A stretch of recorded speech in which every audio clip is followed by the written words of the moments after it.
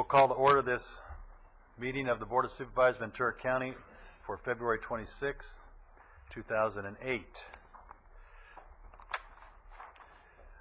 Roberta, will you do the roll call, please? Supervisor Long. Here. Supervisor Parks. Here. Supervisor Bennett. Here. Supervisor Twin. Here. And Supervisor Ford. Here. We have a moment of affirmation by Pastor Rob Orth. Well, good morning, Board. Thank you for the invitation and the opportunity to speak before you. When I was asked to come in and share, this was before last week's shooting, and I've been reflecting upon that, and I know that our county has had a fairly difficult time with this, and it is a challenge to any group of people, community, when something like this happens. Where do we go, and how do we put it into a perspective of some sort? And in thinking about that, I thought, last year, right about this time, we had the freeze when we had farm workers that were out and hungry and looking to be homeless, and our county rallied, and we showed a level of compassion and kindness that I don't think our community was used to doing.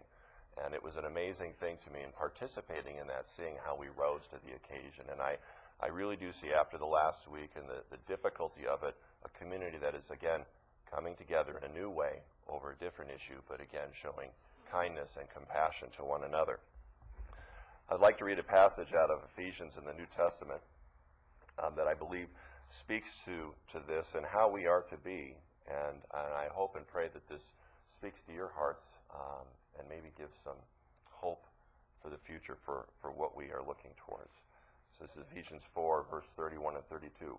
Let all bitterness and wrath and anger and clamor and slander be put away from you, along with all malice.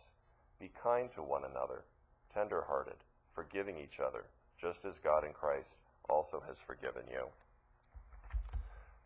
My prayer this morning is for kindness, that we as a people, even in the challenges of our times, are able to maintain kindness and compassion for one another, and that's going to be my prayer, so let us pray.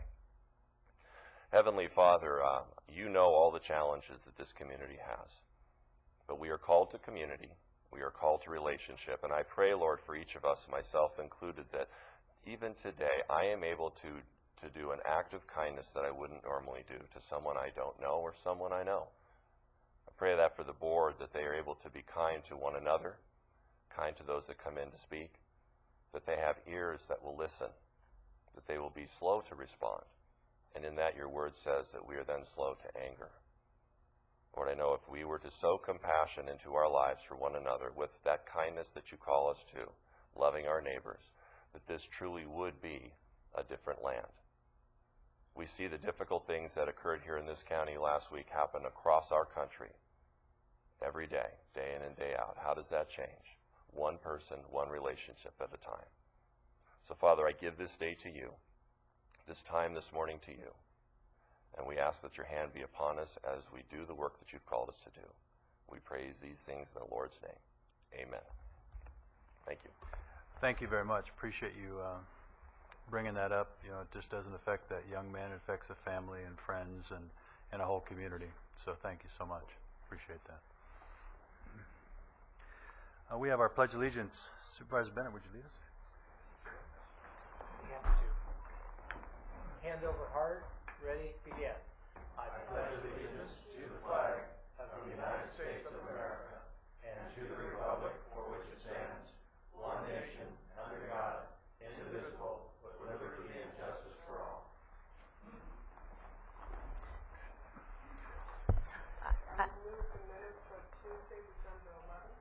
I'll second them and also request that we change Mark Pisano's name to Mark Pisano.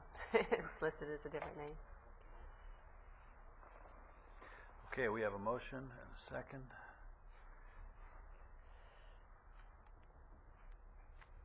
We have a vote. Okay, very good. We're right on. We have our agenda review. Mr. Chairman, members of the board, there are 4 adjustments to the agenda. Item number 35, you should take public testimony today and continue the matter to March 4th at 10:30 a.m. Item number 41, recommendation number 2 under Fish and Game To increase appropriations, it should read contributions to outside agencies, should read services and supplies.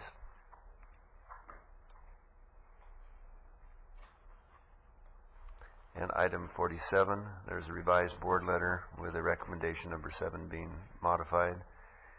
And lastly, you have an off-agenda item, number 59, requesting a closed session, and county council can provide more detail if you need it on that. Would you give us? Thank you, Mr. Chairman. Yes, there is a matter which arose yesterday after the posting of the board's agenda in an administrative proceeding regarding employee discipline that we believe calls for a board decision today on whether or not to initiate litigation. Your board can add this matter to the agenda by a 4/5 vote if you agree. We have filed with the clerk and provided to board members a written memo requesting that this item be added to the agenda. Thank you. Okay. And I guess we do a vote on that right now. Yeah. Okay. Then let's. Yeah. On the whole agenda review. Make a motion to accept the agenda as presented in addition to adding the off-agenda item. Second. Push a button. And then we'll vote.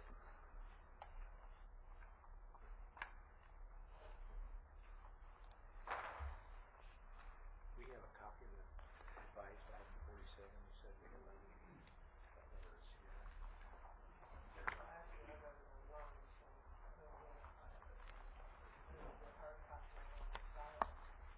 I think it was just, was it an added piece? Do we have it different? It's added in here. I got it. You got it? Okay, okay.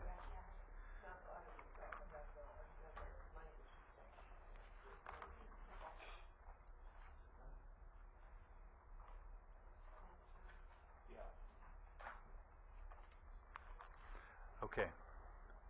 We will go to our consent agenda. Any questions? I do. I would like to pull 18 for discussion.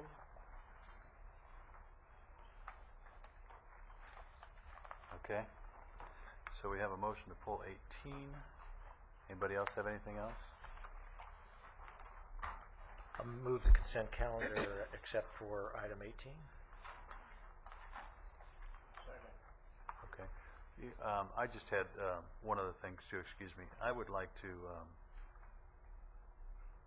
I'd like to pull off number 12 and discuss that myself too, if possible. So we could add to your motion 18 and 12. Okay. All right. We have a second on that? I think we, Supervisor Flynn was the second. Second, okay. We'll vote.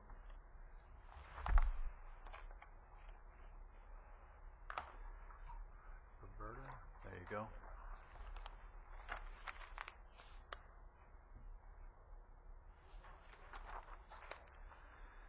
Okay.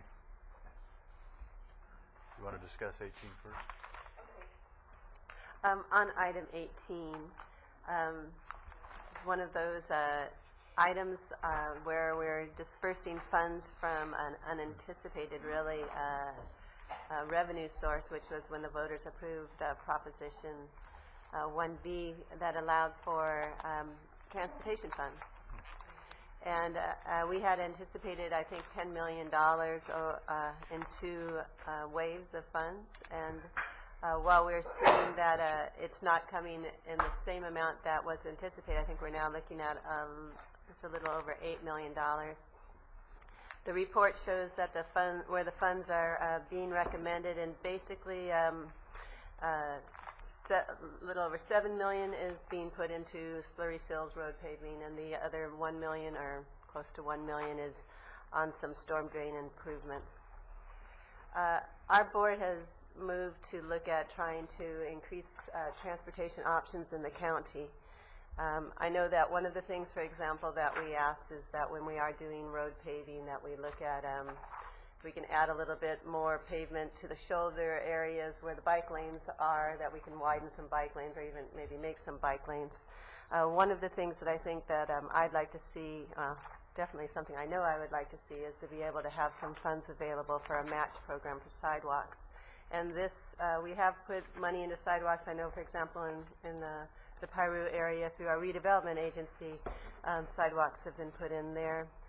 But what I would like to see is putting aside of this $8 million, $200,000 for a match fund for sidewalk repairs to match 50-50 with residents. If you put in $200,000, that'll get you close to 100 homes with poor sidewalks, and in some cases, dangerous sidewalks, to get homeowners to come in and start doing some proactive sidewalk repair. So I would like to include that in this item, and instead of the $8 million or a little over $7 million being put into just road paving, that we take $200,000 of that and set it aside for match funds for residents to repair sidewalks. Do we want to? That, and I'll put that out there if there's support for that. That would be my motion. Staff can come back and provide us the, how they would go about providing that information to the public, that there are match funds available. Could I, just hearing this for the first time, I'd just like to have this item, just have this whole item come back then with that consideration. So we know what would be cut, but what would be the impacts of that. I'd like to study that a little bit before I'm ready to vote on an item like that. Mr. Britt, do you have any comments or? Mr. Chair. Yes, sir. I'm do sorry. have a question. Obviously, yeah. Let me just ask, so we have the rules down for this. When we want to speak, we request to speak. Is that it? And you see it on Yeah, there? I just saw it. And then that line Yeah. is up. Right. I do have a question. Maybe Butch can talk about it, but there was an article in the Star today about the problem with road funds and what the county might experience. So can you comment on that a little bit more detail? Because I think we do have to take all this into consideration before we start setting aside money for certain projects. We did get an email last night, I saw, that indicated that the gas tax subventions to the county, which is our primary source of revenue to the road fund, will be delayed at least 5 months. So this money will likely have to be used for operating money until such time as the normal operating money starts to come back in. We've also been getting some indication that the Proposition 1A money, which is not new money, that's originally Prop 42 or AB 498, and then later Prop 42 money will likely be suspended by the state governor and legislature this year, and so that the money that we were anticipating to get in fiscal year 2009 may not be received next year. So there's a lot of ifs in the state funding picture, both in the road fund as there is in the general fund. We're trying to balance the balls and try to keep things going as best we can. We did consider the idea of putting money aside for a 50-50 program for sidewalks before. We can look at that again. This board has looked at that once before, and it was not pursued at that time, but we can certainly look at it again and come back with another report on it. Basically, we're looking at spending the money as we said back in the 15th of May when we made a presentation to your board, in a manner that your board approved back in May of last year. So that's what our recommendation was based on. Okay. I know we have a question from Supervisor Long. Yes, thank you. Mr. Britt, I see in the board letter that you do reference that it's speculative as to when the second allocation will be received. I think we're at risk in delaying this because I think the situation at the state, they will be looking for every piece of money they can steal to deal with their now $16 billion budget deficit. And if I just might make reference on the Piru sidewalks, those were a grant dollar through Safe and Secure Walk to School dollars that dealt with those sidewalks. And as Mr. Britt said, we have discussed this policy question of us stepping into maintenance of sidewalks. So all due respect, Supervisor, you advocate strongly for your constituency, and I fully appreciate that. I just don't see at this time with the risk we have with these dollars already, and with the issues we already have in front of us to take care of what we have. To add new programs is just not, I don't see it doable. I would prefer that we take action on this today so we don't lose further time, both in the needs that are out there, but also put us at any risk of the state thinking that we don't need this money, so here, we'll take it, we'll borrow it from you, and be sure to get it back to you in a couple years. So. Supervisor Flynn? Historically, unincorporated areas have not provided the same services, i.e. sidewalks, et cetera, as incorporated areas. And the board is pretty much, not pretty much, but maintain that as a policy. And if we're going to be talking about changing the policy, I think we ought to be looking at the whole picture, not just one element at a time, such as sidewalks. And I'd be willing to look at the whole picture.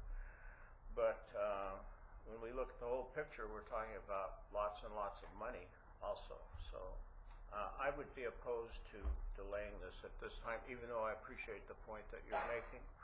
And I'd be willing to consider that point if we take a look at the whole picture of the unincorporated areas as far as providing services to those areas. Supervisor Parks? I would just say that a lot of all the sidewalks out there in the unincorporated area were put in partially by the county, partially by developers when they're building the tracks as requirements that they put them in, and we're starting to see them age. And this will assist, both our transportation goals in our general plan, but also, make a safer place for people to walk as well as the disabled. We're forcing, in some cases, disabled people to go into the streets because the roots on trees, for example, have cracked up sidewalks so bad you can't get a wheelchair over our sidewalks. So I think there's a definite need. It's a safety reason. It's one of the core reasons we have government, in my mind, is to provide safety for our public. And this is a grant, just as other grants have funded other programs and sidewalks in the county. And it's also $8 million that we weren't going to have unless the voters had voted for it. I think it's a good use. $200,000 out of $8 million, out of $20 million, even if you think of the full sum that we're getting, isn't that much. So I think putting it aside and encouraging residents to go ahead and fix those sidewalks that they're hesitant to do because it costs so much is a really good idea. We're not paying for it, we're partnering, and I think helping people to help themselves is one of our goals here. So I would hope that there would be support. I see that a couple supervisors don't want to put this off. I would just ask Mr. Britt, is there, do you see there's jeopardy in waiting for a week or two to have this come back to us in terms of getting the allocation for our Ventura County? Ma'am, when I'm dealing with the state, I've learned not to speculate. This is a first come, first served, Okay. as you put and we can't put our requests in until we get the. Okay, well, the board's approval. I certainly I don't don't want know to that a week would make a jeopardize difference, this. I don't know that a week would make a difference, but I know that all the other counties are lining up to submit their applications. Okay, well then I'll go ahead then. I don't want to jeopardize this. I do want to see this move forward. We definitely need these funds for our roads. But I think that this is not something that we're really going to feel strongly if we put $200,000 aside to match with residents. I'd like to make the motion to approve as staff recommended, with the addition of taking $200,000 from the road pavement fund and putting it aside for a residential match program, 50-50 match program for sidewalks. Can I just ask a question real quick, Mr. Britt? If we did something like that, how would, I think we've done something before where residents, I think on Santa Rosa Road, help pay for a light, right? Oh, that was an assessment district. yes, sir. Assessment district did that. And the residents voted for that through the assessment district. I guess what I'm just trying to procedure. figure, if we took 200,000 and the residents matched 200,000, but if somebody gets a sidewalk where they didn't put any money in or do so, how would you figure out who gets what where? I'm not sure, sir. That's something we'd have to come back to your board and say this is how we plan to do it and get your approval. Okay. All right. It seemed like it'd be difficult. Supervisor Long? Well, just to, I can't support the motion.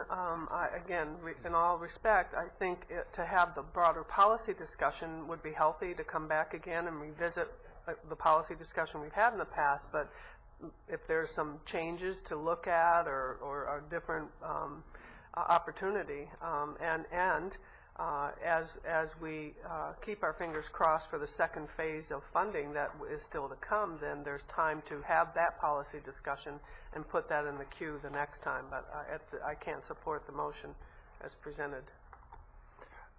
I myself agree with that, and what Supervisor said also, that we should probably look at the whole thing together as one big unit, know what we're spending our money on, and piecemealing it makes it a little bit more difficult. So anyway, so we have a motion to accept what we have here. I know she made a motion to take the $200,000 out and set it aside. Do we have a second on that motion?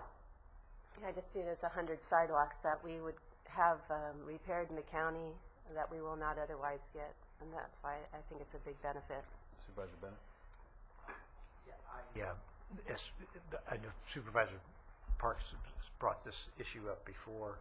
I'm interested in exploring the issue, but I'm not having this come at us right now. I'm not ready to second it because I have lots of questions about how the policy would be implemented and all of that. I have the largest unincorporated area in urbanized without sidewalks around, so I'm interested in it, but I can't go to the point where I would vote on this $8 million at this point in time. So I certainly was willing to postpone it so we could work that kind of stuff out at this point in time. But it sounds like the board is not interested in doing that. Okay. So I don't see a second. Pardon? Yeah, so we'll vote on the. Okay. So there is no motion yet. There is no motion. There's no motion. There's no second on it. The only motion put on the floor was to withdraw them. Right. So now we have the regular one for 18. Then we'll just do we have a motion for the original request? I'll move that motion. Yeah. And we have a second? And we can vote now? I think that's why we can't move on, because we already have a motion on the floor for the machines.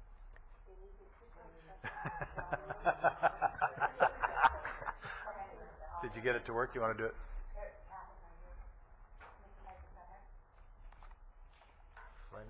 Flynn made the second. I don't think it's going to work. It looked like the machine's locked up or something. Now we can vote?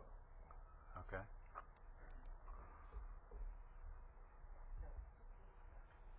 Okay. Thank you, sir. All right. And then on number 12, I don't know if anybody's here. Okay, good. What my question was, I just looking at what the adjustments that we're asking for. I know these are purchase contract amounts, right? Is what you're asking. It just, some of the increases were just dramatic to me, and I was wondering. I look back here at St. John's Regional Medical Center. We currently have 500,000. We're adding 450. We're going from 500 to 950. Is there something going on that all of a sudden requires this kind of dramatic increase? Yes, thank you for the question. I'm Karen Davis from the Healthcare Agency. At the beginning of the year, we don't know exactly what types of services and where our members will need these services. So we try and set the encumbrance at a baseline level at different facilities. This year we have experienced more utilization at St. John's, primarily for their cardiac services, which can be very expensive cases. So in total, all of our expenses are in line with our budget. It's just a shifting between which types of facilities that they will need their services. For example, a couple years ago, Children's Hospital needed, about $1.5 million. This year, we've had very little utilization at Children's Hospital. So we're just trying to get the encumbrance amounts at the estimated facilities where we see the trend is going this year.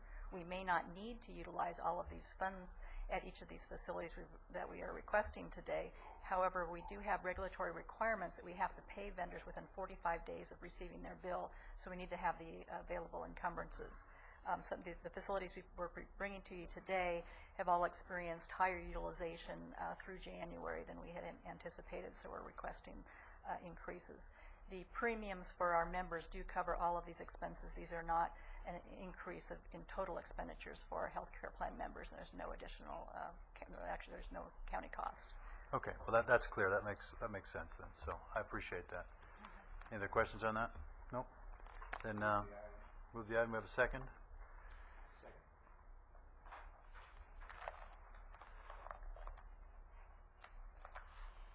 Okay.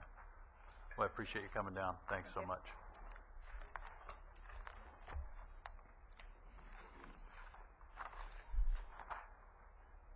So we took two things off. Did we vote on the consent? We did, so we're already there. Okay, so we have our public comments. Do you have some? These four here on this? Okay. We have Mr. Vasquez.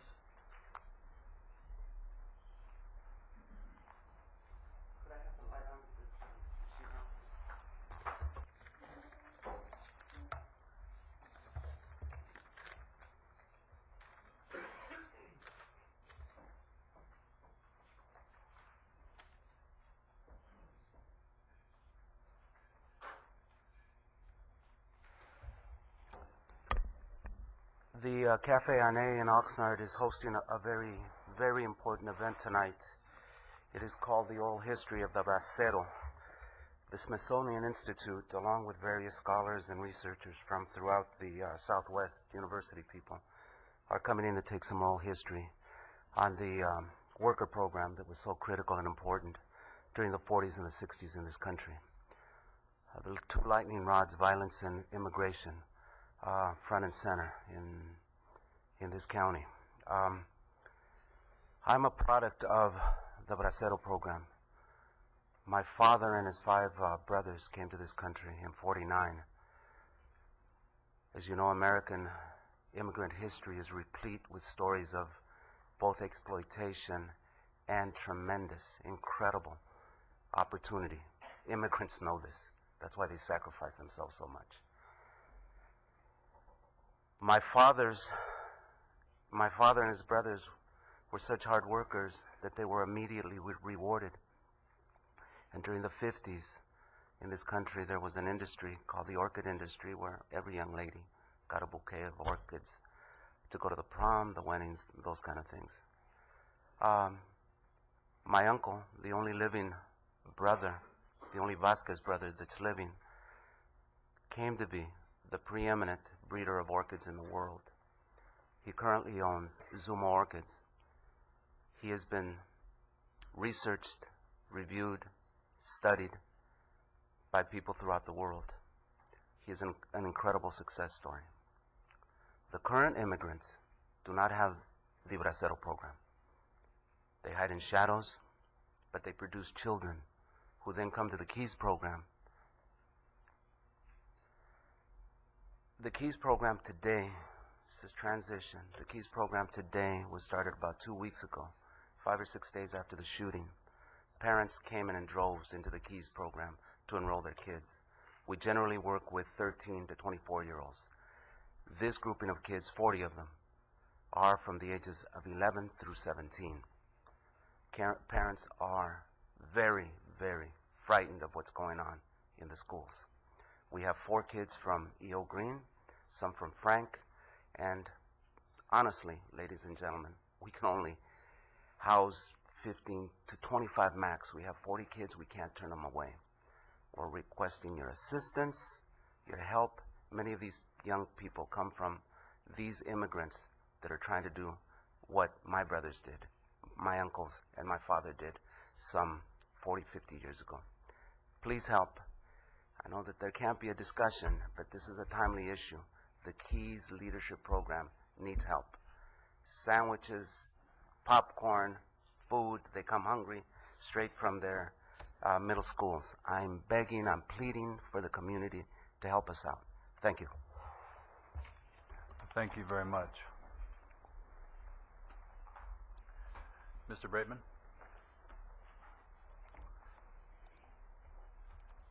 Good morning to the members of the Board of Supervisors.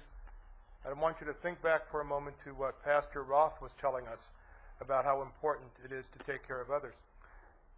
I was here twice last year. Once to encourage all of you to enter a team in our trivia challenge that our Rotary sponsors, the money for which goes to the adult literacy program. Then I had to come back a second time last year to distribute the hardware that the county team won. Johnny Johnson, member of Noel Plebaum's office, if you recall, Mr. Polich. And so I was pleased to do that. I'm here this year to encourage all of you, each county supervisor, to enter a team in this year's trivia challenge. It costs you $300 to put a 3-member team in, and we'll have a category where you can determine which of the smart people in each of your districts know the most about trivia. With me today is Susan Seipel. Susan is a local attorney in Ventura, a member of our Rotary Club, and she'd like to make a couple of comments of her own. Thank you. Thank you. You have her card. Yes. Good morning. I'm Susan Seipel. I'm the chairperson for the Trivia Challenge event this year. It's going to be held on March the 19th at the Wedgwood Banquet Center. We have 3 categories for teams to participate, being the Rotary clubs, public at large, and we have high school teams as well. We typically have about 25 to 30 teams, and as Bob said, the charge is $300 to sponsor a team. However, we do take donations of any size. The proceeds go to help the adult literacy program here in Ventura County. Carol Chapman is the program director, and I recently spoke with her, and she informed me that last year the proceeds from our event kept one of the centers open. So it's very much in need of the contributions that people make to this event, and we're hoping that the proceeds from this year's event will keep the Ventura Center open. So we strongly encourage you to consider attending or participating on a team, and I do have some literature here to hand out for you. Thank you very much. While Susan's doing that, what she's distributing is also an entry form.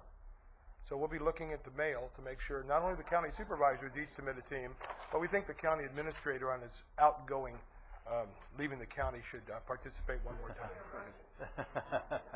He's on your team? Okay, that's fine. Thank you very much. Thank you. Have a good day. Defending champions. I like that. I like that. Mr. Carol Dean Williams.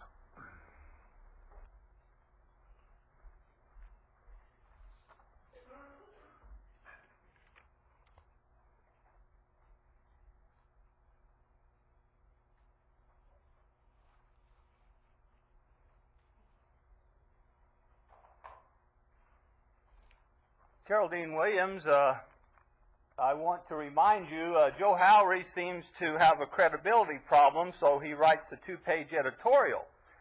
But to preface this credibility, he wrote an editorial that when he lived in Montana, he was superior, and he called the California surfers, quote, vacuum-brained surfer dudes. That's what Joe Howery did. Well, look what happened to Joe Howery. He hires an unqualified, quote, vacuum-brained surfer dude that plagiarizes, and he's so embarrassed that he had to fire this man. Normally he wouldn't have fired him, but he embarrassed the Star and their credibility. And the article, I wish I had time to read it to you, said they even knew he was unqualified. So his vacuum... We can hear you. We can hear you. His vacuum-brained surfer dude. All right. This is for the members of the grand jury present. This is the certified minutes of the Ventura City Council, February 25, 1980. Oral communications, Carol Dean Williams, which is now known as public comment, which is a violation of law to take action at oral communications, or which is now public comment. Here's page 2, numbered 126 up at the top. Councilman McWhirter offered a motion that this be the last time that this particular subject and complaint is addressed by the City Council, and that the action be enforced by the Police Department, which motion was seconded by Councilman Monahan, who is still on the council, and upon call the roll, the votes thereon was as follows. They took action, grand jury, on an item not on the agenda.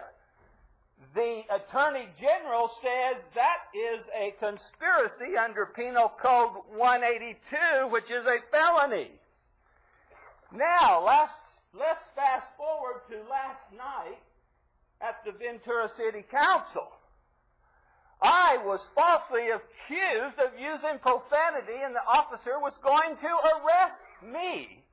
So therefore, I have to pre-submit my First Amendment rights to the Ventura City Council. But I'm going to read them word for word, Cohen versus California. There's the email. So that's going to be interesting next Monday night. Now, this is my right. Hang on. What are you going to read? Oh! Just remember, there's people in the audience. Be polite and be good. Okay. Be polite. Be polite. Are you telling me I can't read Cohen versus Cohen? I'm just saying, be polite. Remember, even the television beeps things, don't Well, are you telling me that I can't read Cohen versus Cohen? I'm just telling you, probably a man of honor. You do the right thing. Well, Supervisor, I respect you, but I was told, and I wasn't going to bring this up, but I was told before you became chair, you weren't going to allow my First Amendment. I've heard it. I've heard it. I do not discriminate. You have forced me. Cohen versus California, 403 U.S. 15. This is the law of the land.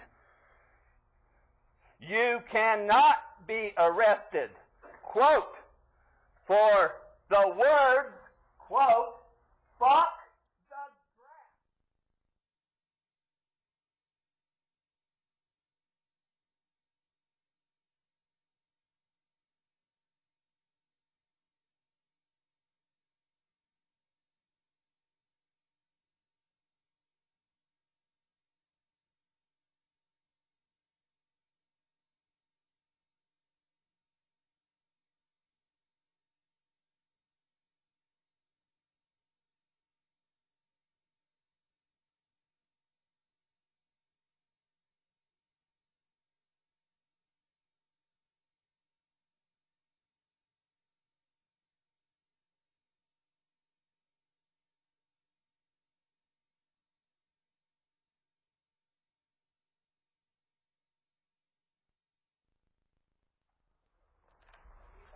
Mr. Chair, I just wanted to point out you can't be arrested, but you should be embarrassed. You should be.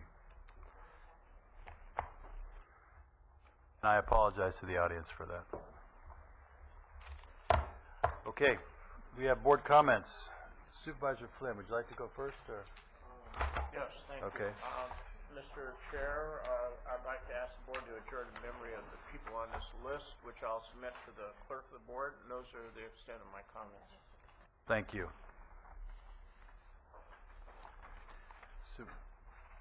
Supervisor Bennett, you ready? Sure. Supervisor Long? Yes, thank you. I have a list to present to of folks who adjourned in the 3rd District since our last meeting. I also would like to congratulate our Ventura County Medical Center and our entire team who worked closely with the Junior Charity League, who raised funds and were successful also, as the medical center was, in bringing in the professionals to establish and open last week a pediatric oncology center in our medical center. And I was there for the open house, and it was just, it was wonderful to see good people in our community who rallied around to provide a service that is not in our community for our very youngest who are faced with life-threatening disease, and to have that now in our medical center. And it just is beautiful rooms that they've decorated and made them very kid-friendly, and it was wonderful to see that and to have that successful project. And this Saturday, the Junior Charity League is having a fundraising event at the library, Reagan Library, and they will continue to support us. And I hope that we all, if you have an opportunity and ever get to send them a note of appreciation, I know they would appreciate it. They quietly do good things for our medical center. And I know that there has been a lot said about the tragedy that occurred in our community last week and the loss of Larry King, a very, very young man in our school at E.O. Green. And I know many of us have been involved in one way or another with the response to the tragedy.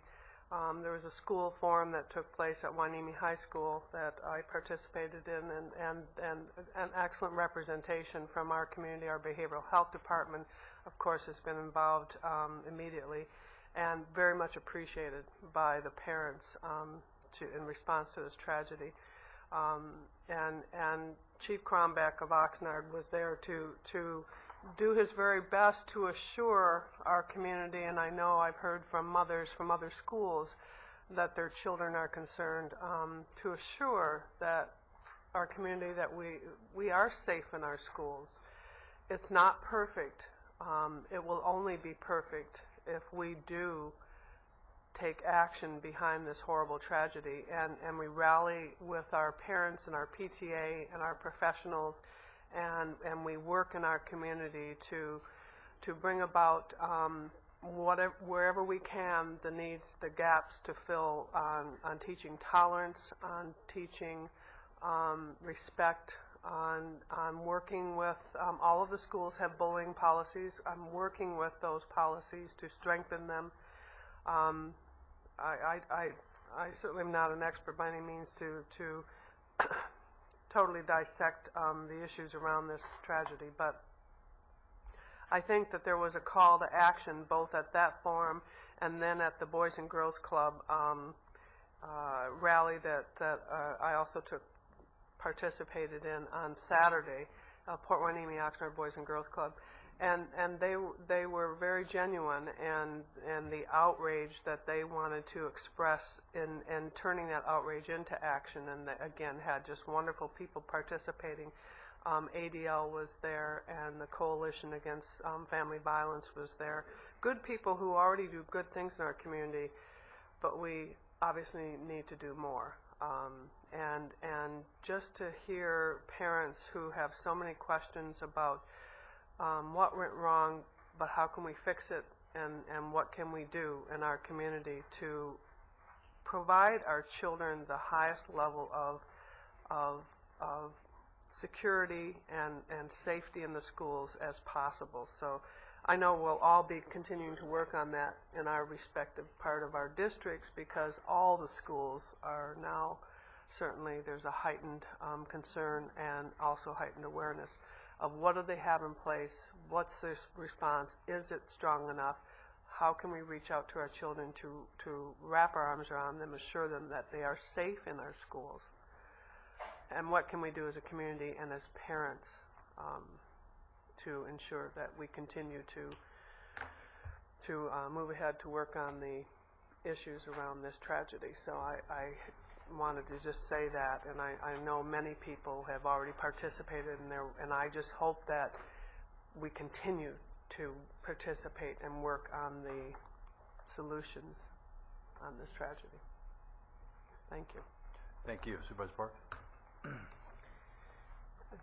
Thank you, Supervisor Along, for those comments, and it makes you think, what do we need to do is put metal detectors in at our public schools. I just heard about a college this morning that was shut down because someone had a gun on campus, and then you think, what a sad state of affairs for a society to have metal detectors at their schools. I have a couple of things to comment on. I know our Assembly Member Cameron Smythe has introduced a bill on the Santa Susana Field Lab to make that area into a park overseen by a JPA of different government entities. And the ones that is being proposed is the City of Simi Valley, County of Ventura, California State Parks and Recreation, the Santa Monica Mountains Conservancy, Rancho Simi Park District, also the County of Los Angeles, the City of Los Angeles, and this is for a park in the County of Ventura. One of the concerns I have, other than what the representation will be, is also that the legislation calls for the park to be turned over to the JPA in 10 months. And the biggest concern, obviously, at Santa Susana Field Lab is the contamination issues. And if it no longer belongs to Boeing, I would be concerned about who will be responsible for the cleanup.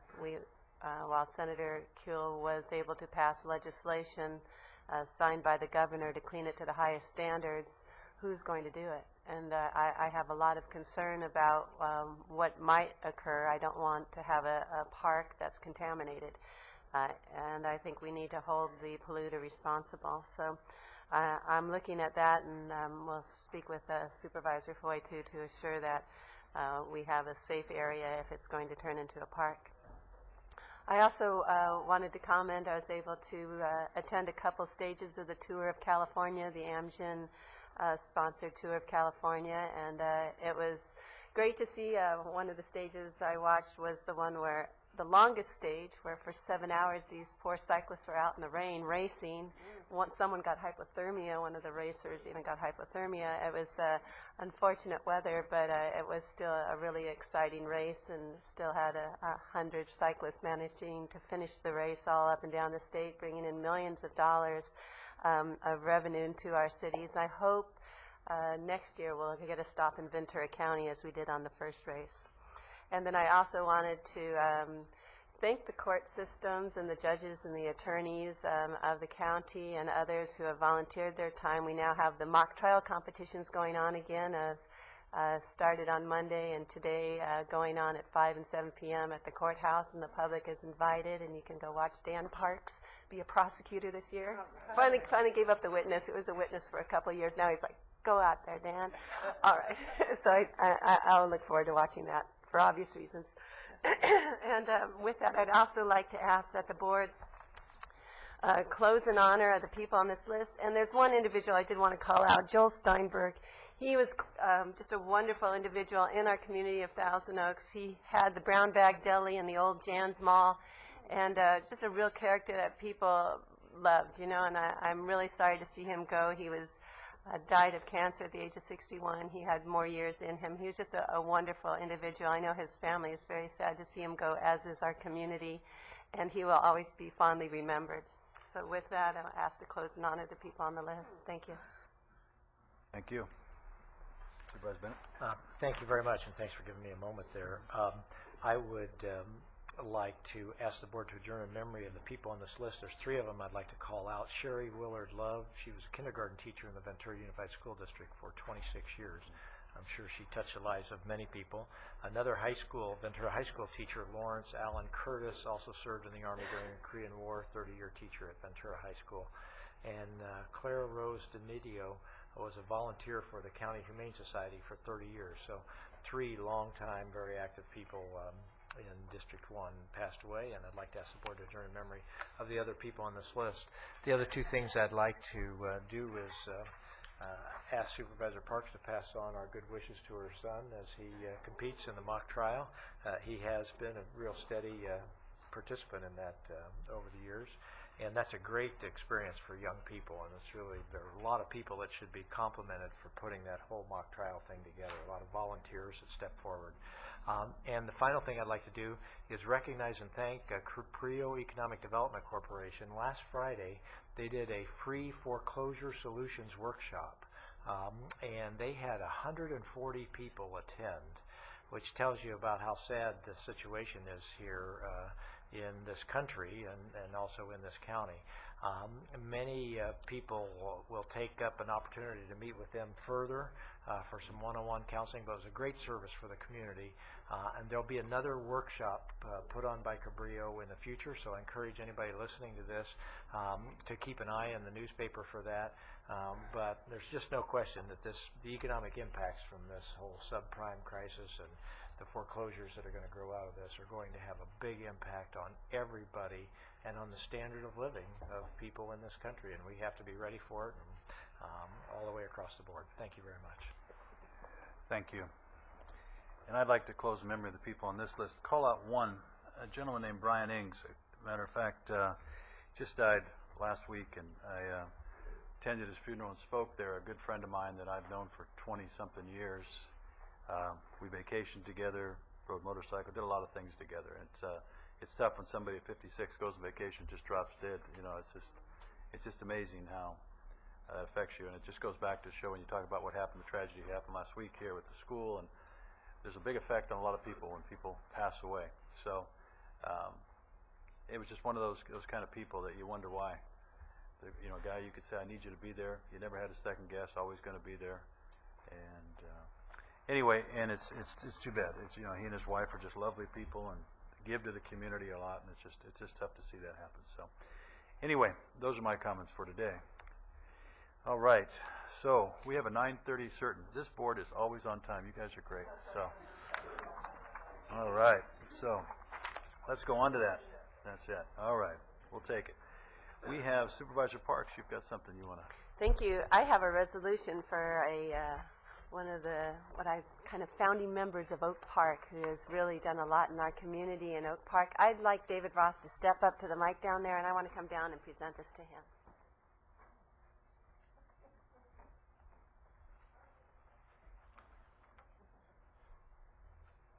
Hello, John.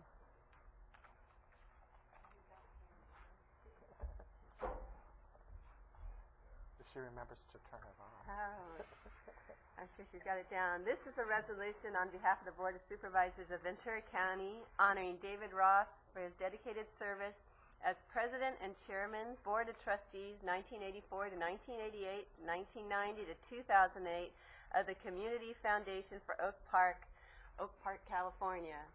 Whereas David Ross, a resident of the community of Oak Park in Ventura County, has dedicated 2 decades of service as the President and Chairman of the Board of Trustees of the Community Foundation for Oak Park, and retired as its Chief Executive Officer in February of 2008. And whereas since 1980 and continuing energetically into the future, David Ross serves as a trustee of the Community Foundation, which raises funds and organizes volunteers as a tax-exempt charitable foundation in order to benefit Oak Park schools, parks, library, and other groups. And whereas under the leadership of David Ross, the Community Foundation for Oak Park encouraged over 1,000 volunteers to participate in the foundation's ongoing operations while successfully increasing its resources derived from donations and investments by a yearly average of more than 10% to over $300,000 and paying out over $400,000 in the form of grants and similar support. And whereas the people of Oak Park have benefited from David Ross's diligence and professionalism as evidenced through his innovations such as developing and maintaining the Foundation's popular website, establishing its donor-defined fund program, and the formal policies that guide the Foundation's operations between meetings, and recognizing that the Foundation's financial practices and reorganizing them so that their financial investment earnings increased, as well as a role in negotiating the contract with the Rancho Simi Recreation and Park District that created the Oak Park Community Garden on Rancho Simi Recreation and Park District land. And whereas the people of Oak Park have further benefited from David Ross's extraordinary volunteer work as a council member of the Oak Park MAC from 1975 to 1981, as a school board member of the Oak Park Unified School District, 1981 to 1989. His recommendations have helped shape the special character of Oak Park and has played an important role in safeguarding the health and well-being of its residents. And whereas through his 2 years of service in the 2005-2007 grand jury, which we're going to be honoring, I think, next, as a grand juror of the Ventura County Grand Jury, David Ross has also made essential contributions towards ensuring that the grand jury fulfill its missions for the betterment of all the residents of Ventura County. Now, therefore, be it resolved that the Ventura County Board of Supervisors takes great pleasure in honoring David Ross for his dedicated service to the people of Oak Park and wishes him and his family well in all his future endeavors. So I want to present this to you. You can find a nice place to hang this. I'll get a picture of your wife. And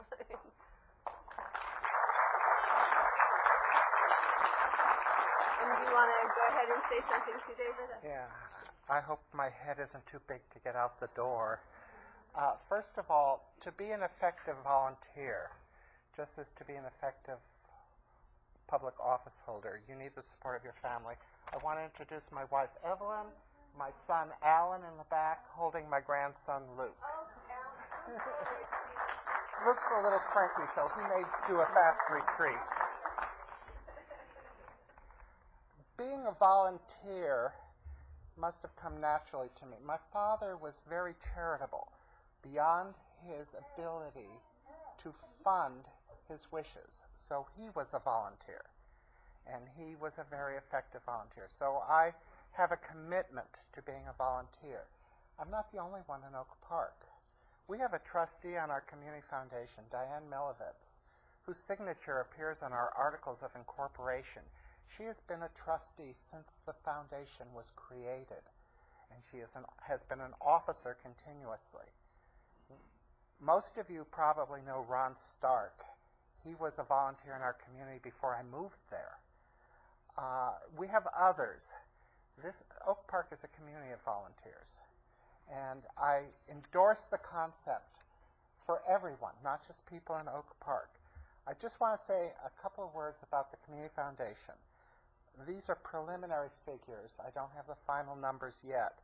But in 2007, the Community Foundation issued over $168,000 in grants in support of not only our public schools, but the county's Oak Park Library. This doesn't include the money that was spent on programs, that we spent on programs also for those recipients. The membership in the Community Foundation's activity committees is what really drives the Community Foundation. We saw early on that we're a small community. We can't expend the effort and the money to incorporate separate tax-exempt charitable organizations to address community needs. So we created activity committees. These are semi-autonomous standing committees of the Community Foundation, and they include the Friends of the Oak Park Library, the Parent Faculty Club at the Oak Park High School, the Parent Advisory Board for the Oak Park Neighborhood School, which is a preschool run through the First 5 program. We have over 1,700 volunteers in these committees. According to the Independent Sector, a nonprofit organization that studies nonprofit organizations, the services performed by volunteers are worth approximately $18.77 an hour as increments to our nation's economy.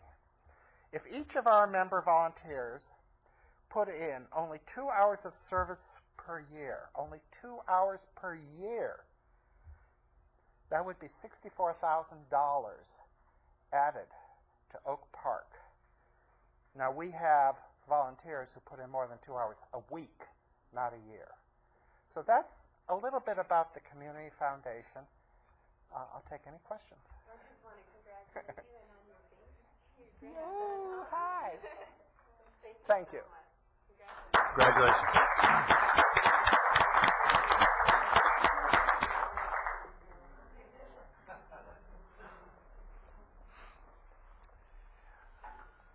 You weren't even running for office, and you're down there hugging babies, and geez. It just makes you... All right, I have the opportunity and the pleasure to do this next resolution, and this is for the grand jury, Ventura County Grand Jury. I think we have a few members out here. You want to stand up?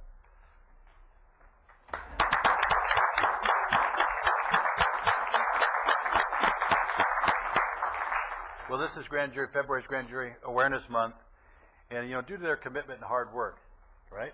A lot of hard work, a lot of time involved. Appreciate that. You know, our grand jury helps our justice system and gives the accused equal treatment under the law, which I think is so important for what goes on in this country. We want to thank you and all the past jurors for all the hard work that you've put in. We know it takes a lot of your time, your devotion to Ventura County. We want to encourage other citizens to join. You can't be doing it all the time, right?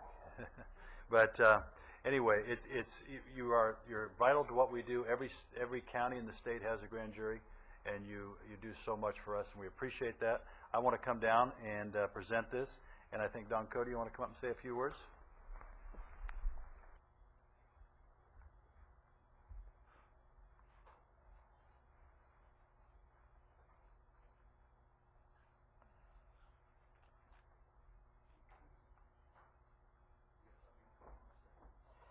Yes, I was going to wait. I just want to say a few words. We've certainly enjoyed working with you so far into the 2007-2008 school year. I retired as a teacher. Into the 2007-2008 grand jury year, and we look forward to the remainder of the year. So I've called on several of you for help and assistance, and it's certainly appreciated. Also want to say that I'd like to have everybody here that we have standing, but we also have a couple of people maybe that are here that were in jury before. David Ross is a former jury. Jerry Louie, where's Jerry at? He's back here. And I don't know, is Harvey Peskowitz here? Harvey Peskowitz, who is going to be appointed to the Aviation Commission, was a juror last year. Anyway, we look forward to the remainder of the year. Thank you for all your help. I appreciate it, and come to us if we can help you in any way. Thank you.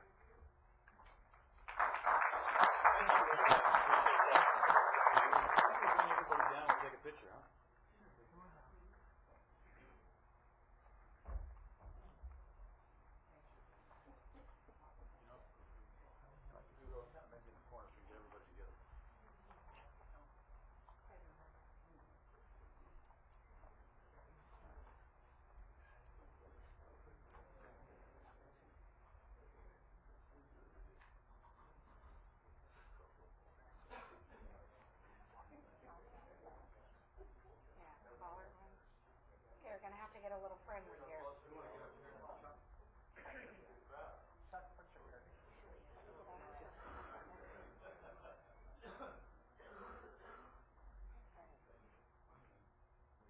Yeah, this gentleman needs to get in.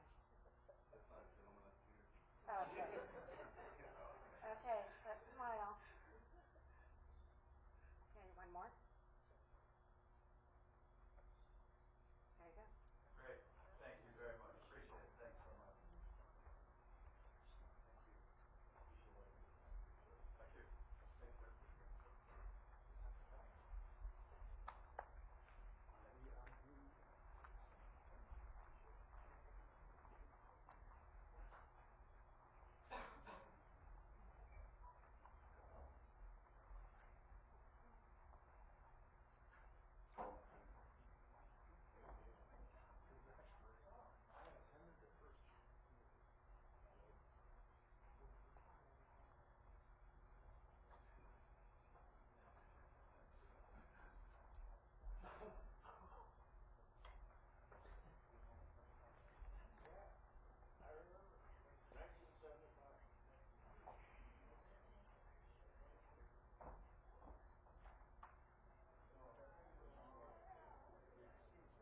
Okay.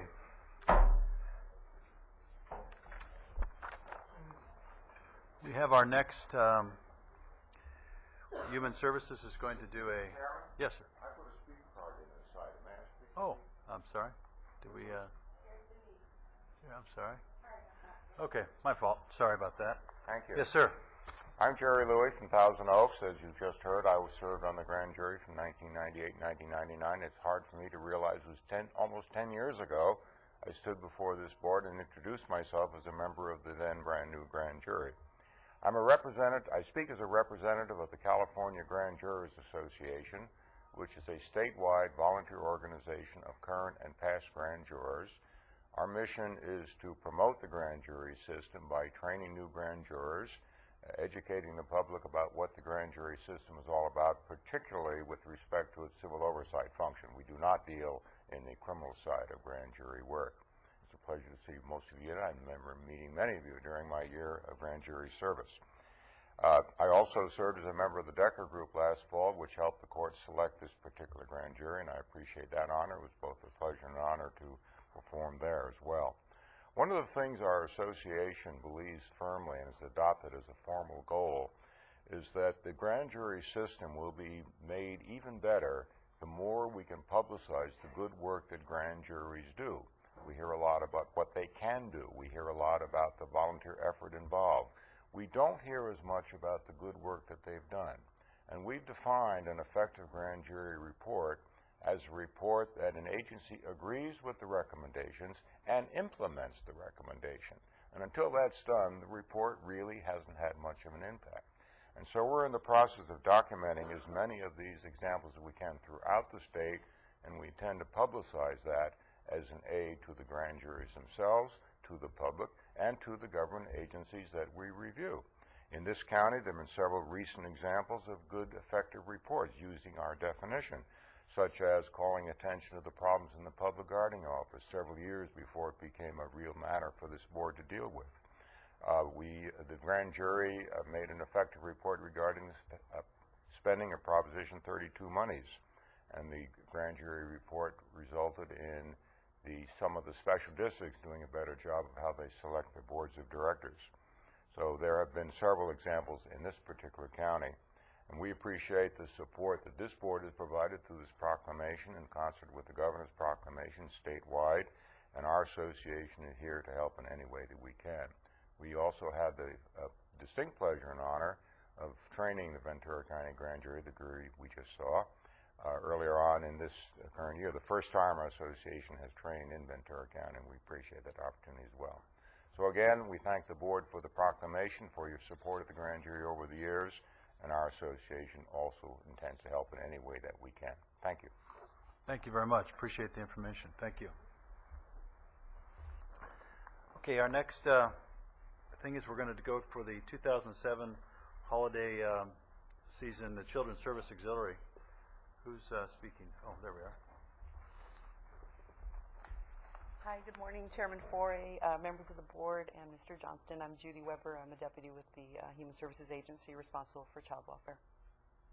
Yes, first of all, I'd like to thank you for recognizing the auxiliary and the work that they do throughout the year. It's really exciting for us. This is Elaine Martinez. She is the program manager that's responsible for not only the auxiliary, but you've seen her associated with our programs in recruitment and retention and placement, so she does a lot of work for us. We have two board members that are here today. I hope they're here. Lori Allred and Mary Kay Roth, if you can please stand. Okay, Mary's here. Each year at this time, we come together to recognize the individuals and the groups and the organizations who are major contributors to the Children's Services Auxiliary Holiday Program. This year, we also have the unique opportunity to recognize two individuals who, in their role as private citizens, also contributed to this program, and that is Supervisor Foy and Mr. Johnston. Thank you very much. And we also have our youngest honoree here, 8-year-old Katie Nolan. Katie held a bake sale fundraiser to raise money to buy books for the foster children at her school, and she also organized, not at her school, but for foster kids, but at her school she organized a book drive, and that was at Mound School. So I wanted to invite Katie up first so that she can come up and receive her certificate.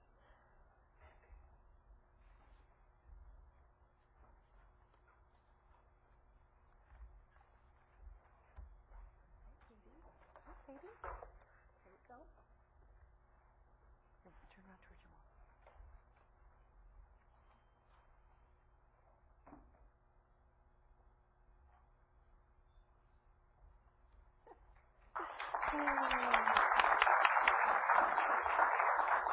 Stay here. Stay here. And I want to introduce now other groups and individuals that have supported the auxiliary in such an extraordinary way this year who are also present today. So when I call your name or the name of your organization, if you'll please come down and receive your award and stay up here so that we can take your picture. So first of all, we have Avnet Cares.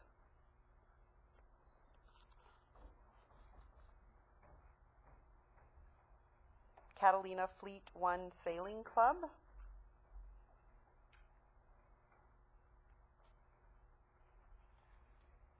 Intercontinental Realty.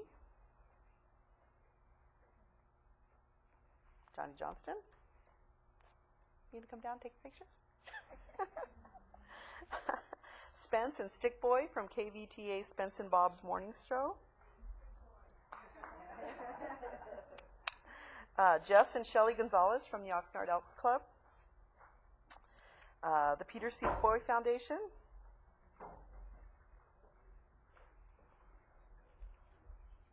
Krista Stevenson. Ventura City Fire Department.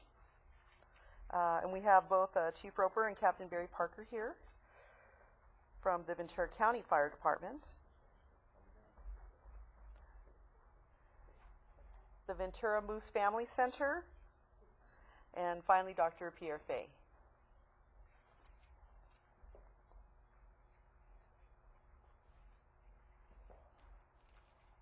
Again, on behalf of the agency and the County of Ventura, I'd like to thank all of these community partners for your continued commitment to make a difference in the lives of Ventura County court-dependent kids and needy children across our county. So thank you very much.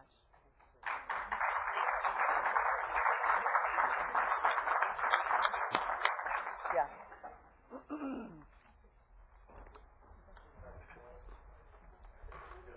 Yeah, you know, we do this as an annual event, and I want to thank staff for putting it on. Obviously, all the children that benefited from this, and this year was a tougher year than in the past in terms of trying to come up with everything that we needed, so a lot of extra generosity came in at the end, and certainly want to, on behalf of those children, make sure that these people are thanked also. Mr. Foy. Also, just to add my thanks to all of you. It's an exciting, every time the season starts and you start the drive for the Children's Auxiliary, it's just heartwarming. You do tremendously good things for children in our community. We thank you. And I just also want to thank the organizations and businesses as well as the young children that have participated. I think it's wonderful when we get the youth involved. So congratulations to you too. And I wanted to wait till the pictures were over, but the one thing I wanted to mention about Miss Nolan down there, where is she? In front, right? That is one tough girl. She was turned down in front of Vons when she was trying to sell her stuff, and she refused to leave. Instead, she called. They said, we don't have any permission from the county that you're really legit, that the money's really going to go to the foster children. So on Sunday morning, she got a hold of me, and we got a letter down there. But that's one girl you want to have on your side. She was not going to be told no. So good for you. I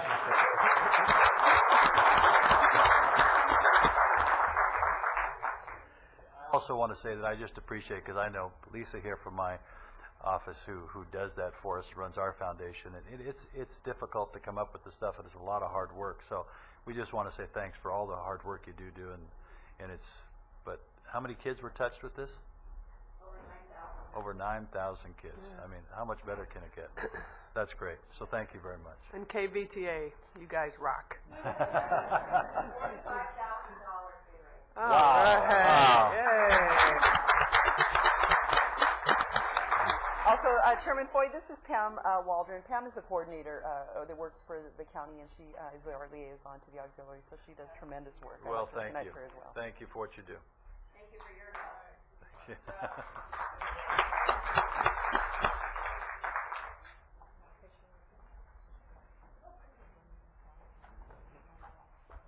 Can we interview your employees?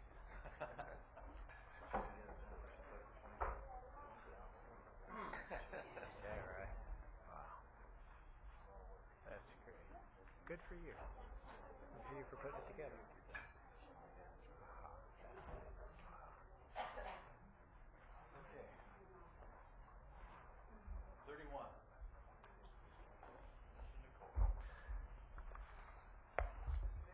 Hey, Johnny, thank you.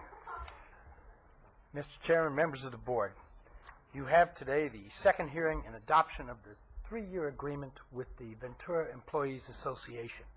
This is the employee association that represents the professionals and the appraisers and in the engineering series.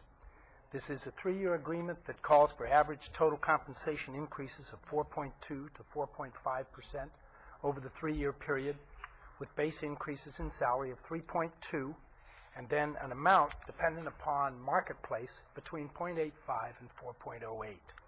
It has the standard increases for our flex credit allowance from 248 to 260 per bye week and from 260 to 273. This is the first contract with the Ventura Employees Association. It is the newest of our associations, and this has been a successful 3-year agreement. We believe it will help us retain our position competitively in the marketplace. Be happy to answer any questions you have. Just offer my congratulations and look forward to more bargaining with this particular new union. So, with that, I'll go ahead and make a motion. Second. Since it's already on. You have another question, comment? Yeah, I'd just like to make a comment. This is one, we have a number of these things. We have SEIU coming also. I'd just like to point out that we have been on a multi-year program of trying to get ourselves into that 95%, you know, of parity range with other counties, and we're at the end of that. In my mind, we're at the end of this, and it's very appropriate that we're at the end of this because we make these adjustments. We're now going into a tough time, and it's going to be all on ability to pay. But it certainly is fair that the last few people get caught, since we caught everybody else up. And we used to have these adjustments, and they would be for many, many people on the big adjustments, and now we've got it down to an appropriate spot here. So I think it is fair that we do these final market-based adjustments. Great. Supervisor Flynn? Yes, I think we owe a lot, though, to John. You do a superb job. We're fortunate to have you in Ventura County. Thank you. Thank you, Supervisor. It's the staff and the principles you've set. This is an environment in which we can be reasonable and be successful. Well, thank you for that.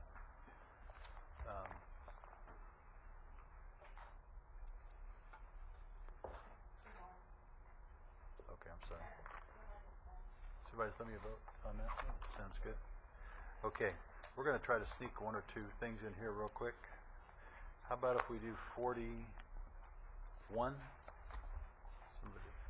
Yeah, nobody here? I don't know that it requires Nobody? any presentation. Does it? The board has requests. Do anybody have a request on 41? That's the approval for grant funds for the Fish and Wildlife Fund. Second. Item number 41. What's wrong? We're okay now? 41. Oh, here she is. Okay. Good morning, Supervisors. Mr. Johnston, Susie Watkins from the Harbor Department. This item is the Ventura County Fish and Game Commission is recommending your approval of a grant of $5,100 to the Ojai Raptor Center to construct a flight aviary. Okay. And you've already got your motion and second. You're second, ready to go. We'll just vote on it. You get your money. Thank you. Thank you. Yes, what?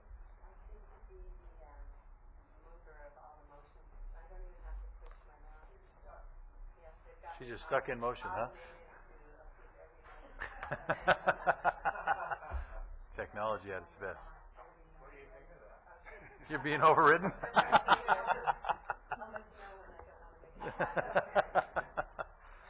Who else we have sitting out there that we can get rid of? Do the sheriff? Oh, let's just go to 10, I guess. Okay, we have a 10 o'clock time certain. Number 32. Good morning, Mr. Chair, members of the board, Mr. Johnston. Reddy Pacala with Water and Sanitation Department of the Public Works Agency. This is a public hearing for Ventura County Water Work District number 1. My verbal presentation is for about 6 minutes. District provides water service to the city of Moore Park and areas to the north and west of the city. District imports 80% of its water supply from Cayugas Municipal Water District, which receives its water supply from Northern California through Metropolitan Water District of Southern California. The remaining 20% of the water supply comes from 6 groundwater wells owned and operated by the district. Fox Canyon Groundwater Management Agency issues allocations for all of the pumpers within their service area. At this time, district operates under historical allocation. And if district were to exceed its allocations, we will be subject to a penalty of $725 per acre foot from Fox Canyon Groundwater Management Agency. District provides agricultural water to about 150 farmers within our service area. About 20% of the water is used by our farmers for agricultural purposes.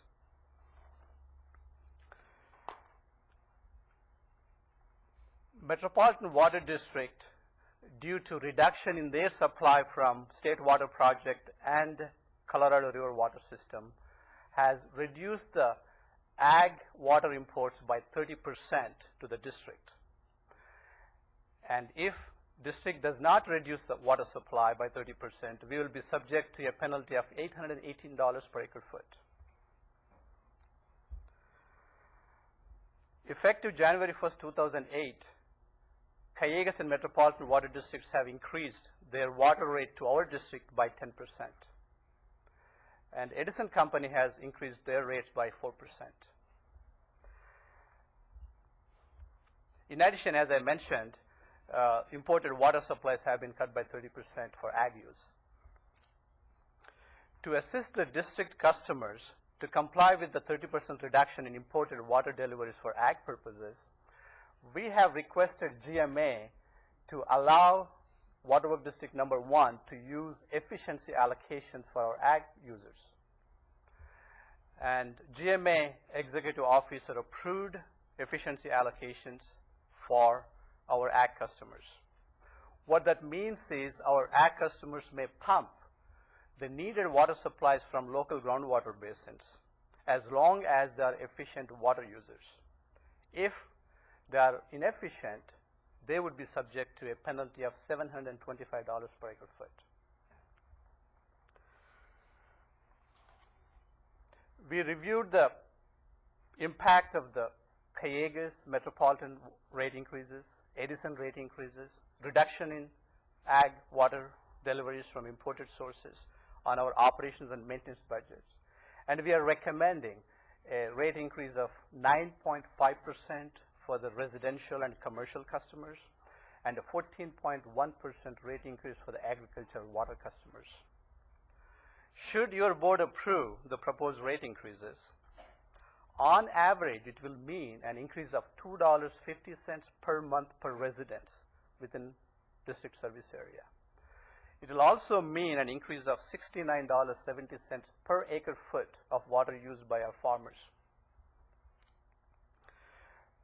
Water rates are subject to the provisions of Proposition 218. A 45-day notice was mailed as required by law to more than 10,000 properties within our district service area. As of last Wednesday, 11 protest letters were received by the clerk of the board. Those letters have been included in your board package. One of the letters is a duplicate. And as of since last Wednesday, we did not receive any additional protest letters. In our notice that we sent to our customers, we also provided the telephone number for our customer service office in Moore Park. We did not receive any calls regarding the water rate increase at the Moore Park office. The Citizens Advisory Committee for Waterworks District Number 1, appointed by your board, unanimously concurred with the staff recommendations of the proposed water rate increases. We are asking that your board approve the staff recommendation in our report. This concludes my verbal presentation, and we'll be glad to take any questions you might have. Thank you. Do we have any questions? Yes, sir. What is the let me commend you for your report. It's very clear. what is the total amount spent, charged to agricultural users per acre foot with this increase? Do you know offhand?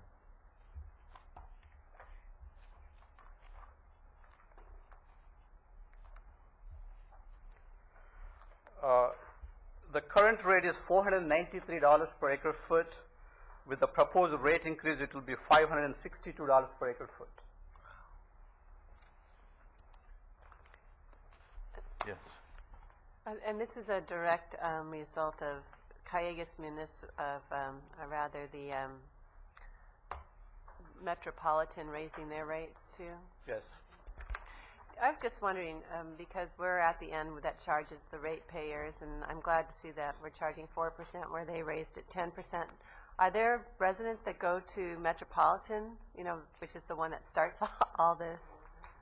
Do you know, do they get lots of people at their hearings? Because I know we aren't, obviously the ratepayers out here aren't notified when Metropolitan raises their water rates. I'm not aware of residents going to Metropolitan Water District offices when the rate increases are considered by the Metropolitan Board. It could be because they have not been notified. This issue was brought up last time when it was in front of your board about Lake Sherwood and District 17. At that time, I told you that for next year, we would talk to Callegas and Metropolitan, see how best we could inform our customers. Do you think that, if they see that there's a lot of concern out there when they want to do a 10% rate increase that then affects all the other water purveyors, that maybe they will be maybe a little bit more careful when they're raising rates? Yes, we'll follow up on that. Thank you. This thing, I think you said it was $2.50 per average user. Is that what you're saying? Or yes, sir. Per month. Per month. Is that an average user who you just calculate based on this is how much allocation we give to a house, or is it? It's average usage of a residential customer. We take the total amount of water used within the district and came up with the average, and that's how I came with the $2.50 increase. Right. Huh. That seems like an awful low amount for a 10% increase. I know if I got a 10% increase in my water rate, it'd be a lot more than $2.50. Yeah, $2.50 is the increase if you were to approve the recommendation. But right now, the average water bill is about $48 per month. Really? Yeah. Wow. Does anybody have a $48 water bill? And you add to that the Edison cost too. So it's not just the water, but Edison's raising their rates too. I got hundreds. Okay. The other thing then was the $69 per acre foot. That's a big increase for these farmers. I mean, it's difficult enough to farm, and we're just adding this cost. That's a tough one. Is there anything we can do with that? I mean, if this was only a 7% instead of a 14, what would happen? Well, we would have to provide subsidies from the commercial residential customers to the ag customers. That's what would happen if you were not increasing the rates appropriately for both ag and domestic. Then there would be a shift in costs from ag to residential customers. As far as the impact on ag, we understand it's a big impact. However, as you know, the cost of water has been going up. What we were able to do was at least not to have the farmers to cut back 30% of their water demand by requesting GMA for efficiency allocations. We think that's a big benefit to the ag customers in our district. Right. Well, I know some of the letters were from some of the ag people, their avocados and everything else. I mean, that's a big deal. Yeah. One of the challenges, Supervisor Foy, is we have this water system where we have to comply with the Title 22 requirements for all of the water that we supply, whether it's the ag customer or whether it's a domestic customer. We do not have a dual system where ag could get a different quality water. So since we have to comply with all of the requirements, the cost is higher for ag and also relatively for residential customers. Right. And does every ag have the opportunity to go after their own water, or are they limited on that ability? Under the existing county rules, any property owner may drill their well. it's permitted under the existing rules. Okay, so they have an option to try to find cheaper water. Yes, sir. Okay. Yes, Supervisor Bennett? Oh, oh, yeah, we do have a speaker. Can we, let's bring the speaker up. Kim Ramsey? Mr. Ramser. Good morning. Our county's people and developers and cities plant thirsty landscaping. People have little concern for the amount of water coming out of a faucet and going down the drain. After rainfall, huge amounts of water race down the hillsides, across acres of pavement, and into creeks and arroyos and on out to the ocean. The proposed water rate increase cites low recent rainfall as one reason. There will always be annual rainfall fluctuations, but there are never shortages, only too many people wasting too much of it. The culprit for water need and price is lack of education, lack of awareness, lack of retention, and the lack of reuse of what we already have. Our water rates increased in July '06 and September '07. What was done with this money? Now District 1 wants another increase. What will be done with this money? Will conservation campaigns be run to educate people on how to use just what they need? Will solar panels be bought to solve the electricity costs? Or will it buy water for cities to flood streets with overwatering of overplanted non-native lushness? Will it help our ag sector change to less water-demanding crops, to build catch basins? Or will it drive them out so housing can come in and provide connection fee income once again? In 1992, the Water District System Master Plan was completed, which found additional storage was needed for existing and recently approved developments. Hidden Creek was on track. Moore Park residents voted it out and voted SOAR in. The city is nearly now built out. Construction costs are also cited as a reason for the rate increase. The same master plan, which is being used today for the blueprint of District 1 water needs, proposed the storage facility to be built south of Homeacres for an estimated $2.2 million in 2005 prices. $2.2 million could buy a lot of education, fix some aging facilities, buy some interim water if needed, and some solar panels. If additional storage is still needed, why not build one near the existing tank at 670 feet elevation in ag lands which need the water, instead of spending millions to engineer tanks onto unstable slopes at a mere 70-foot difference in elevation? When the residents of Homeacres asked if the new storage tanks would cost them extra, they were told construction would be paid for with connection fees. Now the people who don't need the water are being hit with 9% increase, and the people who may need the water are being increased by 14%. Supervisors agreed to increases in '06 and '07. Now the same department is asking you to more than double those increases. It sounds like there's information coming from Water and Sanitation which should be further investigated. If you rely on your staff, which relies on other county staff, you may not be getting the full and correct picture of the situation and alternatives. Thank you. Thank you. Yes, sir. Supervisor Bennett. Yeah, I just wanted to point out that I appreciate the speaker's comments. I think we always have to examine and try to make sure that we're running things as efficiently as possible with our staff. But I'll tell you one thing that we all need to get ready for. Everything, all of these basics are going to go up. Electricity is going to go up. Water is going to go up. We're going to face it. This is part of that decline in the standard of living that we're going to experience here. We're going to be paying more for the same thing, and I think we should all be ready for steady. If you live in Southern California, be ready for steady, regular, significant water rate increases annually. That's how we're going to deal with the crisis that's coming down the road with us with regard to that. So, thank you. Supervisor Flynn? Just another question. Brady, on M&I users, are they paying the same price per acre foot as farmers? No, their prices are per acre foot now. Yes, sir. At this time, the M&I water rate is $644 per acre foot. With the proposed rate increase, it will go to $705 per acre foot. And I should also mention to you that we have tiered rate structure, Tier 1, Tier 2, Tier 3, to encourage water conservation. If I may speak to water conservation, we do promote water conservation. We offer water surveys for large water users within our service area. We have school public education. We are also looking into putting more resources into ag efficiency programs, try to help our farmers to be more efficient so we can see how we can save more money. Regarding the comment about previous speaker, the storage reservoir project, as your board is aware, within our water districts, we have what we call operations and maintenance budget is different than capital improvement budget.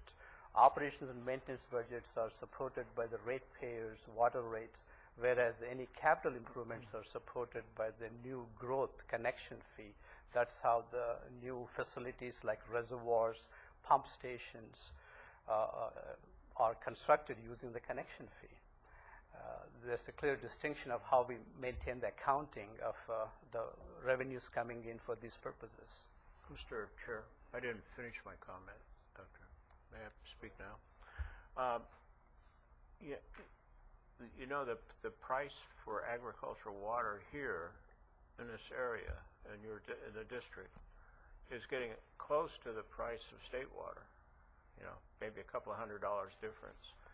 But it's almost getting to the point where farmers begin to look at that price and make a determination whether or not they can continue farming, because that's a big part of it, water, cost of water.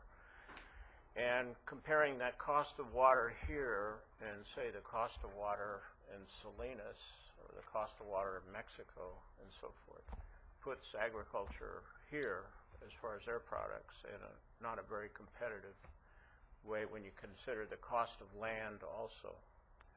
Much of the land is leased, not all of it, but much of it is leased.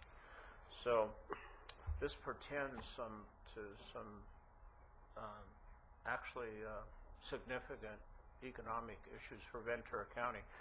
I would hope that we have Jeff here, who's the manager of the Groundwater Management Agency. If we can have a discussion of this, maybe Jeff, on one of our agendas on the supply issue here, and see if there are any other alternatives that may be worked out with agriculture, at least for discussion. If we could put that on the GMA agenda, I would appreciate it. Supervisor Long? Yes, thank you. And I thank the speaker for the comments regarding conservation. I think we had quite a focus on it years ago, and we have lost focus. And I know the Association of Water Agencies and others are back to the table saying we must continue to work with the public on conservation. I think we're also looking at the challenges we'll all face with AB 32 and the climate change role that we'll have, which certainly does impact water, both in quality and resources, and also the NPDES that will talk about what do we do with our urban environment and looking at our surfaces and runoff, and how can we capture that runoff so it doesn't run into the ocean and that precious water is wasted. So I think that those things in front of us are going to make changes in both public policy and what we'll face in the future in the way of the cost of our natural resources being used for our consumer use. So it's tough. It's always tough to raise rates, but I'm not sure. Yeah, Supervisor Parks. And I too would just echo that, encourage what we can do to help educate people towards water conservation. I think of the Water Resource District was able to do a demonstration garden. If we can get grants for that, that's really helpful. And as well as I know with Triumphant Sanitation District sending it out in our bills, we're sending out information on water conservation. So looking at some creative ways to help reach out to people to let them know how they can also become more conservative with their water. If we were just in a situation and said, you know what, we just see it too expensive, we can't raise the rate, there's no approval for those rates, what would happen? it will impact our operation maintenance of the system. If we continue to ignore maintenance, it's going to cost us more down the line. And we, as you are aware, we also have to comply with the water quality regulations. We have to do the reporting and monitoring. That has to happen. The areas where we would cut back would be maintaining the system, which will. I guess I just look at it from the standpoint, as Supervisor Bennett said, at some point we got to be as efficient as we possibly can. I mean, you hear these inflation numbers that came out today. You know, price of gas up another 16 cents. If you have food costs are just unbelievable. We had a 1% increase, the highest. And I'm just, I guess, how do we guarantee that we're trying to be as effective, as efficient as possible, so we can control these costs? I mean, 14%.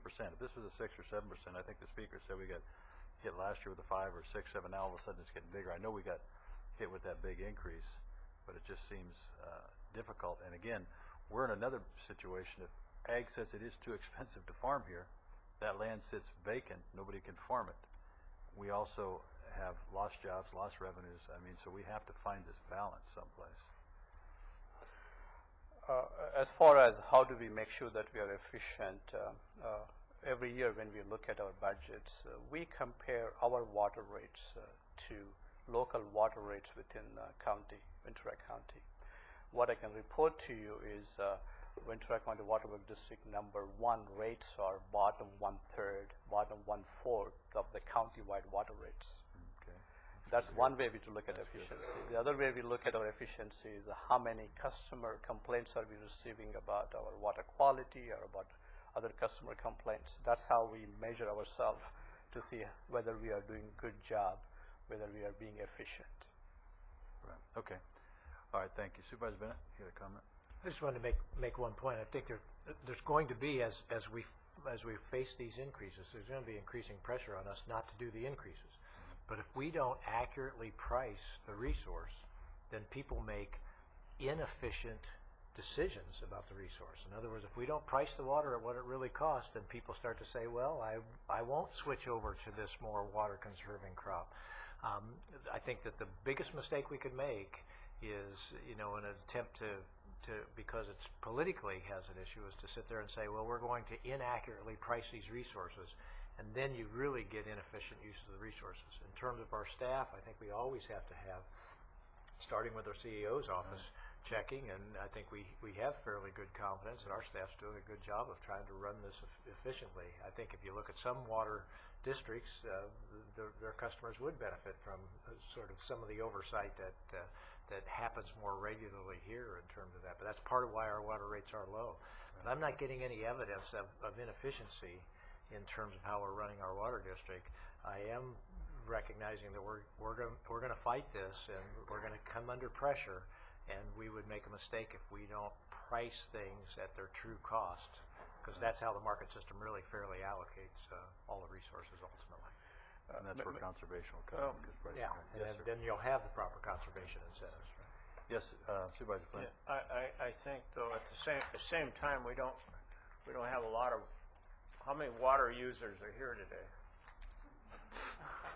I mean, water users from this district. My point is, we don't have a lot of water users here today from the district, and which indicates that those water users understand the issue. And Ventura County has done a great job in managing water in the county. The Groundwater Management Agency has reductions. We have a safe yield target that has not yet been adopted, but of 100,000 acre feet of water that can be taken out of the Oxnard aquifer, in essence. Historically, we've taken 180,000 acre feet, sometimes, some years, out of that aquifer. So there is reductions taking place now. It's not a matter of whether or not we need to conserve. We are conserving now. And all that area that's covered by the Groundwater Management Agency, those farmers, those pumpers, all of them, including M&I, are conserving now. So it still is bothersome, though, when we look at the rates that farmers are going to have to pay, because you can only pay so much in this competitive agricultural market that we're in. So I think we have to approve these rates. I move that we adopt the recommendation of staff. So we have a motion and a second.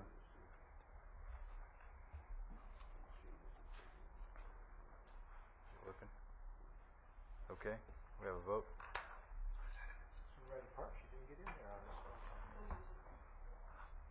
Thank you so much. Appreciate the comments and answering the questions. Thanks.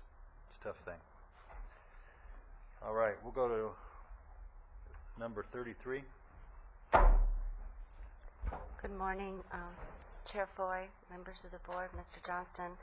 I'm Christine Cohen, Auditor Controller. Roberta, I believe I have on PowerPoint. Yes?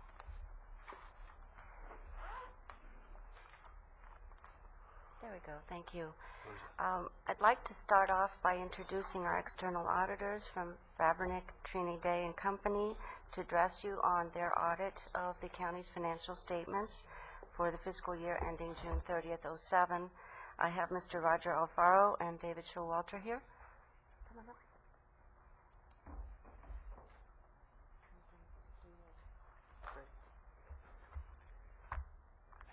Good morning. Good morning, Chairman, members of the board. My name is Roger Alfaro. I'm with Vabernick, Trini Day and Company. We have audited the basic financial statements of the County of Ventura for the fiscal year ended June 30th, 2007.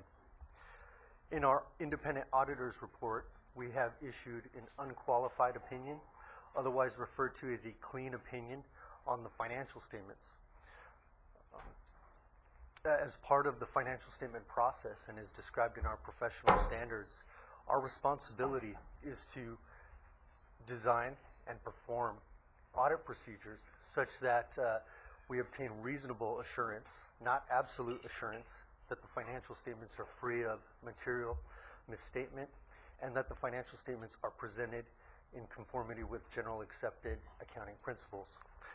Because the audit is designed to provide reasonable assurance on the financial statements and not absolute assurance on the financial statements, and because we did not individually examine each individual transaction undertaken by the county, there is a risk that a material misstatement may go undetected by us in this process.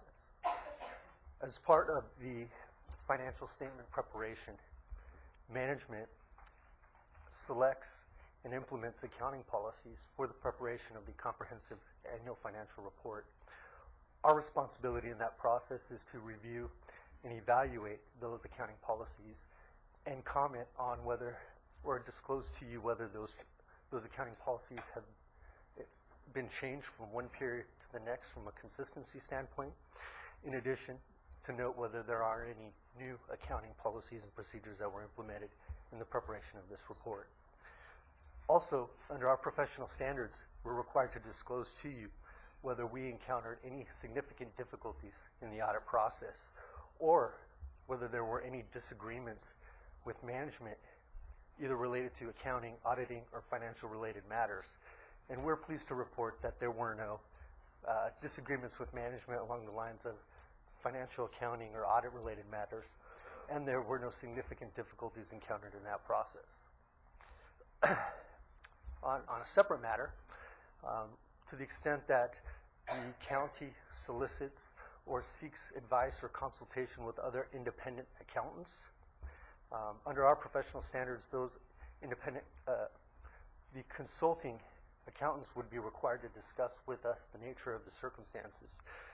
We are not aware of any outside consultations or, if you will, a second opinion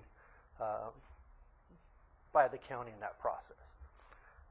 And lastly, with respect to estimates in the financial statements, estimates are an integral part of preparing a set of comprehensive financial statements. Those estimates are based on historical activities, historical trends, and management's assumptions about certain classes of transactions or account balances. Our responsibility is to review those assumptions, those models, and determine that they're reasonable in relation to the financial statements, and we have done that. As part of looking at the estimates in the financial statements, we would communicate that there are certain estimates that are more sensitive, if you will, to conditions or changes that may occur after the fact of the date of the report. Those items we would communicate as being the fair market valuation of investments, just because of the significance to the financial statements taken as a whole. In addition, the accounts receivable or net patient revenue related to the revenue streams of the medical center are subject to these estimates. And lastly, we would comment on the claims liabilities that are recorded by the county. And with Could you say that second one again? Oh, the second one would be patient revenues and the related receivables. Those are subject to sensitive estimates. Thank you. And with that, are there any questions? Otherwise, we appreciate the opportunity to serve the county as your independent auditors. Thank you. I'll just take a couple of minutes to go over some information at a very, very, very high summary level. But I'd like to thank my staff in particular and the fiscal staff in each of the departments who help pull this together every year. And a special thank you to Shauna Engels in my office for the absolutely outstanding covers that she puts for our publications every year. She's done an outstanding job. As you heard, we have an unqualified or clean opinion, and that's the best you can get, so I won't repeat that anymore. We are also in receipt of the Certificate of Achievement in Excellence for Financial Reporting from the Government Finance Officers Association for fiscal year 06, and with the submittal of this report, we're hoping we can continue that trend for the 23rd consecutive year. Our financial statement presents for the general fund revenue increases of $62.5 million, approximately 8% increase over 06. These revenue increases were primarily in taxes and in charges for services. The general fund expenditures increased by approximately $50 million, or 7% over 06 fiscal year. These increases were primarily in public protection and capital outlay, and we had a decrease of $5.5 million, primarily due to the restructuring of SB 855. Could you pause it up? So you're saying of the increases in our expenditures, public protection, you mean the four public safety departments? Public protection includes more than public safety. What I believe does it include? Includes also public works, watershed protection, yes. Public works, watershed I have protection? the listing in the report if you would like me to go through the listing for you. I just want to get it out verbally here right Yeah. now. So it's a sheriff, district attorney, public defender, It's more than public probation. safety, it's public protection, which also It's those includes four, watershed plus protection, it's public works, watershed protection, watershed protection. fire protection, What, and what else? fire protection. And fire protection district. Thank you. But this would be in the general fund itself. Whoops, going the wrong way here. And just a high-level summary of the impact on the fund balance. We increased the overall fund balance 23.1% million from 06 fiscal year, and the unreserved undesignated fund balance decreased from 27.3 to 22.4 million. At this point, I'd like to introduce Joanne McDonald, my Chief Deputy over Financial Reporting, if you have any specific questions that you would like addressed. Oh, thank you very much. Thank you. That was very good. I appreciate keeping it high level and understandable. So we have a motion to receive and file this. Could I ask a question? The increase for public safety costs, I was wondering, is it equal to the same amount of increase for the contract cities? I would not have that information on hand, but I can get it back to you on that. Thank you. You're welcome. I am at least noted as the mover of the motion there, so I'll go ahead and agree to that. It's automatic. It has me making all the motions. Second. Okay, and then we'll vote. She's quick.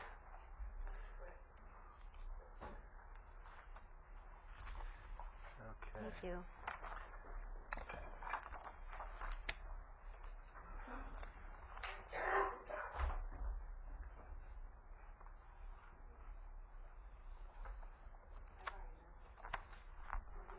Which one? Oh, yeah, okay.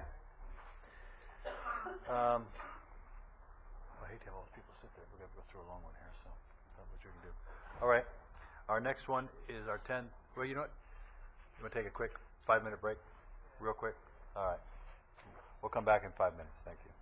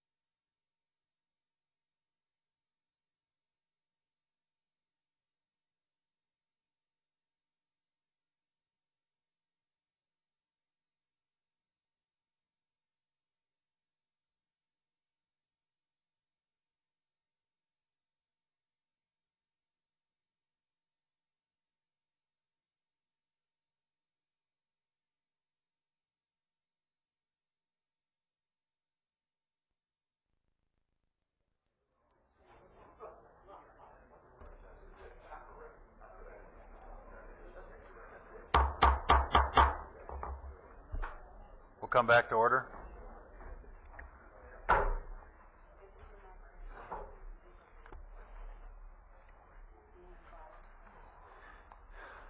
Okay. We'll go to our 10:30 time certain with our oral presentation by management partners. You want to start with this, sir? Right, yes, Mr. Belknap. Yep, that's it. That's it. A man who needs no introduction, so he's not going to get one. Okay. Thank you, Mr. Chair, members of the Board of Supervisors, Mr. Johnston. I'm Andy Belknap with Management Partners, and we're here today to present the second part of our benchmarking report for 2007. This concerns the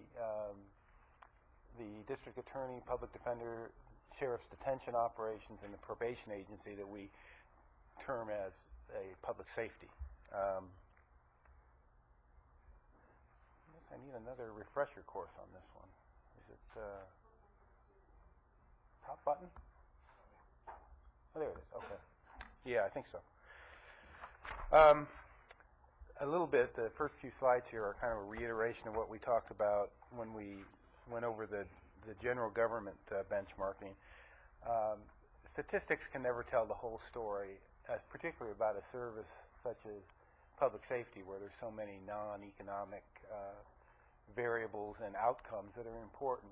But these are some of the things to keep in mind whenever you're looking at benchmarking information. It is, at best, an attempt to see whether you're an outlier someplace. That's really the best use for it. It's not a grade. We're not trying to say this is good, these are good counties and these are not so good counties. That's not what this is about. This is about basically establishing a baseline and frankly giving something for the county to do moving forward to assess your work. Again, these were the peer counties we looked at, and I explained kind of how we came up with these before. But they're basically counties which are up to twice as large as Ventura in population and about half as large. And we put in Riverside and San Luis Obispo to include Southern California counties. This again is some general county information to have as background. Basically, Ventura County has a average to below average in terms of basic revenue sources, and that is translated into below average in terms of, basically average to below average in terms of number of county FTEs. As we mentioned last time, the county of Ventura does a pretty good job of going out and getting non-general fund revenue sources.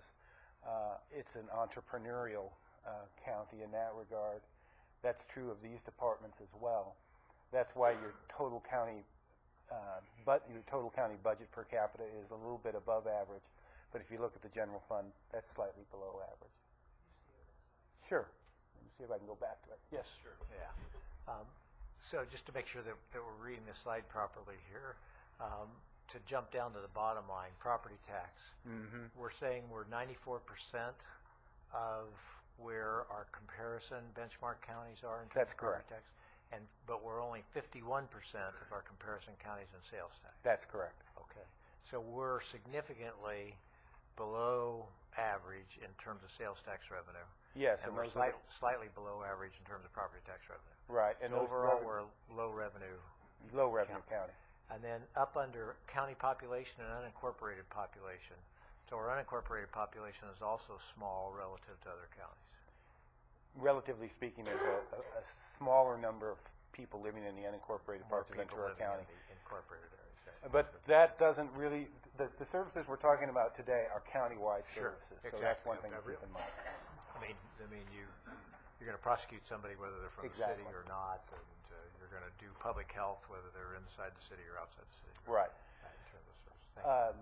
When we look at public safety costs, these are some comparisons. And again, I think the generalization or the general thing I would say about public safety costs in Ventura is your spending tends to be somewhat above average for these services. So the county tends to make these services a priority, generally makes a a good investment in these services, and as you'll see in a moment, you generally get a good return as well in terms when you look at the overall safety or the crime rate in the county. Excuse me, Supervisor Flynn, you have a question on that? You want to ask? Can you go back to that Sure. slide again, the previous slide?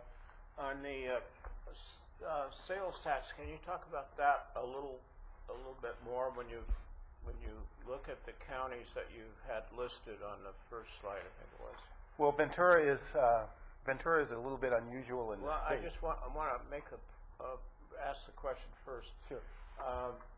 Is it 51%, and it's below average, it's in the red? Is it due to the fact that Ventura County has different growth policies than other counties? Yes. Primarily. Primarily, Can yes. you go into that little bit of Sure. detail so we understand it? This county, unlike other counties, actively encourages development to take place in incorporated cities. So here in Ventura County, you'll actually find the county encouraging sales tax generating uses to locate in cities rather than in the unincorporated portions of the county, and you do that very consciously. It's a result of your planning principles here in the county, but it is not something you see typically in the state. Typically, if a large sales tax generating use wants to locate in an unincorporated part of a California county, the county will say, great, that's going to help our sales tax revenues. So can you go back? Sure. Yeah, so on this slide here, our crime rate per 1,000 population is way below 50%. Right. For comparison, but the amount we pay, partially because we have a low crime rate, the amount that we pay in terms of public safety costs per crime is significantly higher. Well, that's exactly the flip side. Exactly. Exactly the significantly flip higher. side. So in other words, we could be spending, if we have a 50% crime rate per 1,000 population, and we had the same spending per crime, we'd be at 200%. Right. Okay. So 215 is a little bit above that even. Well, yeah. And I think the next slide helps tie this together because it actually shows. Well, what are we talking about? Can you go back one more again too? I just want to Sure. clarify that. So this, no. Is this the one? No. Just you started to go on to the next one. So then public safety costs per capita, total county costs per capita were in the above average range, and on a per person basis, we're doing better than other counties in terms of our spending per person. Right. Okay, great. And then we're at about average when you go to net cost. Right. Great, thank you. As I mentioned, the public safety is about much more than economic statistics. And this chart basically shows the crime rate in these counties. This is 2006 crime per 1,000 versus income per personal median family income.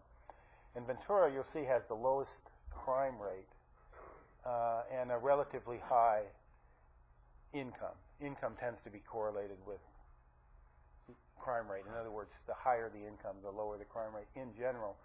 But that doesn't explain all this difference in Ventura. Ventura is clearly, there's counties which are more affluent than Ventura, they have higher crime rates. So this slide shows, again, the crime rate versus per capita spending on what we're calling public safety in this report. And again, I think this is a pretty striking slide in that it shows Ventura is the lowest in terms of crime rate. Granted, it has a relatively high per capita level of spending, which we just talked about, but it also has the lowest crime rate. You really couldn't, it looks even lower than you would think. So, so as I mentioned, you make a big investment, you get a return. Now, this is a very high level analysis. There's actually a whole 100-page report that you can take a look at that has many more statistics, although doesn't answer all the questions, because a report like this, it tends to raise more questions than it answers. But if you look at crime and filing rates, the crime rate, as we mentioned, is about half what we see in the other counties.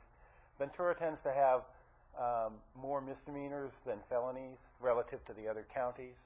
It tends to have more jury trials than other counties.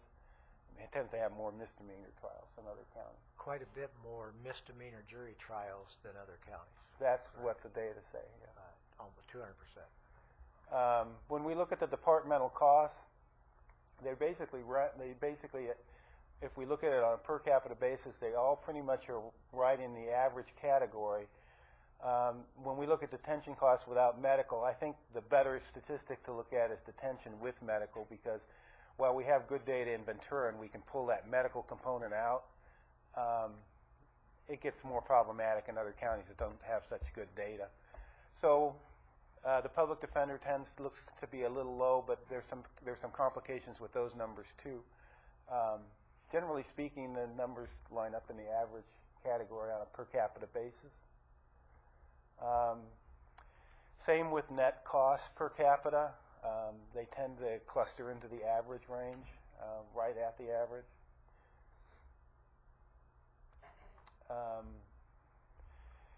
If we look at net costs as a percentage of the budget, we tried to get tried to look at general fund costs versus other revenues that are coming in. Generally speaking, again, the results don't change very much. The staffing levels, we found, generally speaking, were either below average or average. Keep in mind that that what we call workload is not necessarily discrete workload, but we'll talk about that in a bit. That has something to do with staffing levels too. Here are costs as measured by quote-unquote workloads, although I think when we're looking at, again, detention costs are right in line there when we include, where we take out the medical or with the medical, generally not significantly, this is not the outliers. Again, when we do benchmarking, we kind of think of a general distribution, a bell-shaped curve, if you will, and Ventura County is not at the tail of the distribution on any of this stuff. Here's one where we do have kind of a finding. We found that the percent of the cases disposed of in 12 months was the lowest of the counties we looked at. It's taken a long time to get those cases finished up. And the rest of this is pretty much dependent on the fact that the county of Ventura has relatively more misdemeanor work than the other counties. Could you go back 2 slides, please? 2 slides, okay. Right here. Before you had indicated that public defenders' cost per capita. Per capita was low, yeah, right? And the district attorney was about average, right? Yeah. Here you show cost per filing below average for the district attorney and above average for the public defender. Can you help explain what's going on? This is going to be. I may have to say this several times today, but I really don't know. We'd have to do more analysis to figure that out. Because you would think that if their cost is lower, and they don't have the exact same number of filings, but there is a ratio. Well, but the cases, filings don't necessarily track population, and the cases are different, and not all the cases go to the public defender. Some do, some don't. So you have to take all that into consideration, and frankly, we just have to do more study to have anything. Interesting question there. Yeah. Thank you. Yeah, this is probably going to bring up more questions than it answers. I have to say that at the very beginning. One of the things we found that is probably worthy of some follow-up would be the probation department seems to have a very high caseload. They seem to have an awful lot of work to deal with, and that Ventura seems to be pretty high in the area of supervised probation. And when we looked at their cases per how many people they have, they seem to have quite the workload. Yeah, it's really high, really high. Second highest we found. Yeah. Here's something, and as I close this out, I want to talk to you, or I want to mention some of the findings that we have, or preliminary findings. one of the things we noticed in the data, and I should say, we had a lot of cooperation with this project from all the departments. This was something that was started by the CEO's office, and we worked real closely. In fact, the DA went out and actually did some survey work to help us get some of these numbers.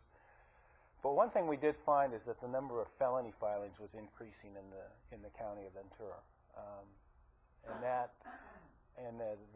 I'm not an expert in this, and the experts in the room can tell you why this is, but I do know that the felony work takes a lot more resources, and the disposition times have been increasing, as you can see. And one of the things we found, maybe the most valuable thing about this benchmarking is that really it's the first time in the county of Ventura that we looked at sort of how these systems impact each other, how the DAs impacts detention and vice versa. And one of the things we found is that the pre-sentenced felony average daily population in Ventura jails has increased significantly over the last several years. And this has occurred while the percentage of dispositions that have been completed within 12 months has gone down. So basically what this means, we think, is that the county is housing, since most of these people ultimately are convicted, and I believe would ultimately go to state prison because that's where they end up as felons, convicted felons. But during their trial, before they're found guilty, the county is responsible for housing them. So you have those costs. So here you have, you can see as it takes longer to dispose of cases and the population in the jail stays high, that's a cost on the county. We thought this was a potentially significant finding that would be worthy of some follow-up. Just to summarize here, we found that Ventura has a low crime rate, as I mentioned, the lowest in the state for the counties that we looked at. It tends to have a high percentage of misdemeanors relative to felonies. We had some trouble with the public defender staffing comparisons because they also use some contractors. So it's really kind of difficult for us. I know one of the things that the CEO's office would have liked to have seen is, can we have a ratio between public defenders and DAs? And that's really hard to do when you've got the contract work that you have to take a look at. We do have that finding, that the percentage of felony cases that gets disposed of within 12 months has been decreasing, and that's an important thing for the county because those people stay in the county jail until they can be disposed of. We found that probation tends to have a very high workload, we thought, relative to the other counties. Now, they've done a lot to try to deal with that, but they do have a very high workload. There's a lot that could be done to make the system somewhat more efficient, but obviously it's not built around efficiency. That's not what this whole system is built around. But there are some things the county could look at would be some automated case management and some better document imaging and potentially video or internet arraignments. So I'd be happy to, as I mentioned, I'd be happy to try to answer any questions. I may have to say I don't know because that's the honest answer, but that is what we found. We found that the county, when we began this assignment, I guess I would have been surprised if I was here today telling you anything other than the county makes a good investment in public safety and it gets a good return, and that's what we found. Great. We're going to have some questions here. So, Supervisor Flynn? Yes, a question on comparing counties. And did you find vast differences or little differences in counties that you comparing Ventura County with as far as services provided by each department? We didn't go in. We were focusing on doing the benchmarking, not on comparing policies or service. But I think it is true that Ventura is somewhat different than other counties. It certainly takes some of these misdemeanors. It shows up in some of the data, like the jury trials. The fact that Ventura pretty aggressive in prosecuting misdemeanors, that kind of thing. But how different the county is, that would take more study. Go ahead. Do you have a copy of that PowerPoint for us? Yes, I do. Okay. I've emailed it to the CEO's office, so they You have don't it. have any hard copy for us right now today? Well, I can make copies. No, that's fine. All right, thank you. Yeah. Let me ask a couple questions. You said probation is very high. Did you come up with why? Why are those workloads so high? I'm not sure. I think that more cases are on an active probationary status here than other counties. We put more people on probation, Yes, is what you're saying? that's what the data would indicate. As to why that is, I would really have to defer to Is somebody that even else. true I don't know how much you can segment some of your different things, Mhm. but is that true in some of those other counties that are pretty safe like ours? Did you have that information? Generally, we found Ventura was pretty much either the highest or second highest when we looked at most of the probation statistics in terms of the number of people involved in that.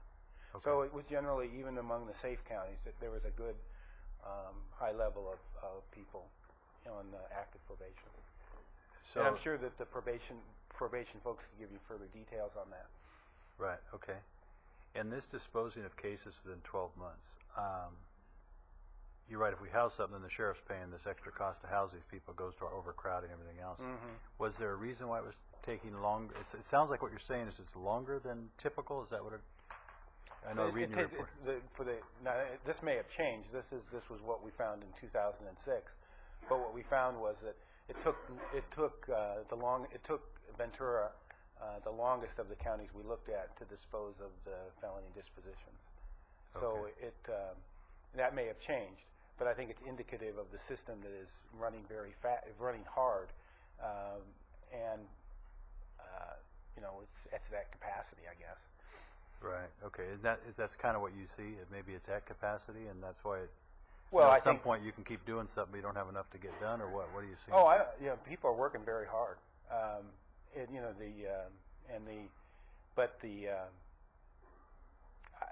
We'd have to do further research to find out exactly what the processes are. But from what I could understand, from what I could see from doing this benchmarking, is that you're having more felony cases than you used to have, and those take longer.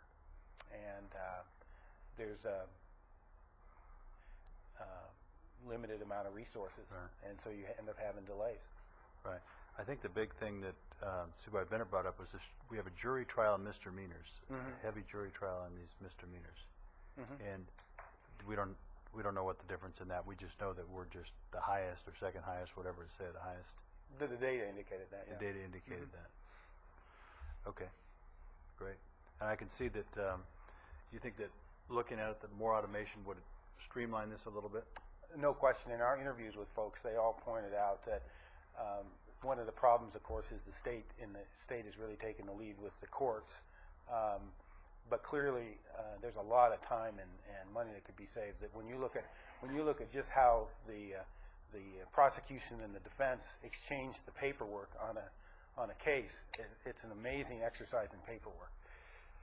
So but we could do something about that ourselves. Well, I think everybody's kind of waiting for the court system to decide how they want to handle that, how they want to handle it on a global basis. Yeah. Oh, I see. Yeah. So if the state takes their time, then we all. Well, I think that's part, and that's frankly part of the issue is that the state's getting ready to change. At least from the reading the state budget, they may change the way that they house sentenced prisoners too. They may change the rules on that, which may have a feedback impact on the county of Ventura. So we're talking about the way the system exists today, and the state is talking about changing how they run the Department of Corrections, which obviously could have an impact on the county and the jails. Right. Okay. All righty. Does anybody else have a question? Yes. Yes. I know you already moved this, but. Yes. We're seeing that we are having an increasing number of felonies being prosecuted. Is that correct? That's what the data indicates. And would that be related perhaps to the increased number of, or why we have such a high number of people on probation, that because we're doing more felonies, do you think that they are at all related? I don't know, honestly. Okay. I'd have to defer to an expert on that one. And then I guess because you have this increasing number of felonies, it adds to the caseload. They're heavier caseloads. Unquestionably. When it's a whole different I think it's a whole, I think they'll tell you that it's a completely different, not completely, but it's a different kind of a case when it's a felony versus a misdemeanor. And you may not know this information, and perhaps a future speaker can answer this, but of the cities that you compared, do any of the others have gang injunctions? I don't know. I don't know. Okay, I'm wondering if that might also That clearly have a could have play some on the impact on the caseload. probation. Yeah. And then also, and this is probably also something that a future speaker might be able to answer, I'm wondering about what percentage of the people in our jails are illegal aliens, and that compared to the other counties. And I don't know if that has been looked at, but I'd be really interested in knowing. They may have, I don't know that they have data on that, but they may. Okay. Thank you. We did look at that. It was very informative. It was a really good. It's a first step. That's it's right. a first step, and it's really the first time we tried to measure these things, and it's really the first time we tried to look at sort of how one system may impact another. So I know there's lots more to be done. It is true. You know, all this information makes you want to say, well, why? And while you're Yeah. just providing the facts and just the facts, we want to know the interplay too. Thank you. Any more questions? Okay. Thank you. We're going to have our district attorney come up and speak, and then probably ask you some more things.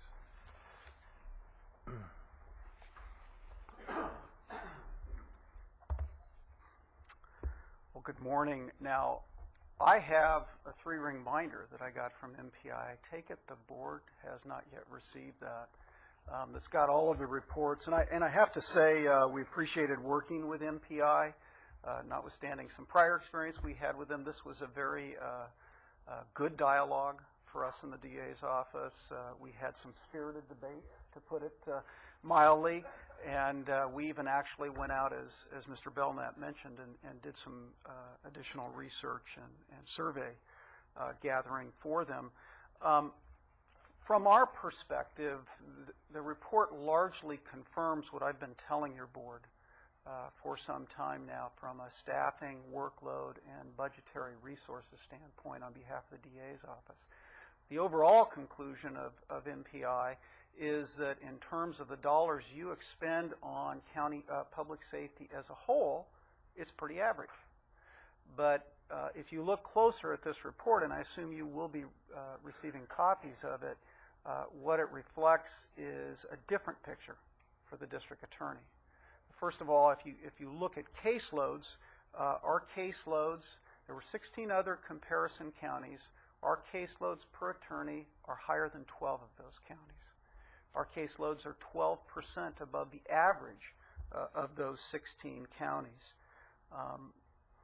It also reflects that, I think very accurately, that in the DA's office, out of necessity, particularly over the last 4 or 5 years, we've become increasingly dependent upon outside funding sources. 20% of our lawyers and 37% of our investigators are funded with non-general fund revenues.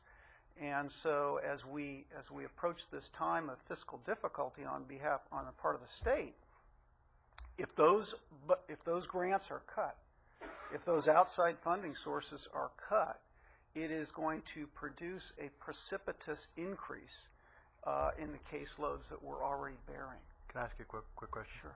When you say that, when you get that grant money, are those investigators, attorneys supposed to be doing certain kind of work? They are. So that kind of some of the grant positions we have are broader in terms of the scope and the volume they can handle, but many of them are very narrow and very restricted. So as crime increases, even though we get grant money, we don't always get the ability to use some of those attorneys, right? Correct. What we did is we saved positions by aggressively going after more grants. We have funding from cities and things of that sort that we didn't previously have. Right. Okay. Thanks. So it establishes that we're understaffed from the standpoint of our peers and caseloads. And let me just say this issue of, I think Supervisor Bennett asked a very good question about the per capita comparison versus workload function. We define workload as our cases, our numbers of cases, and so we think the most accurate measure is one of caseload as opposed to per capita. Here in Ventura County, we have very interesting demographics. We're very affluent on the one hand, but we also have a large poor community. And so we're much different than a lot of the other jurisdictions surveyed. And I think MPI even acknowledged that on page 73 of their report. They even said per capita measures are more a function of relative funding than they are resource needs. So from our standpoint in the DA's office, and I suspect the other agencies would agree with me, we look at the actual workload, the cases that we deal with. Another aspect that this report confirmed for us is that this county spends less on prosecution than the average of the peer counties. Our cost versus the peers is 89%, so we're 11% lower on average in terms of the money the county is spending on prosecution services when compared with those other peers. That's on a cost per filing. And let me extrapolate that just a little bit more, and this is in the MPI study. Per case filing, mind you, in 2006, we filed about 30,880 cases against adults. Per case, our cost in Ventura County is $152 below the cost per case of the average of our peers. If you just look at general fund, it's $121 per case, lower than the average of our peers. If you extrapolate that out further in terms of hard dollars, if you were to multiply those numbers across the cases, total budget translates into about $4.7 million less. General fund, it's about $3.73 million less. But notwithstanding these challenges, I think the MPI report also reflects that we've been doing a good job. We've been doing a very good job. We've been successful by and large. Our acquittal and dismissal rate, which is a significant measure of success in the justice system for a prosecutor's office, and to a lesser degree for the courts, is among the lowest of our peers. It's 68% of average. That means, in the words of the MPI researchers, it demonstrates good case screening and preparation by the Ventura DA's office. Could I ask a question relative to that? I think that we're a little bit different than the other counties in the fact that instead of law enforcement filing cases, all the cases are filed through your office. Is that right? Correct. Do you think that it leads you to taking on more than normal as a result of that? No, actually what happens in the counties that have law enforcement direct filing the case, they wind up having much larger caseloads and much higher dismissal rates. They have to take those cases. We screen them at the front end. If they're not screened at the front end, what happens is the public defender gets a client that's charged with a crime that in all probability shouldn't be charged with a crime, has to come to court, has to get an attorney if he can afford a private attorney or have the public defender appointed. And then ultimately when the DA is able to screen that case as it's winding through the system rather than early on, it gets dismissed. And one of the reasons we have a very low dismissal rate is because we do such a good job up front. In the long run, from my perspective, it saves everybody resources. And that couldn't be passed on, say, to law enforcement, not wanting to overburden another department necessarily, but the idea that, if they had some tighter criteria in what gets prosecuted and what doesn't, if that would help. I don't know how much of your resources are spent just doing that screening, for example. We estimate about 10 attorneys work full-time every year just doing case screening. And from a justice standpoint, we don't want people in the criminal justice system that don't belong there. Right, and all the way through from the, right. And to so the jails and everywhere else that ends up impacting. But I'm just wondering, because you're having so much resources just put in the screening, I was wondering if that could be shared. Yeah, I feel very strongly that it's part of our ethical obligation. I know several of my colleagues around the state don't. I think it produces some level of injustice. When you drag somebody into court and charge him with a crime, when he or she shouldn't be charged with a crime, that's not appropriate. And it it bears other expenditures in the system when you do that. Thank you. Again, getting back to the measures, Because of that screening, we have a low acquittal and a low dismissal rate when compared to our peers in other jurisdictions. We also continue to have one of the highest overall conviction rates in the state. This isn't in the MPI report, but our conviction rate for 2006, the year upon which these figures were based, was 92%. Now, on the negative side, from our perspective, the report, and Mr. Belknap briefly discussed this, reflects that dispositions are slowing down, and are slowing down. Felony dispositions are slowing down.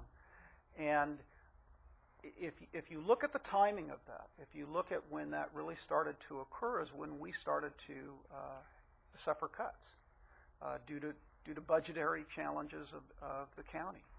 And what happens when we have unacceptable caseloads, cases get delayed. It takes longer. So a case winds its way into the system over and over again.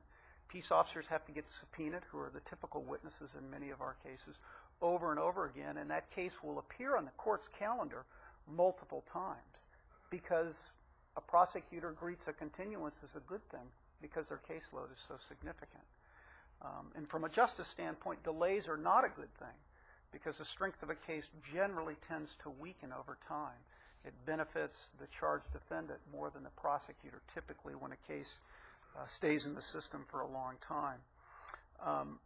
So what the report mentioned was that we went in 1999 from resolving about 99% of our cases within a year of their filing down to 80%.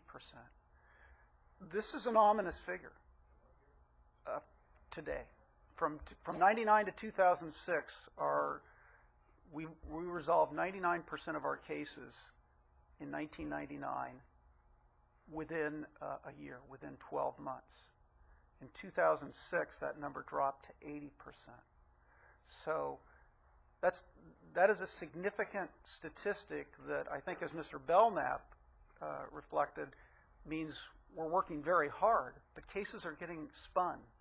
And it's a function of resource needs and demands, and it's an exhibit. It is evidence of what's going on in the system from the standpoint of our workload. What happens when a case gets increased in terms of the length it takes to process it? A defendant who is ultimately going to be sentenced to state prison stays in jail longer. The resources that we have to spend, that the court has to spend, that the public defender has to spend, that conflict defense associates have to spend, probation and on. Everybody who is associated with cases in that courtroom goes up, their cost. So it's kind of a situation where if you don't have adequate resources up front, it produces many, many more indirect costs that can actually swamp you over time. And I think the report also uses some nomenclature, and the criminal justice system is inherently complex, but Mr. Belknap used the nomenclature on this disposition rate as district attorney felony disposition rate. It is not our disposition rate.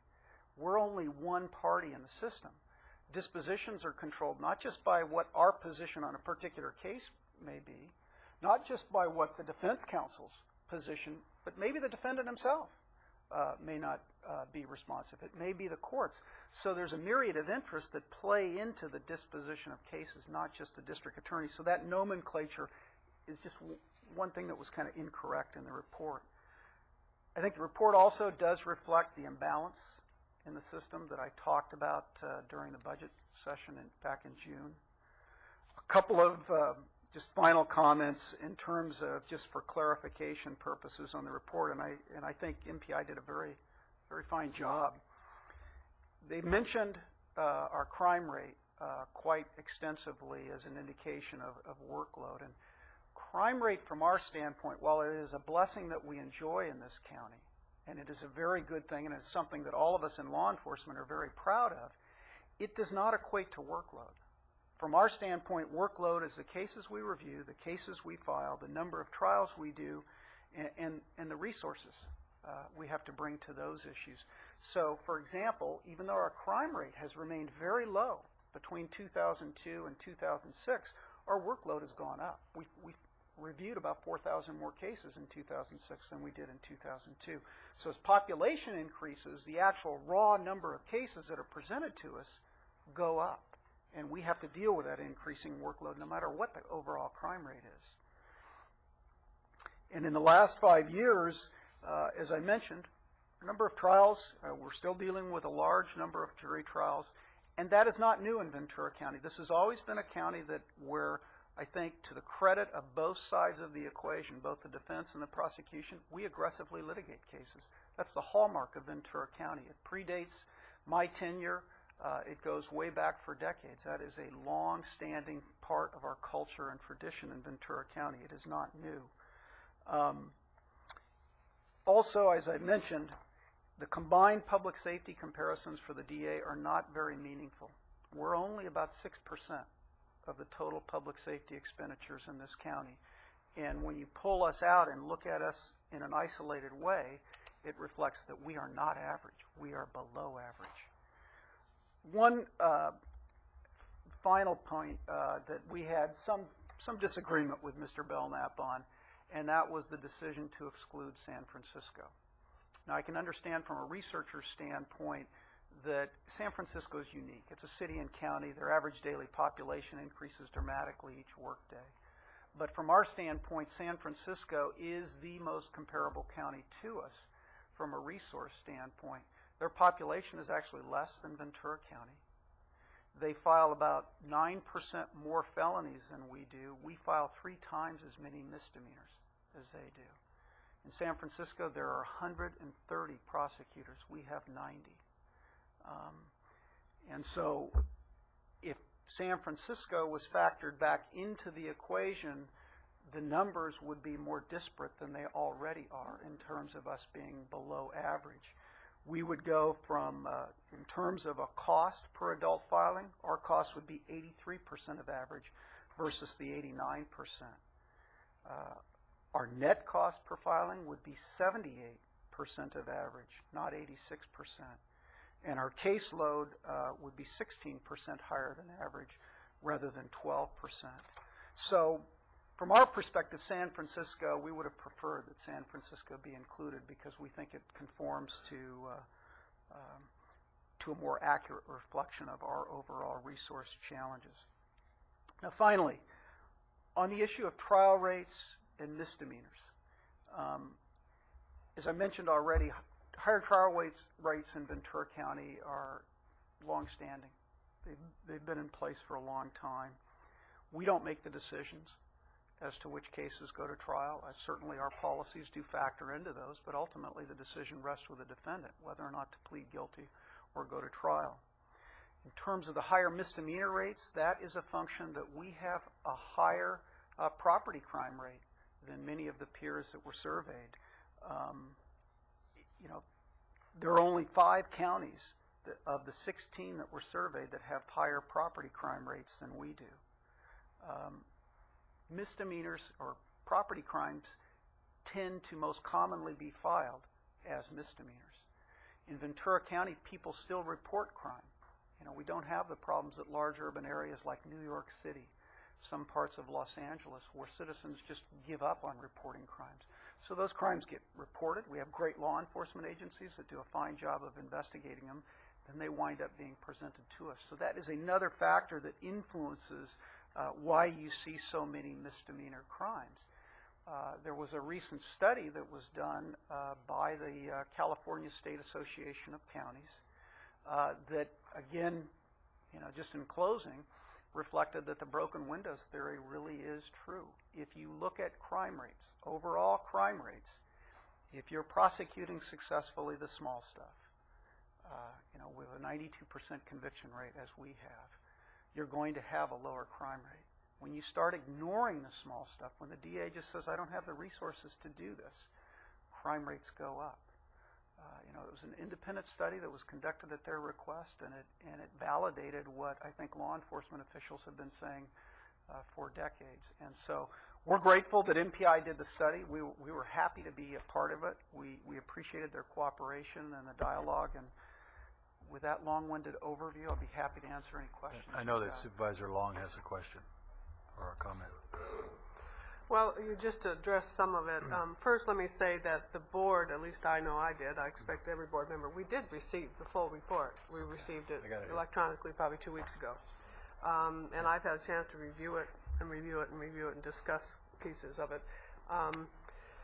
And I think, as Mr. Belknap mentioned, this really raises more questions than answers. And I think that the purpose of this is for us as the policymakers, but certainly for all of our public safety experts to look at this and think, okay, what could we be doing better, if in fact we should be doing better. I think it clearly says, one, our taxpayers should be proud of the resources that have been dedicated to protect them, and that the board has had a strong policy of as a priority for these resources.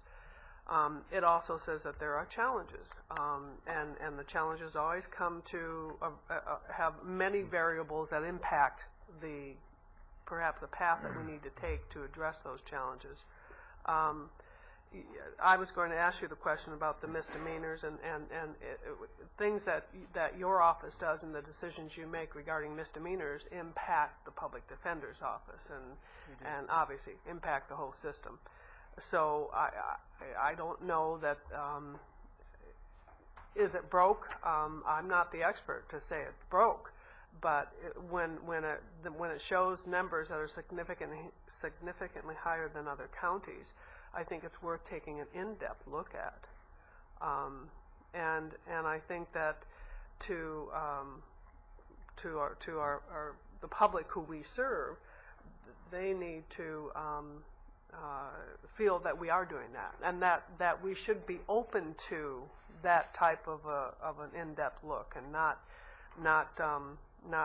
just trying to take a graph and position. As someone said something about statistics, there are lies and then there are statistics, and I'm not saying that to be flippant, but I think when we asked this to be done, it really was for us to be able to take a look at this, because we know we're going into 2 years, if not longer, of significant challenges on resources.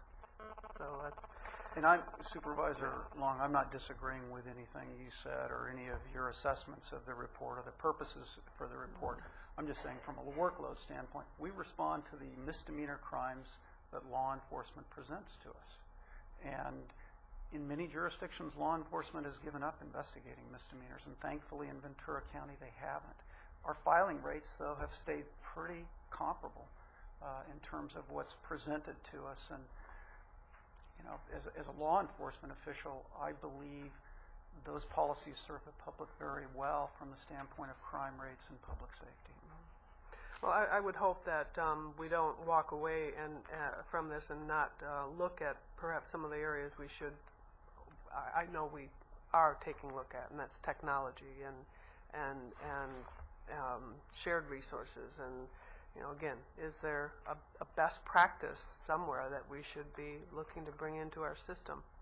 Because it's not going to come with additional revenues, at least not for the next 2 years that I can see.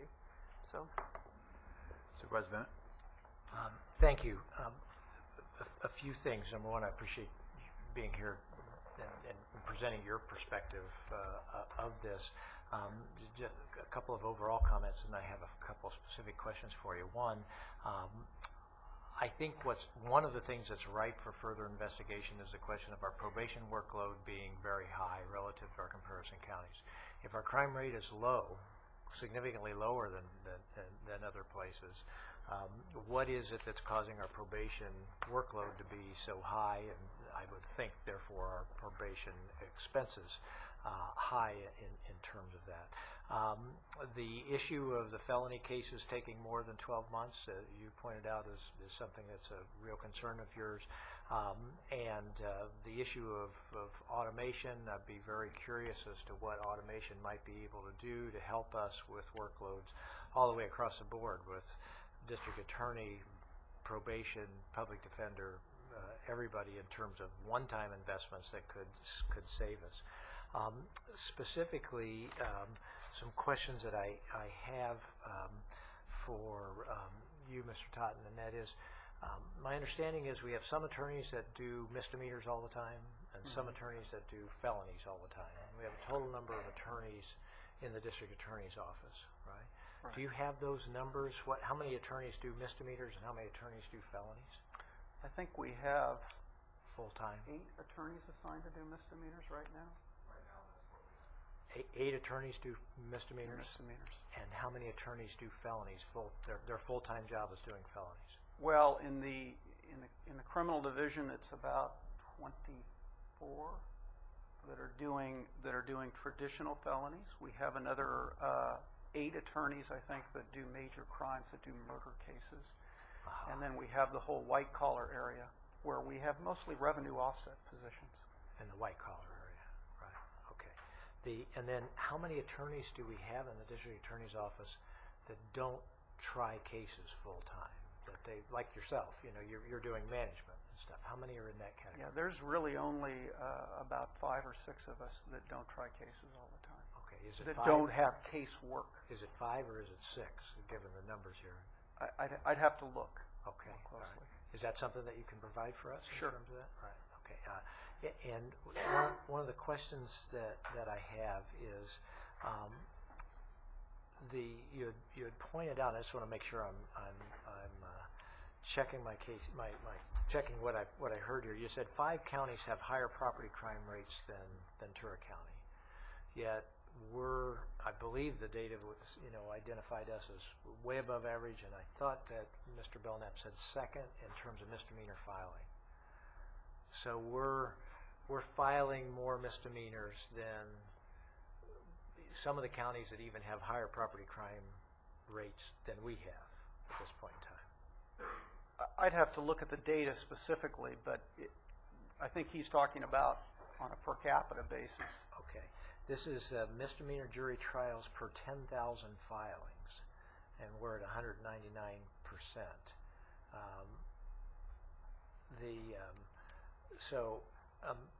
So it seems that we're filing on misdemeanors much more so than comparison counties in the benchmark.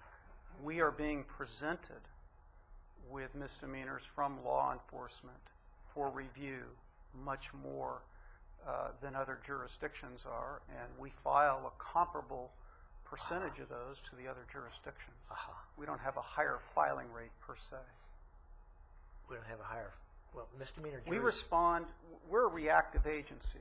We respond to what law enforcement presents us. Right, okay. And also, just going back to your earlier question, from a caseload standpoint, my understanding is the numbers they looked at in caseloads looked across the spectrum of the office, primarily. Okay. The numbers that they look at. The total number of attorneys that we have in the office. Sure. Is there a difference between how our county, you talked about jury trials, do we take a higher percentage of the misdemeanors that are presented to the district attorney from law enforcement? Do we take a higher percentage of those to jury trial than our comparison counties? I believe we do. It's a function of the system, the culture in the system. It's the way it's always operated. Here, we take them to jury trial. What do they do with them in other counties? They take drunk driving offenses in some cases and reduce them to lower level charges. They dismiss a higher percentage of cases. They plea bargain for, in some cases, infractions, lower level cases, at an overall cost to public safety. We don't engage in those We things don't. here. Other counties, with the exception of those extraordinary cases where the proof and the evidence changes, or the defense comes to us and tells us there's a problem with it. but generally we wouldn't do it. We wouldn't plea bargain something down to avoid a jury trial, which would be why we have higher jury trial filings with our misdemeanor cases. It would contribute to it, yes. Okay. If we start having an increasing problem in terms of getting the felony cases done in time, you attributed that to lack of resources in terms of number of attorneys. Would there ever be a time when you would consider changing what you do with misdemeanors so that we're sure we can get the felonies through the system back at our average? I mean, you talked about a 99, we were at 90%, and now in 2006, I think we dropped to... Are you asking me to file fewer misdemeanors? Are you asking me to reject more cases at law enforcement? I'm asking what would you consider what would you consider in terms of felony filing? If you continue to have a felony filing problem, is there anything that you would consider, as Supervisor Long talked about in terms of number of research, is there anything that you would consider in terms of what you're doing with your misdemeanors to address your felony filings? Well, certainly I would make the issue known to the board again, as I have done for some time now. But felonies are always going to be the top priority for the district attorney's office because they're the more serious cases. But I wouldn't want to be in the position where we took the position at law enforcement. For example, let me give you some examples of what misdemeanors are. They include domestic violence cases. They include assaults of peace officers where somebody has actually battered a peace officer. They include drunk driving offenses. And I don't think it would be a responsible action for the district attorney to say, well, because we've got these felony cases, we no longer care about the other cases that law enforcement is presenting us and therefore are not going to file them. I don't think that would be a responsible action. Would we look at streamlining efforts? Would we look at other cost savings? Absolutely. We've done that already. We actually combined our misdemeanor and felony unit at one time to try to assign both misdemeanors and felonies to attorneys. Would you look at misdemeanors that were not as serious as the misdemeanors that you brought up? Certainly in your we would. In terms of a change in policy with those? Certainly we would. That's the question I'm asking, is whether that... We would look at them. Yeah, certainly I think no one would say serious misdemeanors. Misdemeanors run the gamut, like you said. They're at this end of the spectrum, at that end of the spectrum. These misdemeanors that are down here, in the spectrum, would you consider doing something different there to address if the felony prosecution time lag continues to become a problem? We would look at those cases. I believe the report repeatedly shows that our case screening and filing standards, they're very complementary of that. So I think the report already shows that we're doing our job in terms of screening the cases that law enforcement presents us. So, it would be tough. It would be tough to tell law enforcement we're not going to file your cases because we don't have the resources to do it. Okay.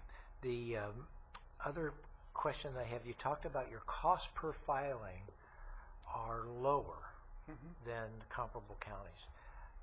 But if we file more cases for jury trial, then that would by itself, if you increase the denominator, that's going to decrease your cost per case. And if you have a district attorney's office with a fixed, this is the total cost of the district attorney's office, and you increase your filings, that will decrease your cost per filing, correct? You're correct, but understand of those numbers that we filed in 2006, the 30,800 and something, we rejected 7,500 cases. So that we filed somewhere in the 80% range, which is very comparable to other jurisdictions throughout California. Again, we're a reactive agency. We respond to what law enforcement brings us. If law enforcement conducts an investigation and brings a case to us, we have a duty, a constitutional duty, to review that case, and if it's appropriate to charge it, to charge it.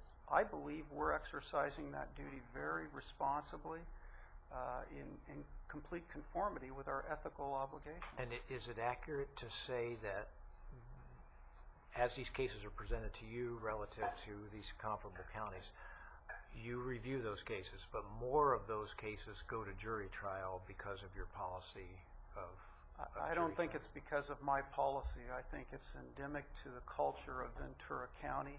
We've always had high numbers of misdemeanor jury trials. We've always been a county that has a higher trial rate than other jurisdictions. It's the nature of the adversary process here in Ventura County. Thank you. Supervisor Flynn? Right. Hold on, hang on. Just make a couple of comments. I think Supervisor Foy is one during budget time that emphasized for the public defender that we should fund a technology issue that you had listed. Am I correct, Mr. Public Defender? And you did that. And then our county council has emphasized that he needs more technology in his office. And I would assume probably you do too. And if you do, you need to make the board aware of that. I think that would be important. I just wanted to make that comment. You know, crime rates have dropped. I mean, Ventura County is a safe county. There has to be a reason for that. And the reason is what you do, the sheriff does, the public defender, probation, and I hope I didn't leave out any here, and the Board of Supervisors. I almost left us out. So that's so important. Crime rate has dropped in Oxnard. And why has it dropped in Oxnard? We have to ask the question. Well, you've assigned a district attorney, I don't know if full-time, I think full-time, there, and that's helped out tremendously. When we have questions that I have, I can call him, and others can too. But that had to do with the injunction. So the injunction has had an impact on crime rate. I think, I don't know if we can draw that conclusion yet or not, but it certainly, crime rate has gone down. I think the chief Drive-by shootings have gone down and so forth.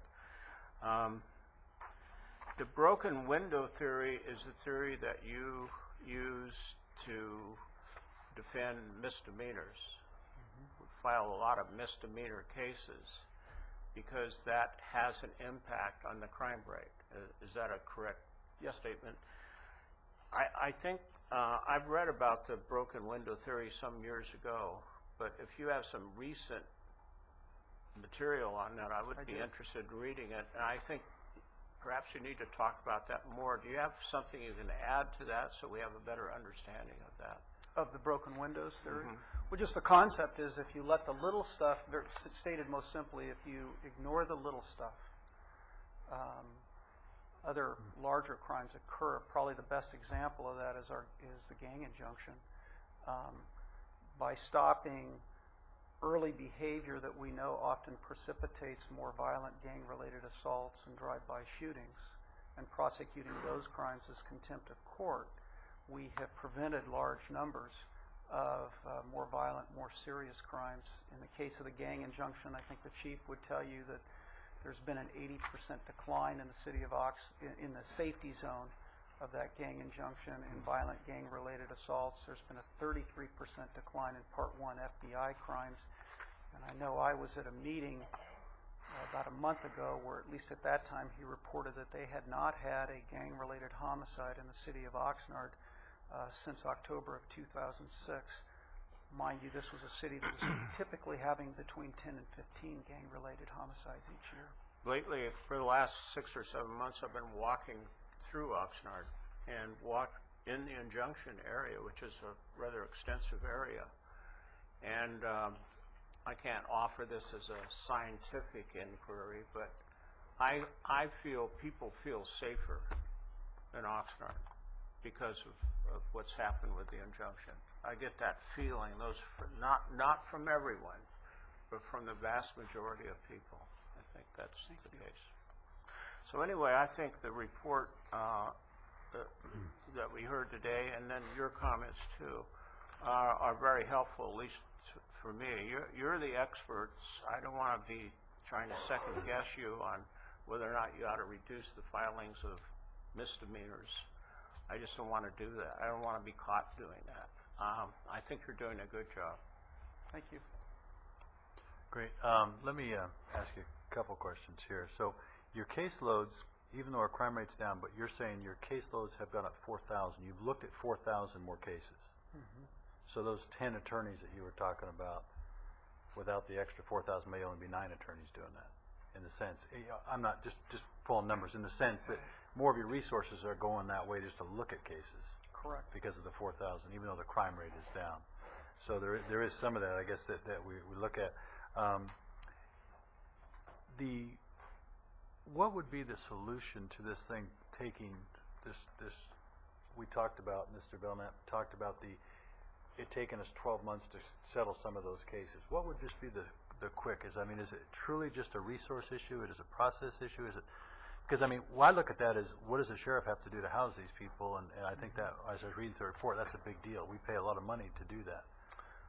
Well, it is a complex issue. I know it's just not stick a person there. You know, it involves the personalities of the players, from the judge to defense counsel to prosecutor. But from our perspective, one of the things that is hurting us is resources, and we see it every day in our line prosecutors that are handling the cases. Is there's so many cases, it's hard for them to keep up. So let's say we gave you, here's 2 more attorneys there, or to do prosecutors. But you could be in a situation where you could get your stuff ready. The defendant's attorney could hold it up. The judge could hold it up. You can't. It's not only your piece that can speed that through the process. Correct. Right. It's more complicated than that. And I know the courts. We have regular meetings with the courts. We're talking about those issues and trying to move the cases as expeditiously as we can. But resources are impacted. The courts are short-staffed too. Yeah. I mean, they have 3 vacancies right now that have to be filled. Right. And so they're struggling, and I'm sure the public defender would tell you they're struggling as well. So there are certainly resource challenges. One of the things we've done from a cost efficiency standpoint is we've had more paralegals involved in preparing the cases as a cost-effective way. Right. But that's only part of the solution. Right. It's only part of it. Let me ask if our CEO might have a comment or two, if you'd like to make some on some of this, or I know that you've been involved in this a long time. I think this has gone on more like a budget hearing or a study session, so I won't drag it out too much more. I'd just like to remind us all of why we engaged in the exercise, and appreciate everybody's cooperation, particularly the extra work that management partners went to, because they definitely overserviced this account based on what they got paid. We got fixed we can ask them. The purpose of this was to, if you ever have been lost in the woods, and maybe you haven't, but when you get inside the trees sometimes and look around, it's amazing how quickly you get disoriented as to, you know, how you came in and which way out. And so it's a good idea periodically to take a look and say, where are we? You know, and get our bearings. And so what we asked management partners to do is to try to kind of tell us where we were in the forest. How did we compare? Which direction is north? I know maybe we can't find north, but the idea was to say, how wealthy are we in this case? How many resources do we have in comparison to what other people have? Because the question that's been constantly begged is, why is it the perception is Ventura County is a wealthy community in general, and yet we struggle so much trying to make ends meet. And we've gotten our house in order, but we still struggle to make ends meet. Everybody's going to be doing that with a down economy. But because there are finite resources, the next question is, well, how are we dividing up the pie we have? It may be a shrinking pie, but what proportion are we giving to which areas, and what kind of results are we getting? So what they looked at was, how do we stack up against the others? And we discovered that as a government, we are not, relatively speaking, one of the wealthy ones, but we're a little below average. But how do we divide the pie up? We're giving a little above average, or at least average, to what we consider to be our top priority, which is public safety. Now you're back to the dilemma that there are finite resources. So it's not a matter of saying, gee, we need more, whether it be the district attorney's office or the hospital or whatever. You only have so much to go around, so it becomes a policy question of how are you going to do that. But it's also a policy question of how each department carries out their responsibilities. And the difficulty, the French have a word for it. It's called triage. When the resources are not adequate to deal with the problem you're faced with, then you have to come up with a policy of how are you going to get the most for what you got. The good news in all this is that while we may be less than average on income as a government, we are getting a much better than average result. Now, is that our good fortune? I don't suspect it's all good fortune. It's a lot of good work that's gone on in the county and the priorities that your board has set. So I think when we look at the report from a very high level, is that we're dividing the pie up in a fair way that reflects our priorities in this county, and we're getting a good result. But what some of you have said here today is there are going to be some tough years ahead because the federal government, the state government impact this, the courts impact this, and it is a complex system. The real question is can we keep the system reasonably well balanced? Because even though it's complex and we can't afford maybe more resources in it, if we get that system too far out of balance, and the district attorney made comments on his perception as to whether it's out of balance and in which direction, that is the challenge to try to figure out where is the balance in all this. Because one could argue that it is the culture that we report more crime. One could argue it's the police because they do a better job of responding to the crime. We could say it's the district attorney who does a good job of filing on the crime. We also could say it's the defender who does a really good job to be sure people get their civil rights and are properly defended. But the upshot of all this is we're loading an awful lot into the system, and it's going to be a point of diminishing returns as to where you invest your dollar, and that's what you'll be doing during your budget hearings that are coming up. But I think up till now, everybody's doing a really good job. I would say we're doing as good a job or better job than anywhere in the state of California, but that doesn't mean that we're going to get more resource to do it, so we're going to just have to figure out how to do the best we can, and I think triage will be in your future if we're not already. I guess we're already doing that unofficially, and it's going to be a question of things like the culture. What are the expectations? What are they regarding filings? What the number of trials that are held, because it all impacts, as the chairman says, Chairman Foy said, Sheriff Brooks' Grand Hotel is overcrowded and he needs another one, and that's going to compete for those same dollars. So it's a dilemma, but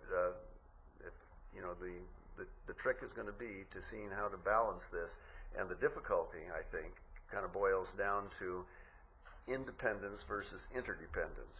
That we have responsibilities that are carried out kind of independently. We have independently elected officials, we have independent department heads to some degree, all doing their job, but it's the interdependence of the system that's going to determine how successful we are. Because if you want to put it here, you're going to have to take it from there. And that's the question, is where there is, who are you going to take it from? The state is looking at us as there when they decide to reach out and take some of it.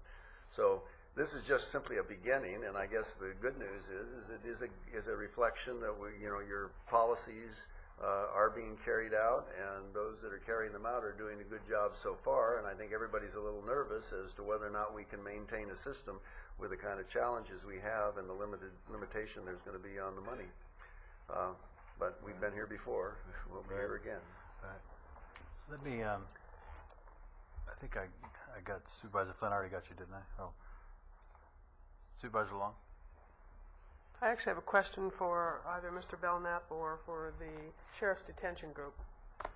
And if I just might, from Mr. Johnson's comments, just also note on page 15 that the county share of property tax dollar, that for every dollar we send up to the state, we get 16 cents back. So we do all of this. Just very few return on our dollars. My question is related to the detention, sheriff detention costs, related to medical cost. And I guess I don't, I'd like more information on where it says those counties with medical detention and those without. Now, is that saying that in counties they separate the medical out of the detention dollars, or because I don't believe it's that if you have a jail you have to provide medical. Is that what I'm to read that as then? Yes. Okay. There's a variety of different ways that counties approach the provision of medical services in connection with the jail. In Ventura, they're able to. The costs are segregated. You can actually look at the budget information and say, here's our medical costs. And one of the exercises that they actually wanted us to do was to try to do an analysis with and without the medical costs so we could sort of isolate that component. We did the best we could. I think the outcome is imperfect. I think the comparison of including the medical costs is probably the best one, because some of the counties were not as explicit in terms of where they categorize those costs. And unfortunately, we may have, in trying to separate those medical costs out, we had to make some assumptions, and whenever you do that, you're taking a risk of getting it wrong. So, Okay. I don't know, Commander Kemp may have something more to add on that or not, I don't know.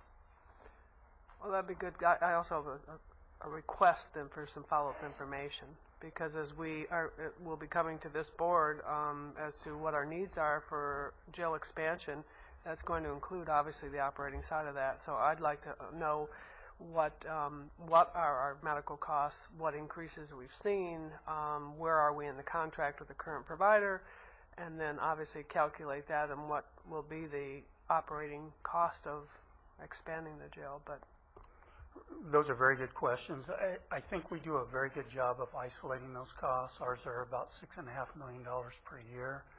I think the disparity between our county and what you're seeing in the study is the fact that their medical costs are folded into other agencies, hospitals, and things like that. So it's really difficult. It's a comparing of apples to oranges.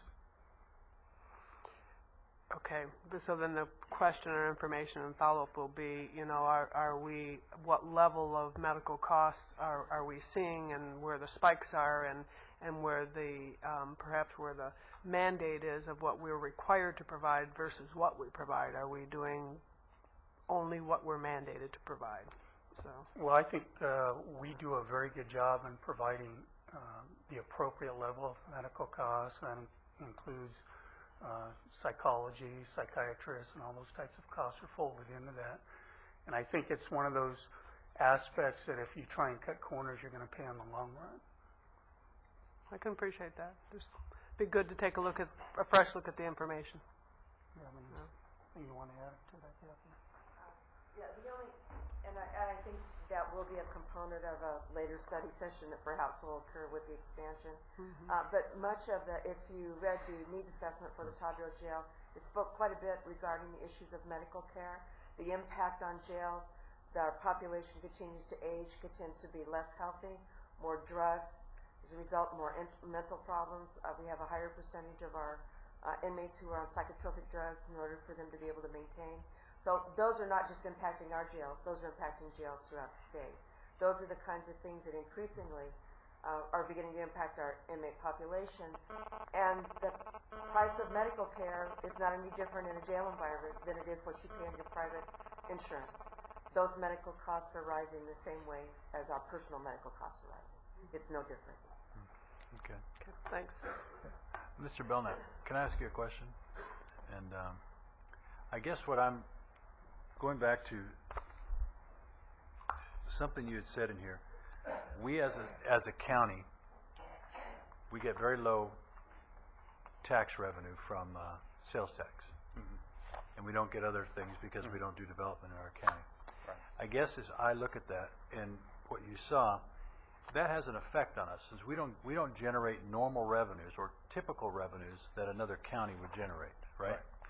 Well, actually, Ventura County tends to be low on the two main drivers, which are the sales tax and the property tax, for different reasons in both, but low on both. Yeah, I did. I noticed that we get 16% and Curd County gets 25% of the tax. A big, huge difference. It is. And I guess when I look at that, as you went through your study, from the sheriff's situation, I would imagine that we as a county provide sheriff's services, and if they're contracted in a city, they're providing those police services within the city. So that's, but what I do see is I see something a little bit different, I guess, is if we don't receive any sales tax or any of that extra property tax, cities can continue to grow. But we don't receive that tax to help pay for our public defender, pay for our district attorney. I know we get a little bit of the sales tax, I guess. We do get a piece of that, right? But I see that. I guess it's interesting to me because what I'm driving this back, based on the certain policies that we make, I'm not sure that when we say we're going to have all of the commercial development be in our cities, I wonder, since we're getting such a small portion of the property tax, did we make the right choices in what that number was in order to help compensate? Because you could say a city could go from 50,000 to 100,000. We know the public defender, we know the DA, probation is all going to do work. Now, why I say the sheriff, because if it's in the city, the sheriff may contract, they may get paid to do that work within there, or else they have a police force within there. But we're gonna lack on those kind of dollars, and I guess that seems to, these policies seem to make a big difference on how we can fund those. And again, we end up short, is what it sounded like you were saying. No, the County of Ventura's planning policies, which benefit the quality of life of residents of the county, are sort of non-pecuniary in a sense. You know, they don't generate, it doesn't generate directly revenues for the county, but you can pretty well point directly at the revenues that the county doesn't get because it doesn't allow commercial development. But we still have to serve those people in those cities without the revenue to support that. And we've got a couple of the safest cities in the whole country in Ventura County, and that is great, but they rely on the services that the County of Ventura provides in all these areas we've been talking about in order to maintain that, for sure. Right, that's right. Yeah. Okay, so it just goes back to us who sit here, certain policies we make. If we're going to make a policy, then somebody else gets the benefit. We have to hopefully get enough of the benefit to help pay for some of these additional services. That's a fair question. Yeah, we do. I know Supervisor Bennett has a question or a comment. I do for you and then for probation. Just your answer may be, I don't know, you have to ask somebody else, but from your review, do you have any insights in terms of our probation's significantly above average workload, the cause of it? Well, you know, we're talking about I don't know. Second highest in supervised juvenile average caseload, supervised misdemeanor cases, supervised DUI cases, all of them second highest in the... Yeah, it's not really a satisfactory answer probably, but the reason is you have a lot, you have high caseload. You have a lot of adult misdemeanor probationary people that have to be checked on, and in some fashion. And, you know, maybe active, passive, depends, there's a range. But the reason is you have a higher caseload than we observed in the other counties. And why that is really gets back to determinations that are made by the courts with input from the, you know, prosecution and defense, and as the district attorney pointed out. So we have a higher number of adult misdemeanors being put on probation? Yes, that's the big number there. That's the one that drives most of those statistics. Okay, thank you.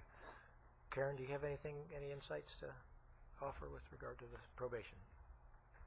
No, I think that the district attorney said it fairly well, is that probation is also an agency that receives work from the courts, and we really have very little control over what we receive. The control that we have, Supervisor Bennett, is what we do with the work that we receive. And in probation, we may have larger caseloads, but you know, we have used some of the technology they've talked about. We do have kiosks, and we do have classification systems which enable us to provide services to people who really need it, and then lesser services to people who we feel are a lesser risk to the community. But basically, we respond to what we receive from the courts. Great. Okay. Thank you very much. I did want to make these comments. Number one, I appreciate that about probation. Overall, I think this is a very healthy first step. What I think out of everything in the report that I most appreciate is your first comments, which is what you can and can't do with a benchmarking study, which is it is not a grade, it's not anything, it's trying to sort of like, as Mr. Johnson said, we're in the woods and just trying to step back a little bit and get some overall perspective. But to try to read too much into this without, you know, getting more answers, you know, would certainly be a mistake. But it certainly can identify places where we should ask more questions as we go forward. Fundamentally, we're a county with below average resources for a variety of reasons, not just the sales tax reason, but our property tax, we don't even, I mean, when they froze things with Prop 13, we got frozen at a disadvantaged position, you know.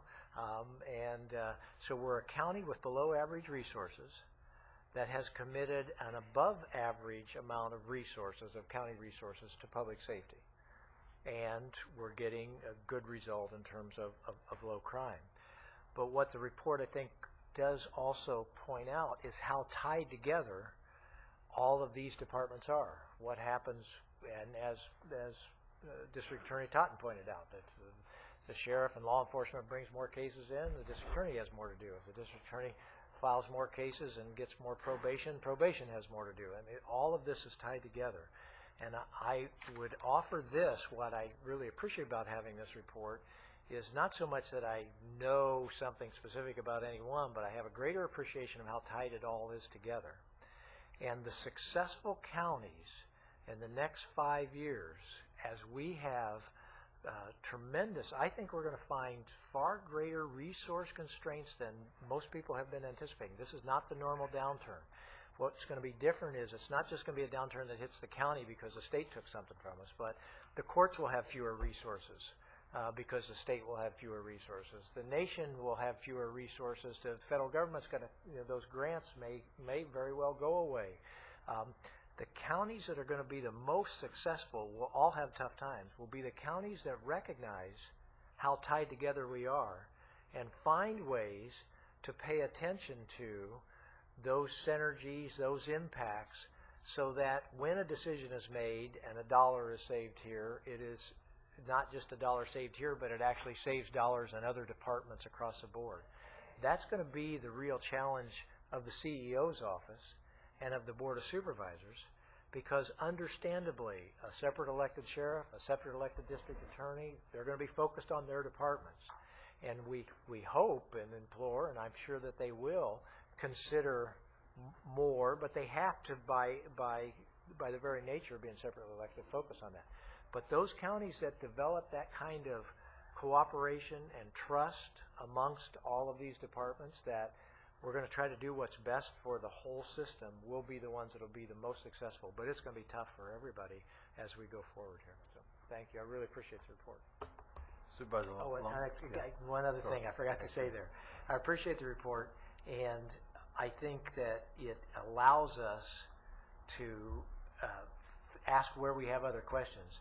And I think we should never be afraid to ask questions. Yeah. Because if we're afraid to ask questions, we're not going to solve these problems. We're going to get stuck just, frozen here at this point in time. And so none of us should be afraid to ask questions about this. Thank you. Supervisor Long. Thank you. And I, too, appreciate the report. I think it is that baseline that gives us something to continue to ask questions and continue to ask our agencies to work together and help us to understand how we can help you to do the job. No one's going to say let's lower our safety record in this county. The voters have said repeatedly they want that to be a priority. It is the first rule of government. And Supervisor Foy, I'll certainly invite you as the new kid on the block, although I know you've been here a year plus. But years ago there was a attempt to have a regional discussion on revenue sharing with our city partners and sales tax dollars, because as we know, sales tax that are generated in big outlet centers and shopping centers and auto malls are generated from people who live in the unincorporated area, but as importantly, don't necessarily get contributed into the common pool of funds that are needed to provide the resources that cross all city lines, and those, in addition to our public safety, certainly are our healthcare agency and our behavioral health agencies, all of them. And historically, since the 70s, this community has said this is what we want in our land use decisions, and they're very, very strong on that. So, to have that dialogue would still be a healthy dialogue to have. And I invite you to lead the charge. We did do that 2 years ago, and they're all making money, huh? Yeah.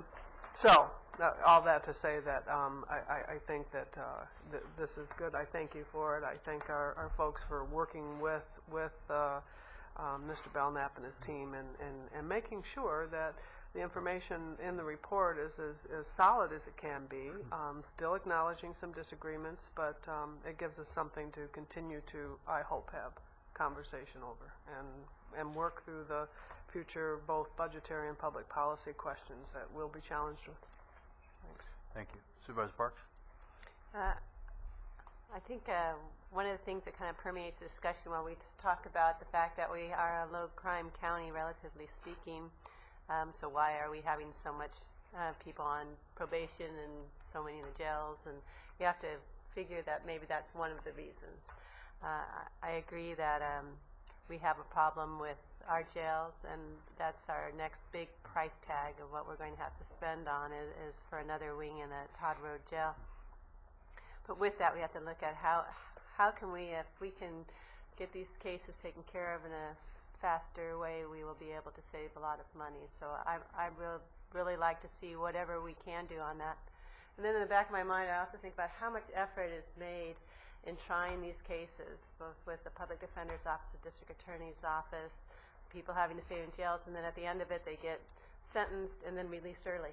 You know, and if we know that that's happening, you know, how, you know, could we have prosecuted in a way where it's a guaranteed jail time that we don't have to, even if it's a plea bargain or what have you, so we don't end up spending so much resources and in a way seeing a lot of that for naught if the judge is just going to allow for the jails to release prisoners early. And I understand the reason why we're releasing prisoners early is because we have, you know, not enough room in our jails. But it's a chicken and egg thing. If we can take care of some of these cases and not have to overburden the system, I think that's the best thing that we can do.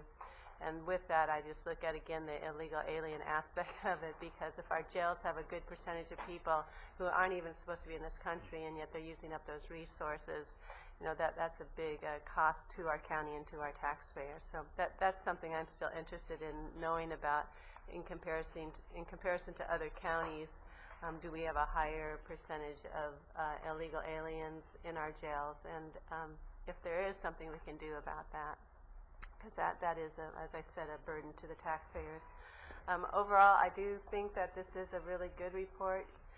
It's showing, unfortunately, that we have less resources, but we're doing more with those resources. And as a result of that, I do think that because of the good work we're doing is the reason why we have the low crime rate that we have.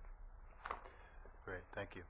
Well, I know that people have said you've done a great job, Ms. Belknap, and I appreciate that. I appreciate that everybody did well work together. I know there was a little bit of nervousness how this was all going to come out, and it sounds like you all got together and did a great job. But it also goes to show that we probably had something that was going to be 15 or 30 minutes, and we took a couple hours on, because I think it's that important to us that we in this county believe that public safety is key, and we care about the citizens of this county, and we're willing to do whatever it takes. So it's good to have some understanding. I know it would really help me a lot understand, and it goes to show that maybe Supervisor Longo with me, we go back and show the other cities that they owe us some more money. That'll be particularly easy to do as the revenue's going down. They'll really be interested. That's right. They'll really be interested. Yeah. So anyway, but we do appreciate that one, though. Yes. I would note that there are a couple of cities that do have paying out of their own general funds for a public defender in their cities. And while I think that's exemplary service that they're providing for their cities, it's also helping the county because it frees up some resources for our prosecutors. Yes. If I could, I'm sorry, I didn't mean public defenders. I meant. Oh, you're looking for some, aren't you? Well, you know, you need to get those cities on board to get more public defenders. But the cities have provided prosecutors in their own towns, and I think that does help the overall county. You know, I think a way of saying it, I was sitting here thinking about this, I think it's probably helpful to say. I mean, imagine if X number of years from now, no growth has taken place in the unincorporated area, and it's all taking place in the city. Let's say the cities double in size. Mm-hmm. They double in size, there should be twice as many people committing crimes in those cities that need to be prosecuted, et cetera. And yet, all the sales tax revenue would be with the city, not coming to the county to deal with that. All of the property tax growth would take place in the city. And that's why the idea a few years ago, when the small share that the city of Ventura was thinking does actually give of their sales tax to the county of Ventura. They want to try to take it back, saying they want to take back there. It should really be the other way around. There really should be, in the long run, some addressing of that particular issue, and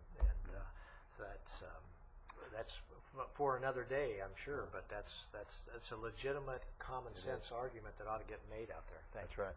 Do you have anything, Supervisor Flynn? You done? I've made my comments. Good. Appreciate it. Then thank you so much. Appreciate the time. Thanks for your report. Motion to receive and file. Thank you. We have a second? Second. Well, your name's on here. What happened to your? It was. It works. Okay. We want to take a 2-minute break? You want to keep going? What? Oh, we do. Okay, good.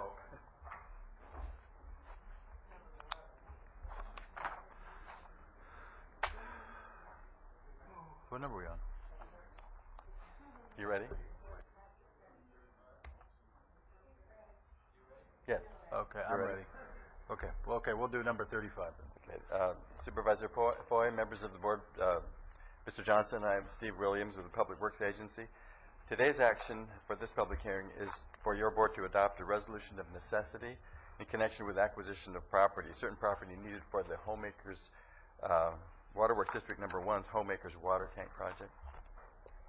This action is the first step in the eminent domain process and will enable the district to obtain rights of possession that it needs for the to be able to go forward with this project in a timely manner, because this is really long overdue, as I'll explain.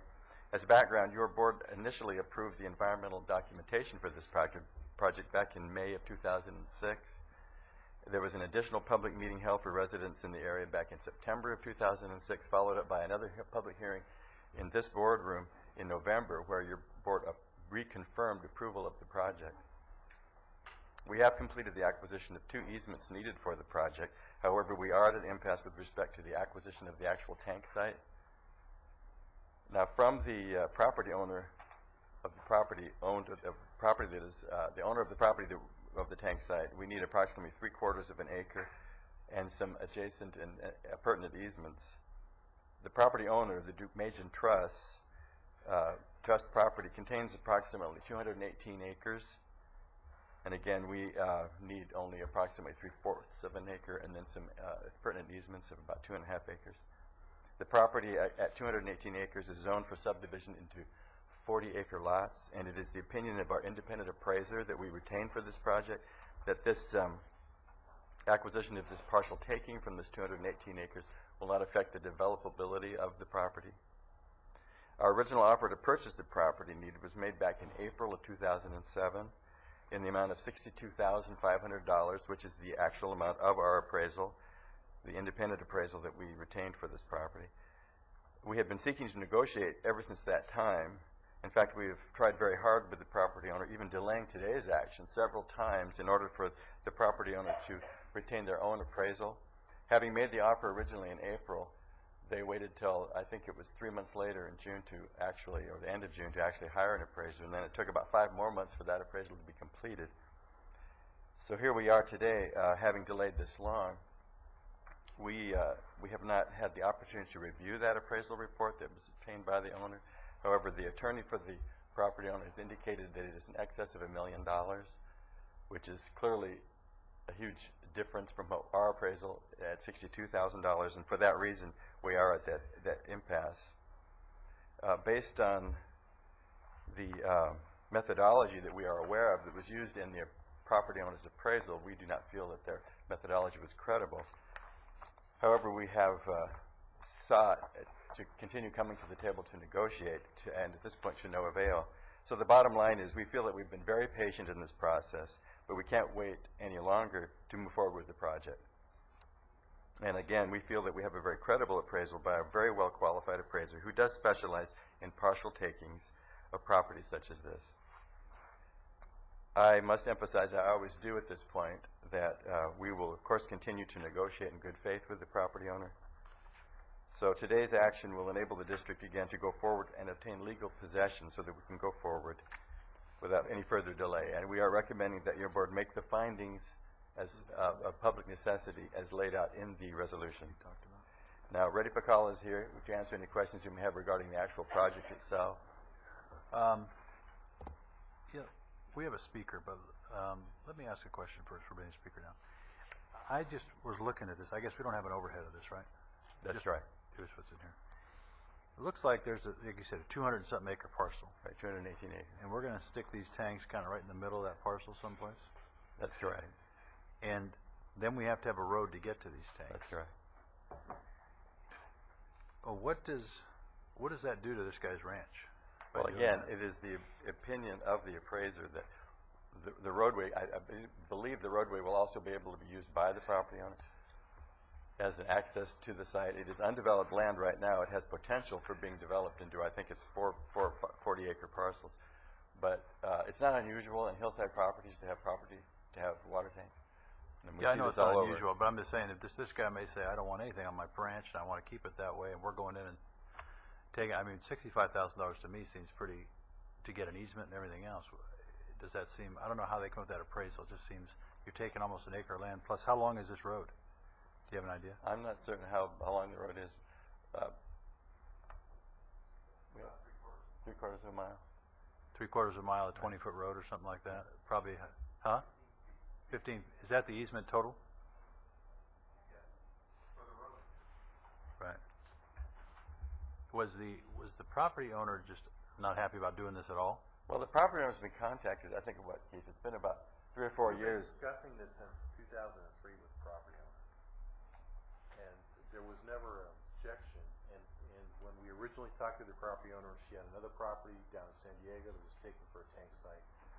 Her concern was that we developed the tank site in a way that did prevent her from using the property. And we said all along we will cooperate in any way to help you and assist you, because the likely use of the property is for residential home sites. It's not used for cattle grazing. It's inappropriate for orchards, any other use than hillside home it's sites. just a hillside stuff. Right. And so there currently is her only access to the property right now in easement through an existing home site off Priscilla Road. This one will actually provide a road that, in our opinion, will assist her in the future in developing the property for its highest and best use. Okay. So they just said they were going to come back with their own appraisal, which Correct. they did. But unfortunately, their appraisal is extremely out there in this $1 million. See, I believe, my understanding is the methodology the appraiser used is to indicate that there was some impact to the remainder property in their ability to improve it as they would have been. Our appraiser looked at all that, as you have to do when you're doing appraisals of partial takings. You have to look at the value of the part taken as a part of the whole, and that's where you come up with $62,000. For 3/4 acre, it's probably somewhere in there $80,000 to $100,000 per acre. And then you have to evaluate whether the taking of the property has any impact on diminishing the value of the remainder, which our appraiser said it did not. And I believe that's where the discrepancy is. If they came to, and you came to some kind of agreement, would it usually be around the 62,000? Does it usually come close to your appraisals? Is that usually where it's at? Well, it can be higher than that. It just depends on the methodology of the appraiser. It's unusual to have this extreme difference in the two values. And if it were a lower amount, we'd probably be easier to negotiate. But when we're starting at 62 and they're starting at $1 million, moving towards the middle ground is very difficult. And again, this has been almost a year since we first made our offer back in April of 2007, waiting for this magic number. It finally came in, and then of course it's not. So the point is that we can continue to negotiate, and we always do, but we need to set a date in a line in the sand in terms of acquiring possessory rights by filing an eminent domain action. Is this the only location we can put this tank? That's my understanding. I mean, the EIR was approved two years ago with several follow-up meetings, and probably Reddy could speak to that issue, the location, better than I can. Okay. Because the thing I have is just, you see this guy's big hillside with 200 acres in it, and all of a sudden there's a tank and a road right down the center of it. It just seems like it destroys his property. If it was on the edge of the property line or something like that, it'd been different. But that's what I don't think I'd want that done on my property, and that's all. Yes, maybe Reddy. Reddy Pacala with Water and Sanitation, Water Work District number 1. Just to give you a comparison, a couple of years ago, Water Work District number 1 was able to acquire property for Skyland Reservoir. It was a similar project. It's on the north side of the district, north of Broadway, east of Route Highway 23. And we were able to do that just a couple of years ago. Similar process we have gone through, and we were able to negotiate price based on our appraisals. And as far as the location of the project, we have gone through the CEQA process, as you're aware, and we have looked at engineering analysis as to where would the best location based on the elevation needed for the pressure zone, and also proximity to the existing water system, so we are not too far away from the water system, so the cost would not increase. As you can imagine, if you go farther down, you have to extend the water lines. That's going to increase the cost, not only for the water line, hydraulically, it increases the cost for the pumps to pump at a higher elevations for the farther distances. So all of these were considered as part of the CEQA process. Right. But there may have been other areas that might have been less disruptive to this property owner. Because I mean, part of it is we just don't want to incur a lot of cost to do that. So we'll just say, well, we'll just kind of take your land because it's a lot less expensive for us. I just have a problem with it. That's why I'm be careful of. Yeah. Anybody, okay. Anybody else have another comment? Okay. Why don't we have our speaker? Yeah, have our speaker come speak. Ms. Rems here.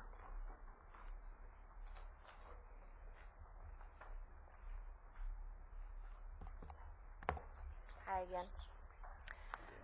$62,500 versus $1 million for a couple of acres. Why the big difference?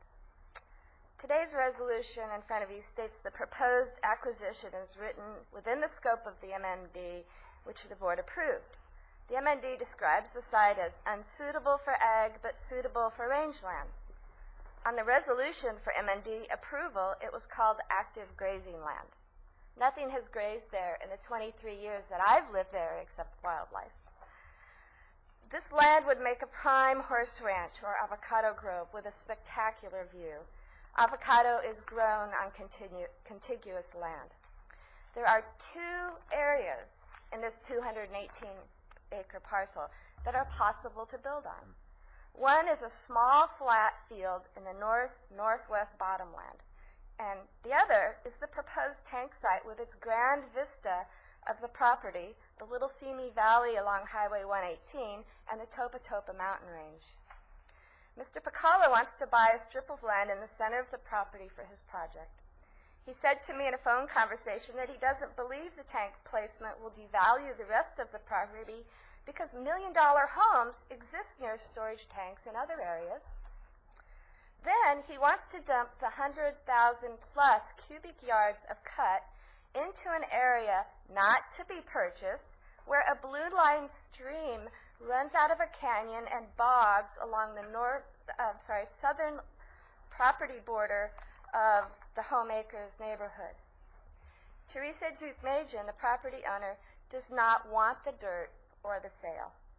Widowed 20 years ago, she hopes to keep the land intact her husband invested in for their 5 children's future until she can sell it for a fair and reasonable profit. I've prepared a picture based on Plate 3 of Fugro West geohazard map, which you might not have seen in the MND draft. The plates were missing from the public review copies. It shows the areas of unstable landslide deposits next to and below the tank site. I've imposed the Duke-Majan property line so you can see the tank site in relation to the whole property. I've added a photo of the view to the north from the tank site, unfortunately on a cloudy day, a picture with the site and adjacent million-dollar Priscilla Street properties, the canyon with a stream suggested as dumping ground, and adjacent avocado orchards. I hope you will look at these pictures before you vote on taking this woman's property rights away. Our reservoir isn't broken. The ag land near Ventavo, which has poor flow and storage needs, There are two identified alternate sites, Mr. Floyd, at the preferred 750-foot elevation. One is in the ag land right nearby, but no geotechnical studies were done for comparison because they weren't needed because an EIR wasn't done. Another potential site exists a mere couple hundred yards from there at a 70-foot difference in elevation, which could save the county millions of dollars and save our neighborhood 2+ years of unbearable disturbance. Please do not vote for this land grab. Please find out what's really going on in the Water and Sanitation Department. Please explore all the alternatives, not just the ones Mr. Pacala wants you to see. Thank you. Do we have any other questions? Anybody? I don't have a question, I have a comment, and that is that we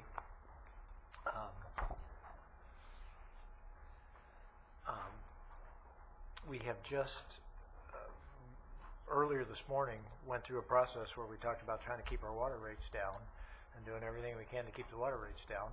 And now we have a situation here where we have a fair market appraisal at $62,000 by our staff that I think generally has been pretty objective about this, and we have another situation. I mean, we can't have it both ways. We can't sit there and say we really want to keep these water rates down and at the same time do things that cities and other water agencies would not do in terms of the way we handle this acquisition. So I think it makes common sense for us to do this, but I'll wait to hear the other comments of the other board members before I make. Supervisor Long? No, I have to agree with those comments. And as is in the board letter, the board discussed in May 9th, 2006, the initial study, the MND, and had quite a lengthy discussion about alternative sites. And it was a tough decision, but there was convincing evidence from the staff and from the experts that said that this was the preferred site. And unless there is something new, the board would need to, I would expect a process that would be to revisit that. But at this point, I have not seen that nor heard that from staff. I think what is before us today is what is always difficult to do, which is to move on eminent domain action, but for the public good. It is not for the gain of a agency or a specific, or certainly a private property. It is for the public good. So I don't have any questions. Okay.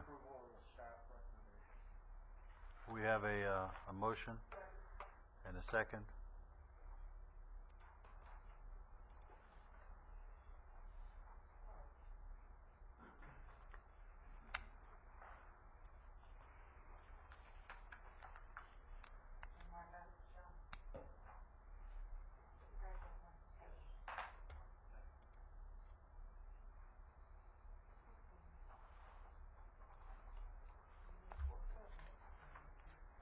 I think this required a 4/5 vote, so. Okay, thank you.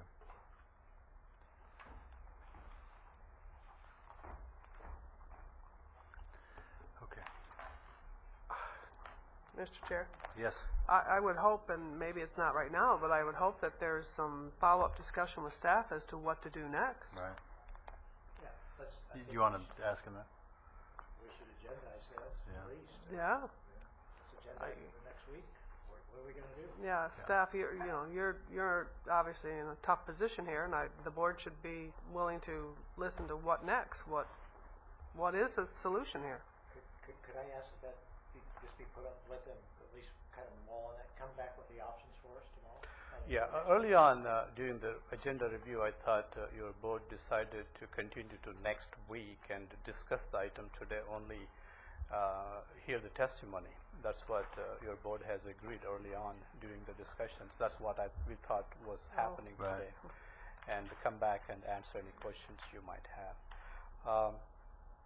So as Supervisor said, we will regroup and come back to you Okay. with staff report. Yeah, I appreciate that. Thanks.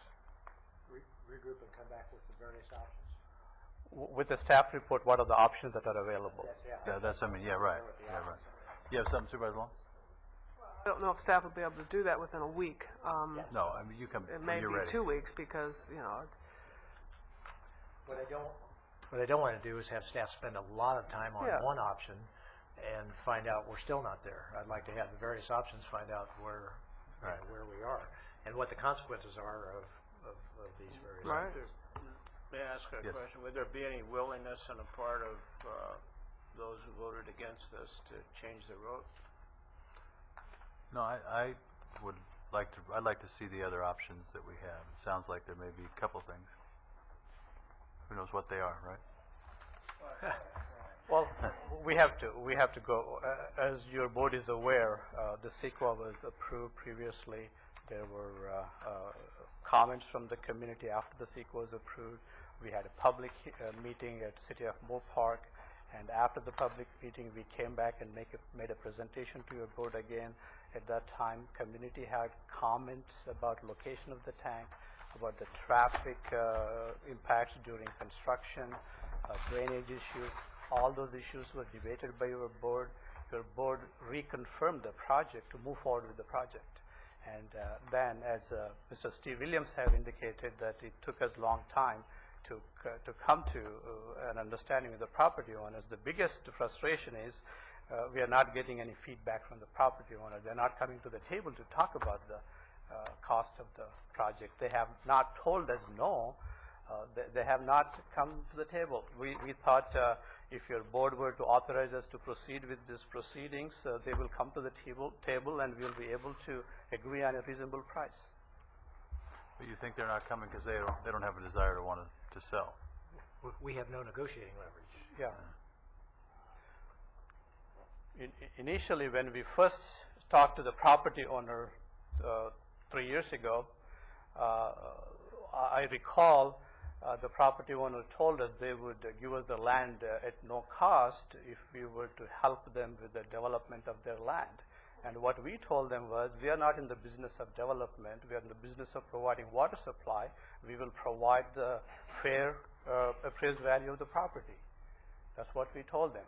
And they have not told us that they are not willing to sell the land. They're not talking to us. Okay. Just want to make one comment. It's a very narrow focus of today's hearing, the findings you're to make. The fact that it's interesting to point out how much we've offered and how much the property owner is expecting to get or what their appraisal is. But today's issue is not about paying them only $62 or $1 million or even negotiating. The only purpose of today's hearing is for your board to make the determination of public necessity as laid out. And really, questions of value are not germane to they're of interest, but they're not really part of this hearing.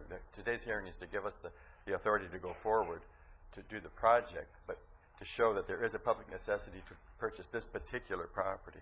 And of course, because the EIRs have been done and confirmed a couple of times, I don't know exactly what options there are in terms of, if you're concerned about paying her more money, the property owner more money, then that's one issue that is born out through negotiations. But if you're concerned about locating it in a different location, then that means starting from scratch. So that's the position you put us. My concern is eminent domain. Yeah, taking somebody's, I like that, yeah. And Go ahead. put down, and I would offer that if we take the position that whenever the property owner is opposed, we won't do something in the public good. Every property owner we could have every project stopped because every property owner could sit there. I mean, the public good will suffer dramatically if we take that position that we would that we won't do this when we have a full EIR, when this is the only project we have an EIR on, and we're all concerned about water rates. At the public, there is a price to pay that the public will pay if we say we will never ever engage in identifying a public benefit and saying that it's an overriding public benefit in spite of where the property. That floodways, roadways, easements, levees. Nobody likes eminent domain, and particularly now there's certainly a heightened interest and concern with how eminent domain has been used wrongly.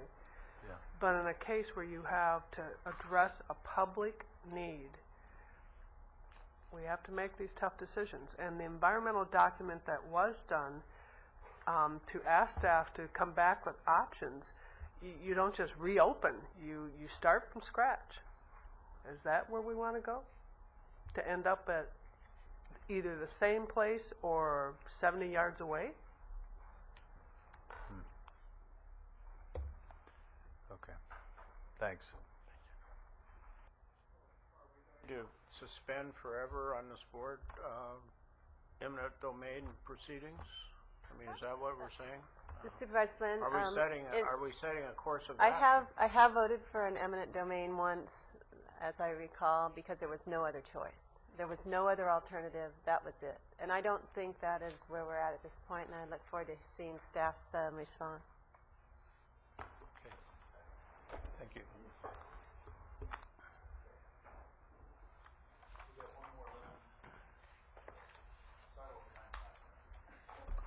Just a little bit. Morning, board members. Paul Dursey, County Executive May Office. I ask a question, Mr. Chair? Yes. Are we going to eat today? We are. We're just going to finish this and we're going in. I'll be quick, I promise. Asking your board today to adopt the recommended actions regarding our annual budget development manual and accept this budget development manual as for departmental use in our budget process for this year, accept our internal rates and charges that we have in the budget development manual, and those are obviously subject to change, and they will be adopted finally by your board during the budget deliberations, final budget adoption. And then our budget development calendar for the year is outlined in recommendation 3. Again, these are guidelines for departments from a practical standpoint to get some standardized preparation for the budget process. The highlights, just briefly, the highlights are a 3% secured property tax growth. Overall, we're looking at about 2% growth in our general purpose revenues. One other item is that we had a lot of discussion on property tax, or excuse me, sales tax revenues. Two significant items that are not general purpose revenues that are sales tax related are the Prop 172 sales tax, which in the excess of $60 million that will be affected by the economy, and our realignment sales tax, which also in the range of about $35 million. So we have those two items that will be going. We're not expecting much growth on as far as direct revenues. Those go 172 clearly go directly to public safety departments. Some of the costs of increase in our transportation rates, information technology. You had presentations by the ISFs a couple weeks ago. Those rates will also be in the manual, and I'm here to answer any questions you might have regarding the manual and the process. Supervisor Bennett has a comment or question. I don't have questions. I have a comment. On page 2 at the top, you started to talk about some of the budget development highlights, and you added some things that weren't listed here. But I'd just like to call out there's some things that if it wasn't for these things, we'd be in much worse shape as we go into this next fiscal year. And they are the result of a number of things. They're a result of good work by staff. They're a result of fiscal discipline by the Board of Supervisors. And some of them are a result of just good fortune, I think, probably. But retirement contribution costs are decreasing. Most counties are not seeing retirement distribution costs decreasing. I think it's partially because this board had this self-discipline to not grant excessive retirement benefits. Pension obligation bond costs are eliminated. It's a question of timing in terms of that happening. Workman's compensation costs decrease. That's great work by staff in all of the departments, from the Sheriff's Department to our staff, et cetera, in terms of getting workman's comp down, and general liability costs decreased. Those are huge things we ought to really be celebrating or feeling very fortunate that we have at this point in time, because you don't have those every year, and we have them as we're going into a tough time in terms of our other revenues. Right. A couple weeks we will be back with a little bit of a kind of an overview of what we're looking at for next year's budget in probably 3 weeks or so for next year's budget. A couple more weeks from now we'll be back to tell you what the status of the current year budget is. Great. So I'd make the motion to take the recommended actions by staff here with this report. Okay, we'll vote.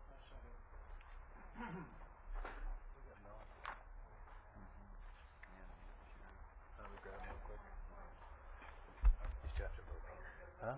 Still have to vote. Yeah, I'm sorry. Okay. Thank you very much. Appreciate it, Paul. Okay, thank you. Before we go to closed session, I'm going to try to get the sheriff out of here. I'm going to try to get we're done. So let's see if we can get them all done as quick as possible. What number are we looking at? 53. Good morning, Mr. Chair, members of the board, Mr. Johnson, Bruce McDowell from the Sheriff's Department. First item is to accept money from the state for the Citizens Option for Public Safety funding. This mostly funds an investigator and a investigative assistant. The rest is made up through asset seizure from drug dealers, so there's no impact to the general fund. Okay. This also has part of our thing, that budget goes away, that position goes away too, as we don't, you're hoping this will keep going for a while? Yes, unless we can continue to make up the difference with asset seizure money or some other source. Okay, great. Any other comments? We got a motion to, second, good. He's on a roll. Good job. All right, so we'll vote.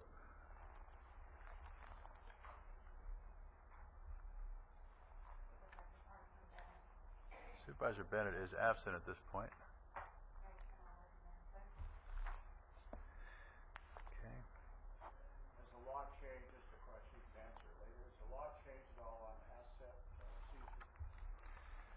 It's changed over the years. It hasn't changed for a while. The state system became more restrictive probably maybe 10 years ago.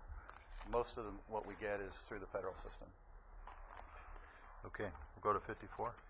And this is to authorize acceptance of grant funds for fiscal year 2006 Urban Area Security Initiative Grant, and this is related to Homeland Security, 100% revenue offset. Okay. Do we have a motion on this? Move. We have a second.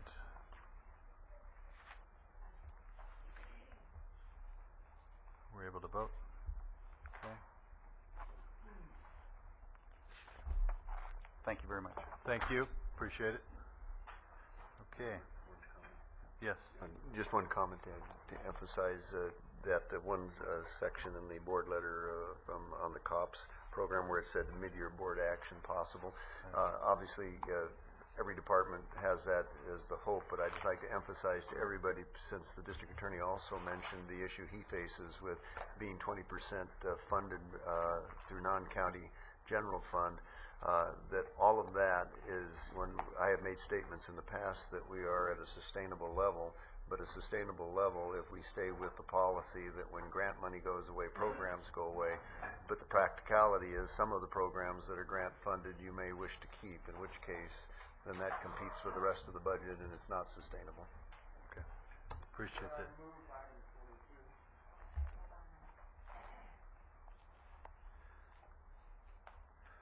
42. Do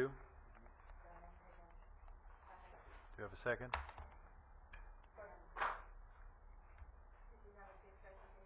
Well. Somebody's hungry. Okay.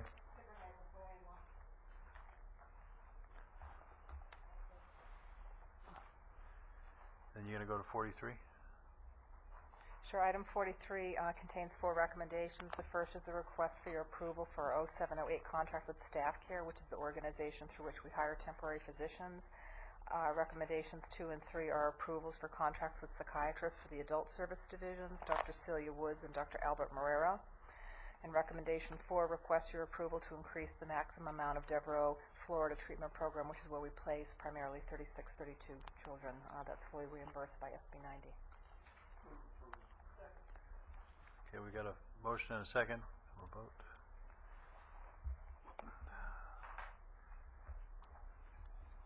Thank you. Anybody else out there?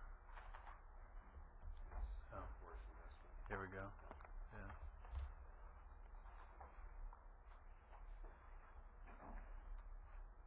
Go ahead.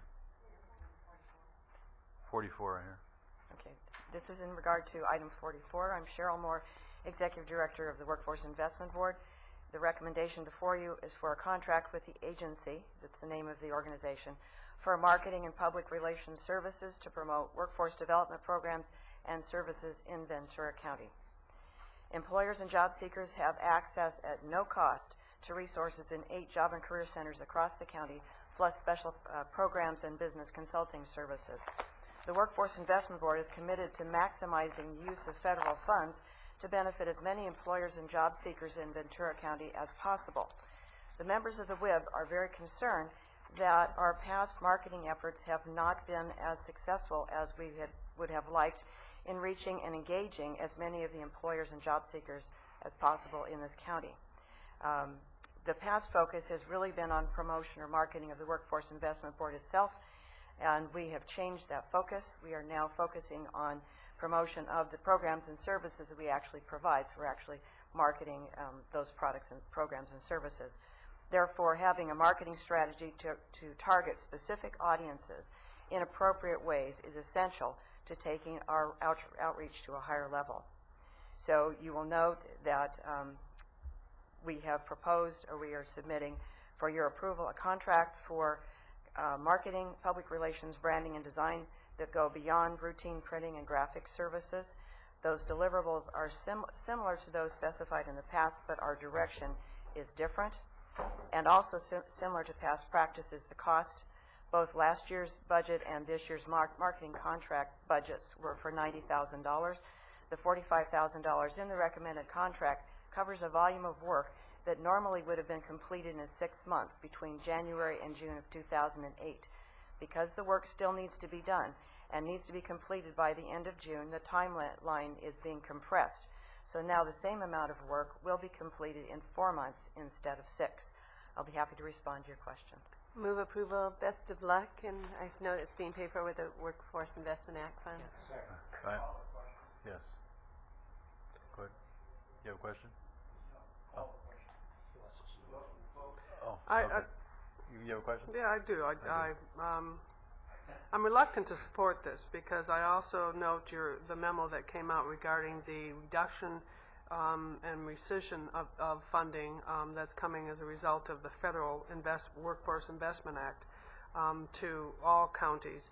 And although I'm a believer in marketing, I think through our job and career centers with some, I just have to believe that dollars going into programs and resources for the workforce are more important than and leveraging how we use our job and career centers for marketing would be.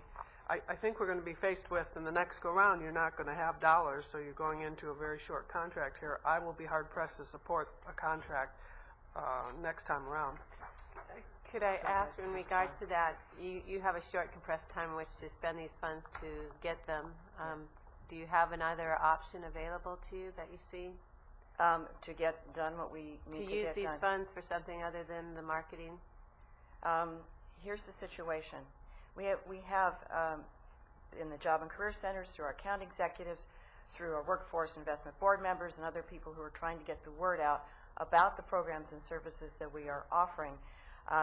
A lot of disparate information. People are, out of goodwill and good effort, trying to create materials and information and get the word out, and it is not in a coordinated or branded or cohesive fashion. So what we're looking to do is to integrate in a very efficient and fast-moving way our messaging, the way we're getting to the public, the way we're communicating, so that when those funds do diminish, the amount of dollars that we normally would have spent for marketing, which last year had gone down. Previously, it was like 120 and even higher, so that we can actually leverage a really good strategy that we have invested in now with the funds that we do have. So I think it is absolutely critical that we get ourselves in a position where we have a really recognizable branding effort, recognizable collateral effort, so that when we go out there, we have, we've really used these funds very, very well. And these funds will go away at the end of this year. We're not really certain what the funding will be next year. So what we're trying to do is get ourselves positioned very quickly to be able to get out there into the community the way the board wants to do it now, which is a little bit different than it's done before. And we really think this is an excellent use of these funds. I would, I have a hard time with this. I know the CEO and I were talking about this yesterday. It was because it seems like, come from the business community, there's just not a lot of awareness, is there? No, there isn't. No, there's not. And we've spent a lot of money on all these different type of marketing things, and we just have got no awareness. That's correct. We don't have that many businesses that can't be called, direct, sent, emailed. I would imagine that we could do this a lot quicker, faster, cheaper, I would think. It just seems like we just haven't done a good job. I talk to other businesses, they don't even know anything about it. And I would say that the members of the Workforce Investment Board completely agree with you. I've been in this role a short time, and part of the reason that I was challenged by this opportunity is that this is one of the best kept secrets in the county. It is, and I agree so, with you. And it's an excellent resource. We would like to make it a go-to resource rather than a what's that resource. So in terms of marketing, and our marketing committee has done a 180-degree turnaround, and rather than promoting the web, we don't want to promote the Workforce Investment Board. We want to promote the services and the programs that are being provided to the people. To do that, we need a marketing strategy that is comprehensive, that looks at the whole picture, so that we don't waste any more time or any more effort.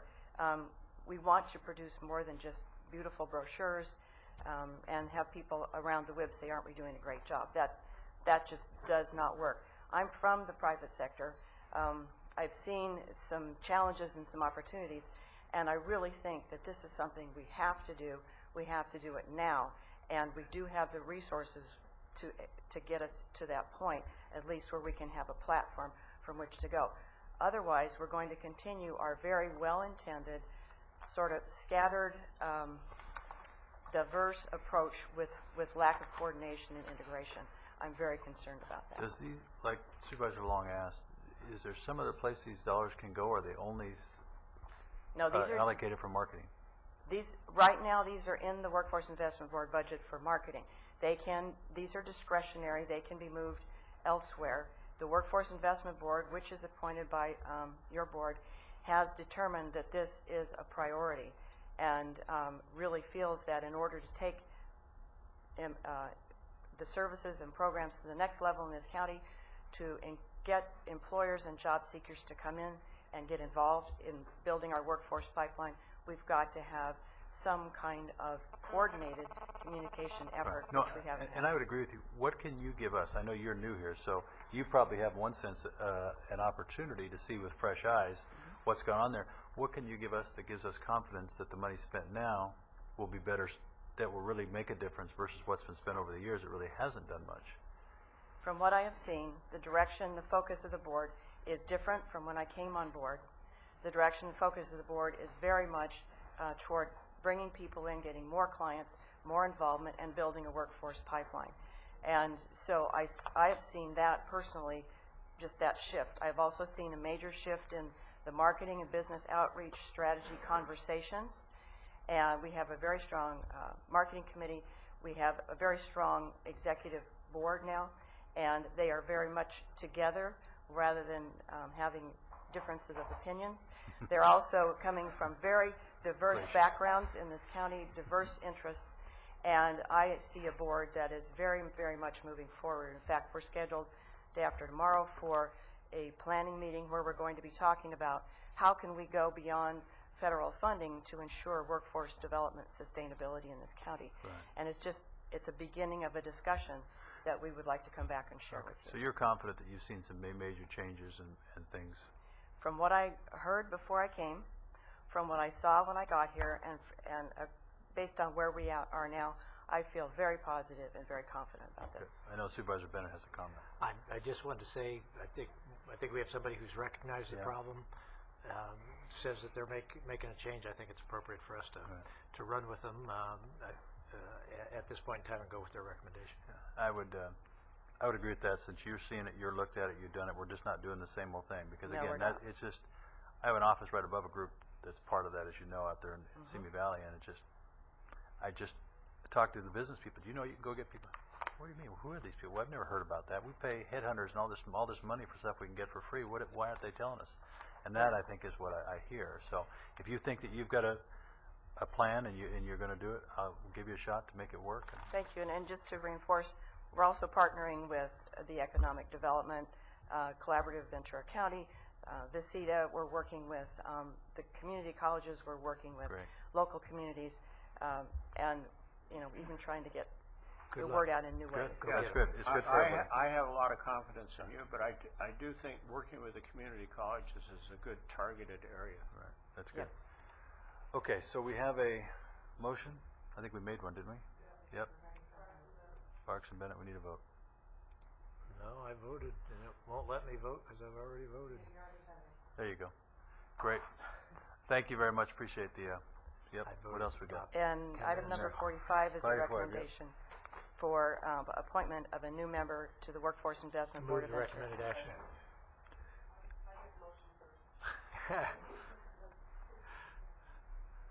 Well, then don't forget to vote.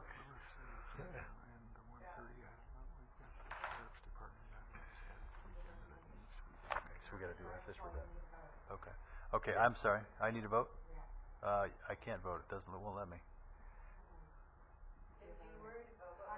There you go. You voted for me. Okay, good. Thank you. Wow. We could take our day off, I can see. Okay. It's amazing what hungry stomachs can do to. We do have to go into a closed session. We do need to do that. May I say that we do have a 1:30, it'd be important to make it back here at 1:30. Well, I know we. Because of populations Right. coming in. Yes. Okay. All right. So we'll go to our closed session now.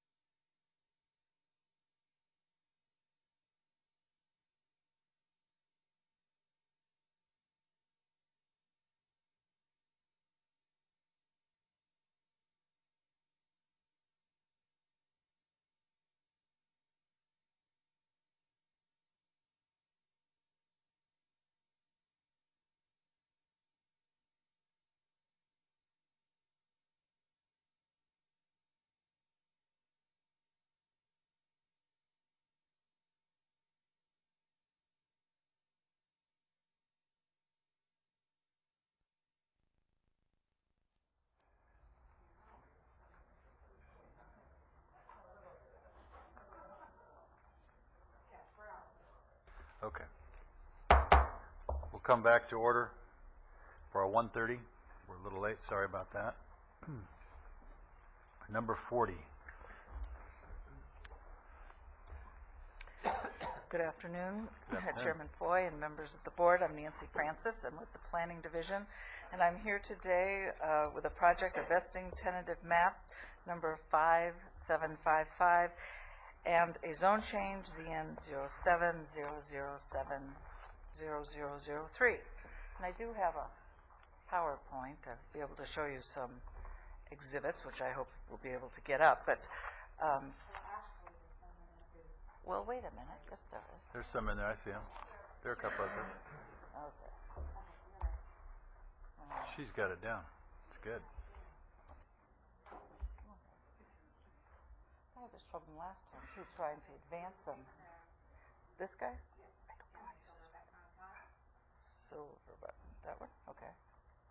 Very good. Okay, thank you. And where?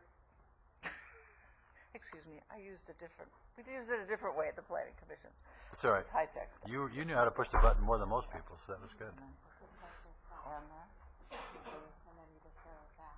Okay. Just go back. Look at that. This is forward. Okay. Excuse me. This is going backwards. Oh, jeepers. I'm sorry. Well, now I see it, which is the right way. Sorry. Excuse me. This is also, by the way, my very first PowerPoint. So this is where I'm trying to move it off of our first slide, Roberta. It won't go forward past, it will go backwards. Okay, but I did that one and then went backwards. That's backwards. That's not forward. No, they're not in backward order. They're on a hill. Try to make it move from there. Yeah. Okay. I'm trying to go to slide number 2. This is slide number 1. All right. We will continue the old-fashioned way. This is a request by the Wynn Family Limited Partnership for a rather unconventional type of a tract map, and this is for an ownership conversion of a mobile home park in Miners Oaks. And the conversion would be to allow tenants in the park or others to purchase the space, a condominium space essentially, upon which their coach sits. And to do that, we process a tract map similarly to what we would do for a condominium. And then if approved and ultimately recorded, people could buy not only a space with their coach on it, but they would also buy an interest in the overall park and the maintenance of the common facilities and the common spaces and the roads. All right, moving right along. There's essentially 2 ways that state law allows for the conversion of mobile home parks away from ownership by an individual to ownership either by an association of the residents of the park or for, that's bad.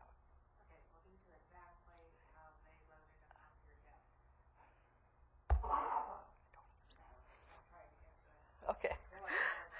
All right. Okay.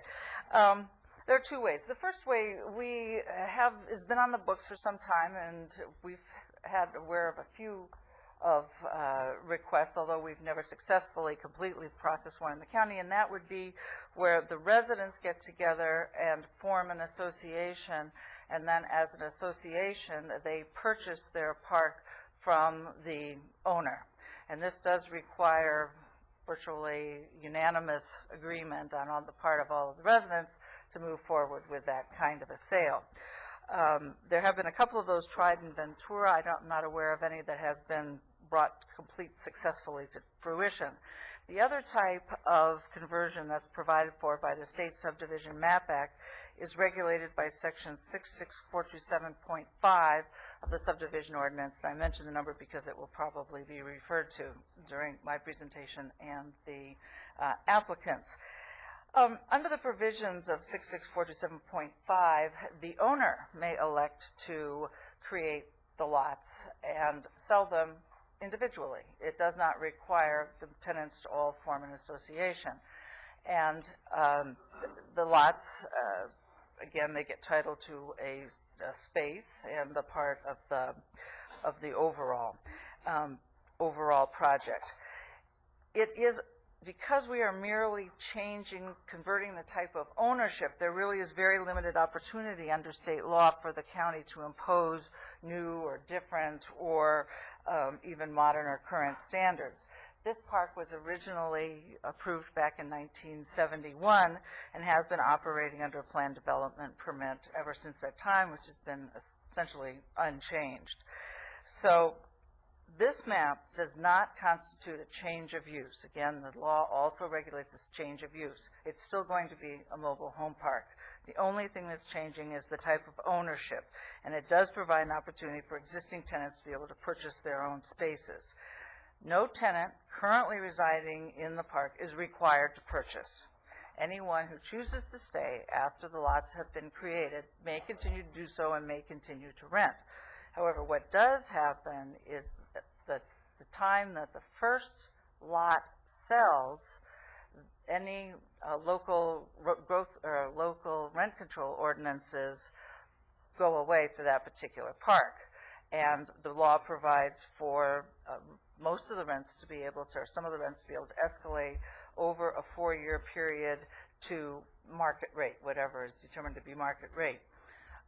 Residents who fall within the category of low income, as defined by one of the many definitions provided by the state, would continue to have their rent increases tied, in most cases, to the CPI, but in Ventura County would be tied to an increase, I believe, in Social Security or whatever it was that the board recently adopted. So this has been a provision that has concerned some people. And in fact, in January, your board directed staff to develop some amendments for the county's existing subdivision ordinance and the non-coastal zoning ordinance in order to be able to explain more fully the types of materials and information that the county will want as part of an application to make an ownership conversion. The Planning Commission reviewed the proposed amendments and made a recommendation that will be heard by your board on March 18th. The companion to this map request is a zone change. When the county undertook rezoning for consistency with the Ojai Valley Area Plan, the Planning Division neglected to include the entirety of the mobile home park parcel. The mobile home park is actually 2 assessor parcel numbers that constitute 1 parcel. And perhaps it was because this 0.05 acre portion was on a separate map page, we missed it. And so, but it still requires that the zoning be consistent with the land use designation that exists on the site.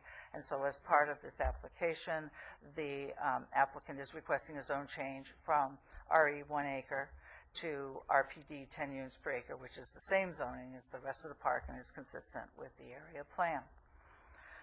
The Planning Commission heard this project on the 14th of February, and the discussion seemed to center on the effects of ownership conversion, both on the current tenants who perhaps do not wish to purchase, as well as from residents and others who viewed the opportunities to be able to purchase their spaces and to gain the benefits that go along with ownership. Ultimately, on a vote of 4-0, Commissioner Rodriguez was absent. The Planning Commission did adopt a resolution, which is in your packet as Exhibit 11, recommending that your board adopt the tentative vesting map and approve the zone change per the staff report and the recommendations included in the board letter. And I would be happy to answer any questions. Do we have any questions? How about Sorry I couldn't show you my pictures. That's right, we got them here though. Okay. We got to see them. Thanks for putting them together. Why don't we go to our speakers? Very good. Okay. Our first speaker is Heidi Maurer. And And then Hal Menke will be next.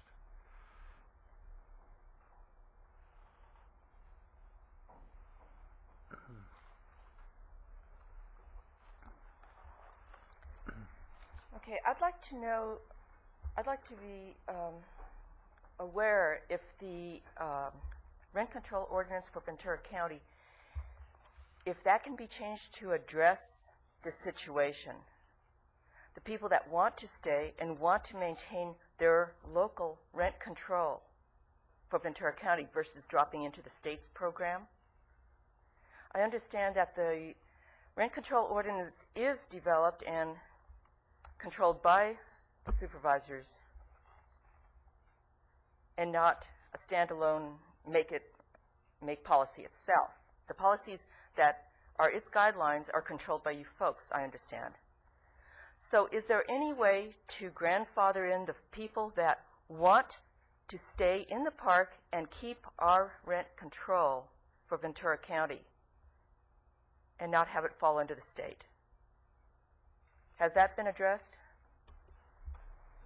We'll ask County Council to give you an answer. Section 66427.5 of the Subdivision Map Act specifically provides that once one lot sells, it no longer is subject to any local rent control, but is subject to its own rent control, which is a consumer price increase only increase for lower income individuals. Other than that, they go up to market rate over a period of 4 to 5 years. I do understand that. I have read that ordinance. And that's the only law that will apply once the first lot sells after the map's approved. The local rent control specifically is preempted at that point. By the state? By the state law.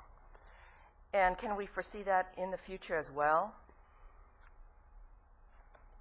I'm not sure what you mean the question. It would happen for this project in the future if the map is approved and a lot is eventually sold. Right. Future projects, they'd still fall under that same ordinance, state ordinance? The state law will apply to any project that comes forward like this one and gets approved. There are different local ordinances that may come into effect later, but for this one, the only thing that applies is this statute. Okay, so the only option we have is to fall under state rent control, which is actually, the income level is a lot lower than the local low income level. The current rent control ordinance applies to everyone in the park. Right. And isn't based on this. This is No, a state rent control. But the state rent control low income level, and I'm sorry I don't know it, but I have heard it's a lot lower than our county low income. And I'm sorry I don't have the figure. The figure I have is older. I think the income ranges from about $48,000 for one to about 60-something for a family of 4, but staff would have that. In the tenant impact report that was prepared by the applicant, this was based on 2006 figures.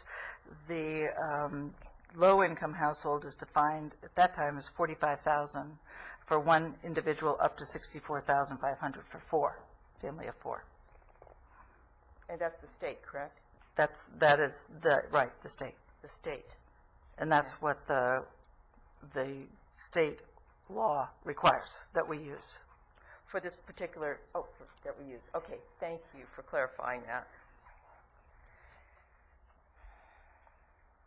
Okay, I also would like to make some remarks about this being the first project. We have no ideas what taxes and values as even renters, if we continue renting, well, I guess if we continue renting, we'd still be under the state, correct? So if there's improvements that need to be made, assessments, property costs, how do we keep our actual rent during that time? How does it stay under the state that whole length of time as things come up over the years? If I understand your question correctly, there will be a homeowners or an owners association that will have to be, has to be formed before the map records and before the first lot sells. So renters would continue to rent in the fashion that is prescribed, but it would only be the owners who would pay into a homeowners association fees that would take care of presumably the common areas and the roads. But as a renter, you would continue to pay rent similarly. You would not be assessed for homeowners association fees as part of your rental. Those go to the owner of the So that's parcel. part of the map? Well, that is part of the development of the homeowners association, which is regulated by the Department of Real Estate. We did discuss this at the Planning Commission, that a good part of what happens prior to the sale of the first lot has to be processed through the State Department of Real Estate, and they have very specific rules. Okay. The last point I do want to make is a lot of us that have purchased mobile homes in this park originally had no intention of purchasing the land. Of course, there's been a few people that are interested. I think it's about 17% of the applications that were turned in is about what it comes down to, since 59% of the applications were not even turned in. But there's a solid 17% of the people of those applications that are interested in purchasing. So that's not very much. However, it is an amount of folks. But I think this being a test base, this is going to be very difficult, of course, for you folks. But for us who did not even intend to get into this situation, it's been a very difficult situation. Thank you. Thank you. Ms. Mankey? And then Lisa Contreras?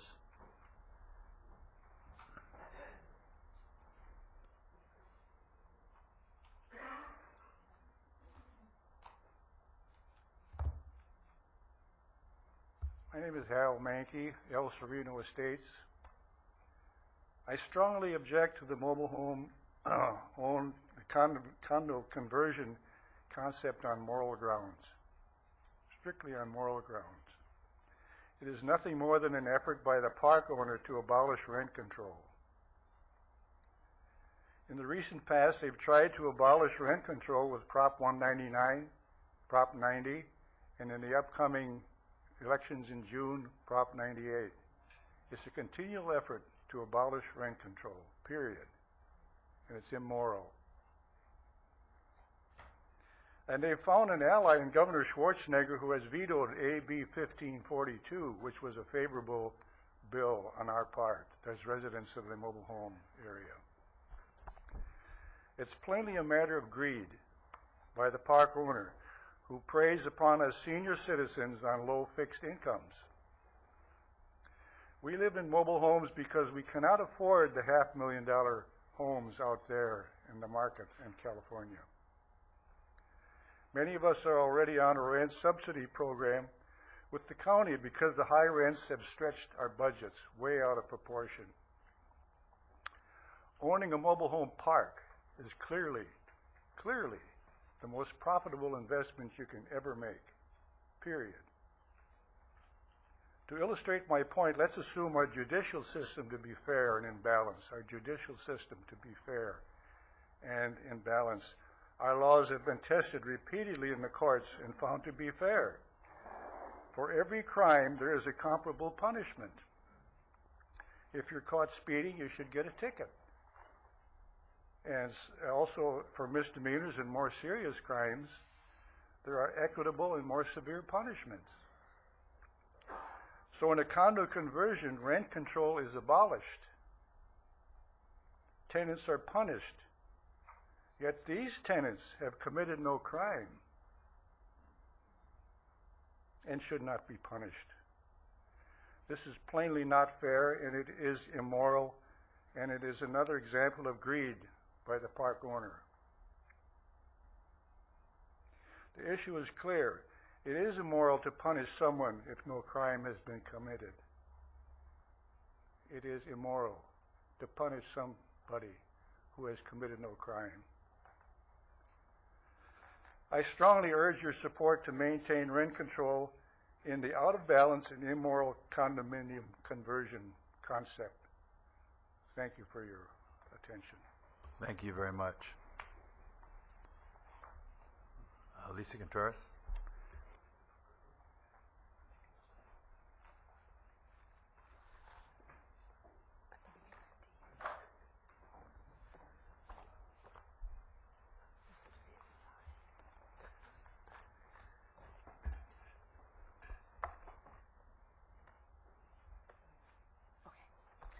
Hello, my name is Lisa Contreras, and I live at space number 115 at the Ojai Oaks Mobile Home Park. I feel very strongly about this issue, and I wanted to make sure that my voice was heard. And I work as a literacy coach at an elementary school, and this is the third day that I've needed to reschedule my thing, but I do so gladly because this is extremely important to me. I want you to make sure that you know that not all residents of the mobile home park are low income or senior citizens. Many of them are like myself. I'm a working, middle class, divorced, single mother with 2 sons, one in college and one in high school. It's talking economic crunch time for me. I have been a resident of Ojai for the past 14 years, and I've lived in the park for the past 10. Even though I work as a literacy coach, I do lots of data analysis, and I kind of applied some of that to my own financial situation, looking at what my finances are going to be living in the mobile home park. So I'm going to share some of my data analysis with you. Following my divorce, I moved into mobile home park in October of '97. My space rent at that time was $613. Now this was considered very high because I was the third owner of that space, and the rent increases $50 every time the space is sold. My rent increases every year, not less than 2% and not more than 8%. It took 100 for it to increase $100. It only took 6 years, but it only took 4 years for it to increase the next $100. And that's because it's an exponential increase. So I used an average of 5% to calculate what my increase in my rent is going to be if the mobile home park stays as a mobile home park as a renter. In 10 years from now, 2017, my space rent will be $1,340 a month. That's an increase of over $500 per month from the rent that I'm presently paying right now, which is $822. I know this is going to happen because this is the way that the rent increases. Now in 2017, I'll be 10 years older, and I'll be starting to think about retirement and things like that, fixed income. No fixed income is going to be able to withstand this kind of exponential increase. The first 10 years, my rent will have increased between 97 and 2000. It only increased 34%. In the next 10 years, using my calculations, it could increase 62%. Because the rate increase is based on a percentage, anyone who's renting eventually gets in this cycle where you get to a certain level and it starts increasing faster and faster and faster, because 5% of $400 is only $20, but 5% of 1,000 is $50. And because space rent, it's not a tax write-off. My combined housing costs of the mortgage and the space rent are $1,327, but less than half of that is a tax write-off. And as I've just outlined, as the space rent increases, my combined housing costs will be projected in 10 years from now would be $1,844 a month. Over 70% of that will not be a tax write-off. And every time that the space rent increases for my home, my house, the part that I do own, the value of that is negatively affected. If I wanted to sell my home now, the space rent would automatically increase $50 to the next owner. $873. The new owner has to be able to afford the space rent as well as the mortgage on my space. The only part of that economic equation which is negotiable is the price of my house. The space rent is non-negotiable. Thus, with every exponential increase in my space rent, the value of my home is going down. And the lenders understand this very well, because financing for mobile homes is at a higher rate than for regular homes and for condominiums because you don't own the land. I needed to refinance my house recently for some college expenses and things like that. I wanted to take some money out for the equity. I wanted to get a certain amount out, and the lenders came and looked at me and they said, no, because of your high space rent, we're only going to give you this amount. So with all of the real estate boom that they had and everything and all the great rates, I was excluded from that. The best I could get when I refinanced was 9%, which was nowhere near what other homeowners were paying. So my time is up. I just wanted to say that if I own my own space, a lot of these negative consequences that I've outlined will basically be taken care of.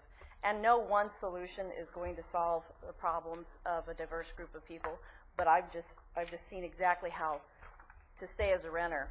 Obviously, I can see where my future is, Right. and it's going to be very difficult. So you're supporting it?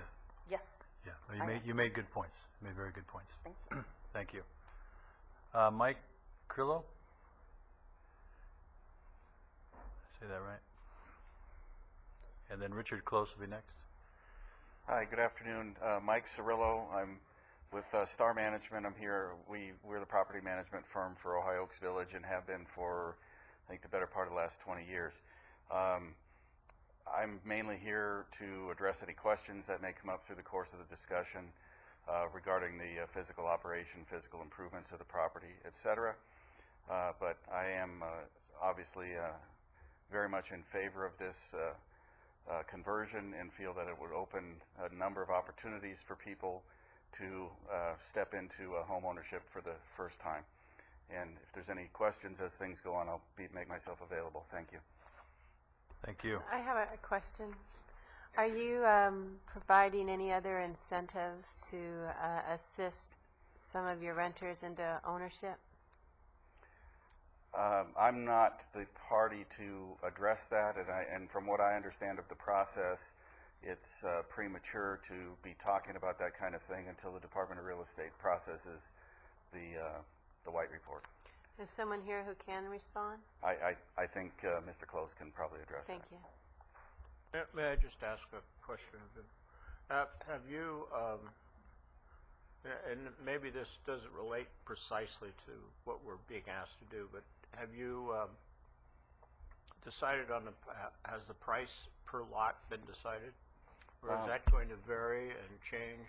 Well, once again, my understanding of the process is the Department of Real Estate specifically prohibits any discussion of prices until such time their processing is either underway or complete, and I think that would probably be that question would be best deferred to Mr. Close. Thank you. Thanks. Thank you. Mr. Close?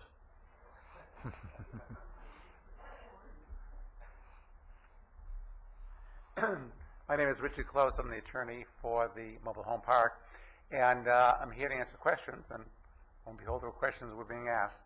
A couple of them, generally during the department, to answer your question about incentives, during the Department of Real Estate process, as we move ahead on that, and that process is going to probably take 6 to 8 months. I mean, that's the point in time when the prices are known, the homeowners association budget, which will be paid only by owners of lots, not by renters. That'll be known. The financing situation for both low-income residents and non-low-income residents will be known. There's a state program called MPROP that will provide 3% financing over a 30-year amortization period for low-income residents. Up to 95% of the price can be financed through MPROP. So there are a number of programs. Generally, during that process is the time when we sit down with both owners of the homes in the park, the owner of the park, to come up with programs that make the process doable. The owner is interested in selling lots, so at that time, and depending on the financial conditions at that time, would be when those issues would be addressed. There was a question on pricing. As was referred to, the Department of Real Estate has rules as to when the pricing will be done. There will be an appraisal process, and the lots will be offered at the market value, and that will take place under the state rules prior to filing an application with the Department of Real Estate. So that's the issue on those two. Are there any other? And our civil engineer will be giving a presentation, but if you want to defer, or I can answer any other questions at this time. Just Yes, sir. with your permission, just one more question. Sure. There was a number, 17% was used. I assume that's the number at this point in time that have an interest in purchasing. Let's just assume that number is correct. Then that number forms an association. The association takes on the maintenance and the common area expenses and so forth. And the people who decide not to purchase but remain renters, they would not be paying into the upkeep and the common areas and so forth. Is that correct? That is correct. Let me give you, it's a little different, but the conclusion is the same. Much like a condominium building, a homeowners association is formed. It's governed by the Davis-Sterling Act. And each owner of a lot. Now, right now, the owner of the park owns 100% of the lots. So the members of the owners of the lots then become members of the homeowners association and pay dues, much like a condominium building. If you were to remain a renter and decide you don't want to buy, you have a statutory option to buy, but if you decide that you want to stay as a renter, you have a statutory right to remain as a renter. Then you pay your rent to the current owner of the space. Then the owner of the space pays the HOA, Homeowners Association dues. So that's the system. So in some parts there's some confusion. Renters think, well, I'm going to pay rent and they're going to pay Homeowner Association dues. No. Only lot owners pay the dues. Renters pay rent just like they're paying now. Any other questions? Anybody have anything else? Well, thank you, sir. Thank you. Ms. Patterson?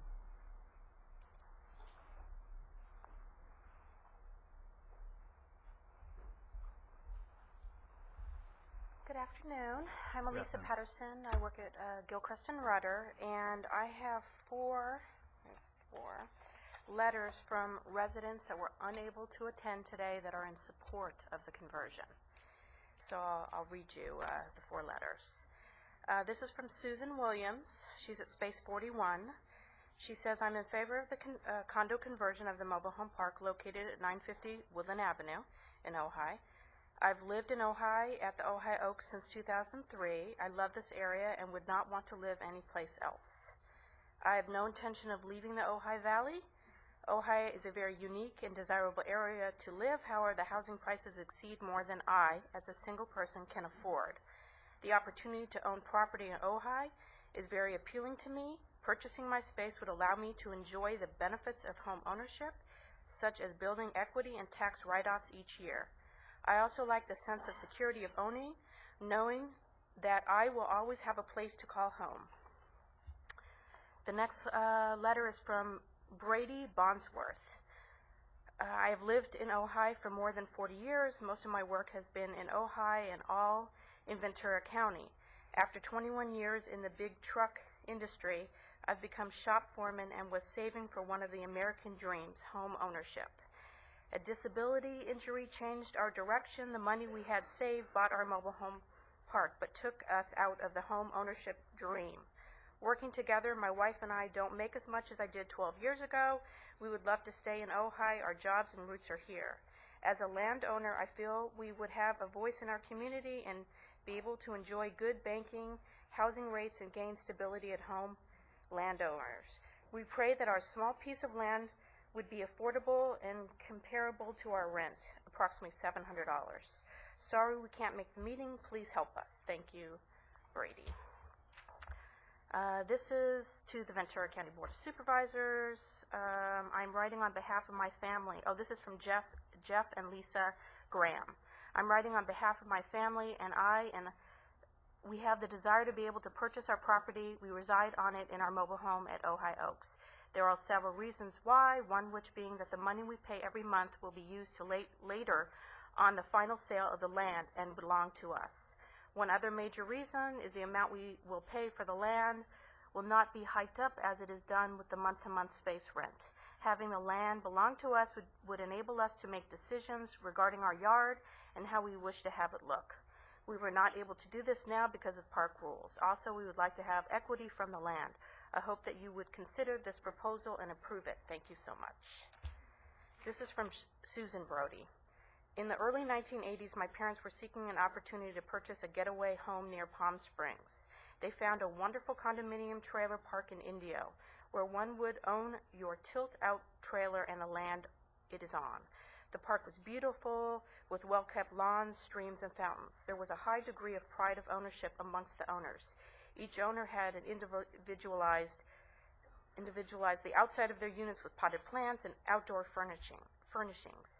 There were 2 clubhouses and swimming pools, one for the owners and their mature guests, and the other for all age guests. The rules of conduct were strict and obeyed and benefited all. Our family had many happy memories there, and we are sorry that we sold after my father passed. The park provided my parents with an opportunity to purchase property, which they otherwise would not have been able to do had it been a traditional property. That's it. Thank you.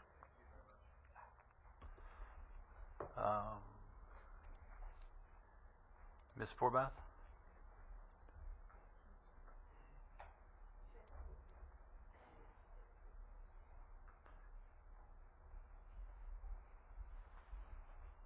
Hi, I'm Susie Forbath from Gilchrist and Rudder. I am available for questions because through this process I've been working with the residents and with the various departments involved, and so any questions regarding that I'm available for. But I did want to touch on a couple of the issues that were mentioned. Someone asked about, or had mentioned that 17% or 17 individuals or whatever were interested in purchasing. I wanted to clarify that. Under 66427.5, we are required to take a survey of support in the park.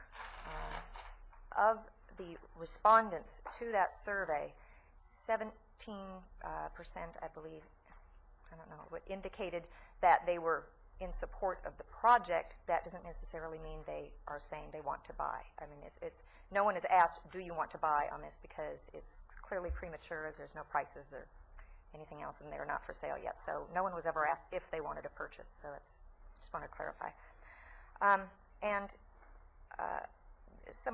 Another gentleman spoke and talked about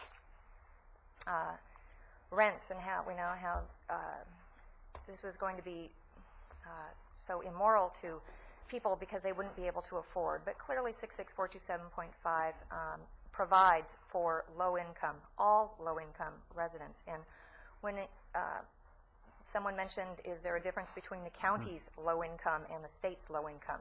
The state's low income is actually based on county low income figures. Those figures are put out every year. Figures that were cited were kind of older figures because that was taken at the time we did our survey, which was well over a year ago. 2008 figures will be coming out probably by next month. 2007 figures I have, which are up significantly from the ones that were already cited. But they are based on your county's median income. So they are the same provisions that you would use to set your. And as far as the HOA funds and anyone being stuck with, I'm going to say, maintenance costs or anything like that, one of the other provisions that the Department of Real Estate requires is that a reserve study is done of the park for the remaining useful life currently in the park before a single lot is sold.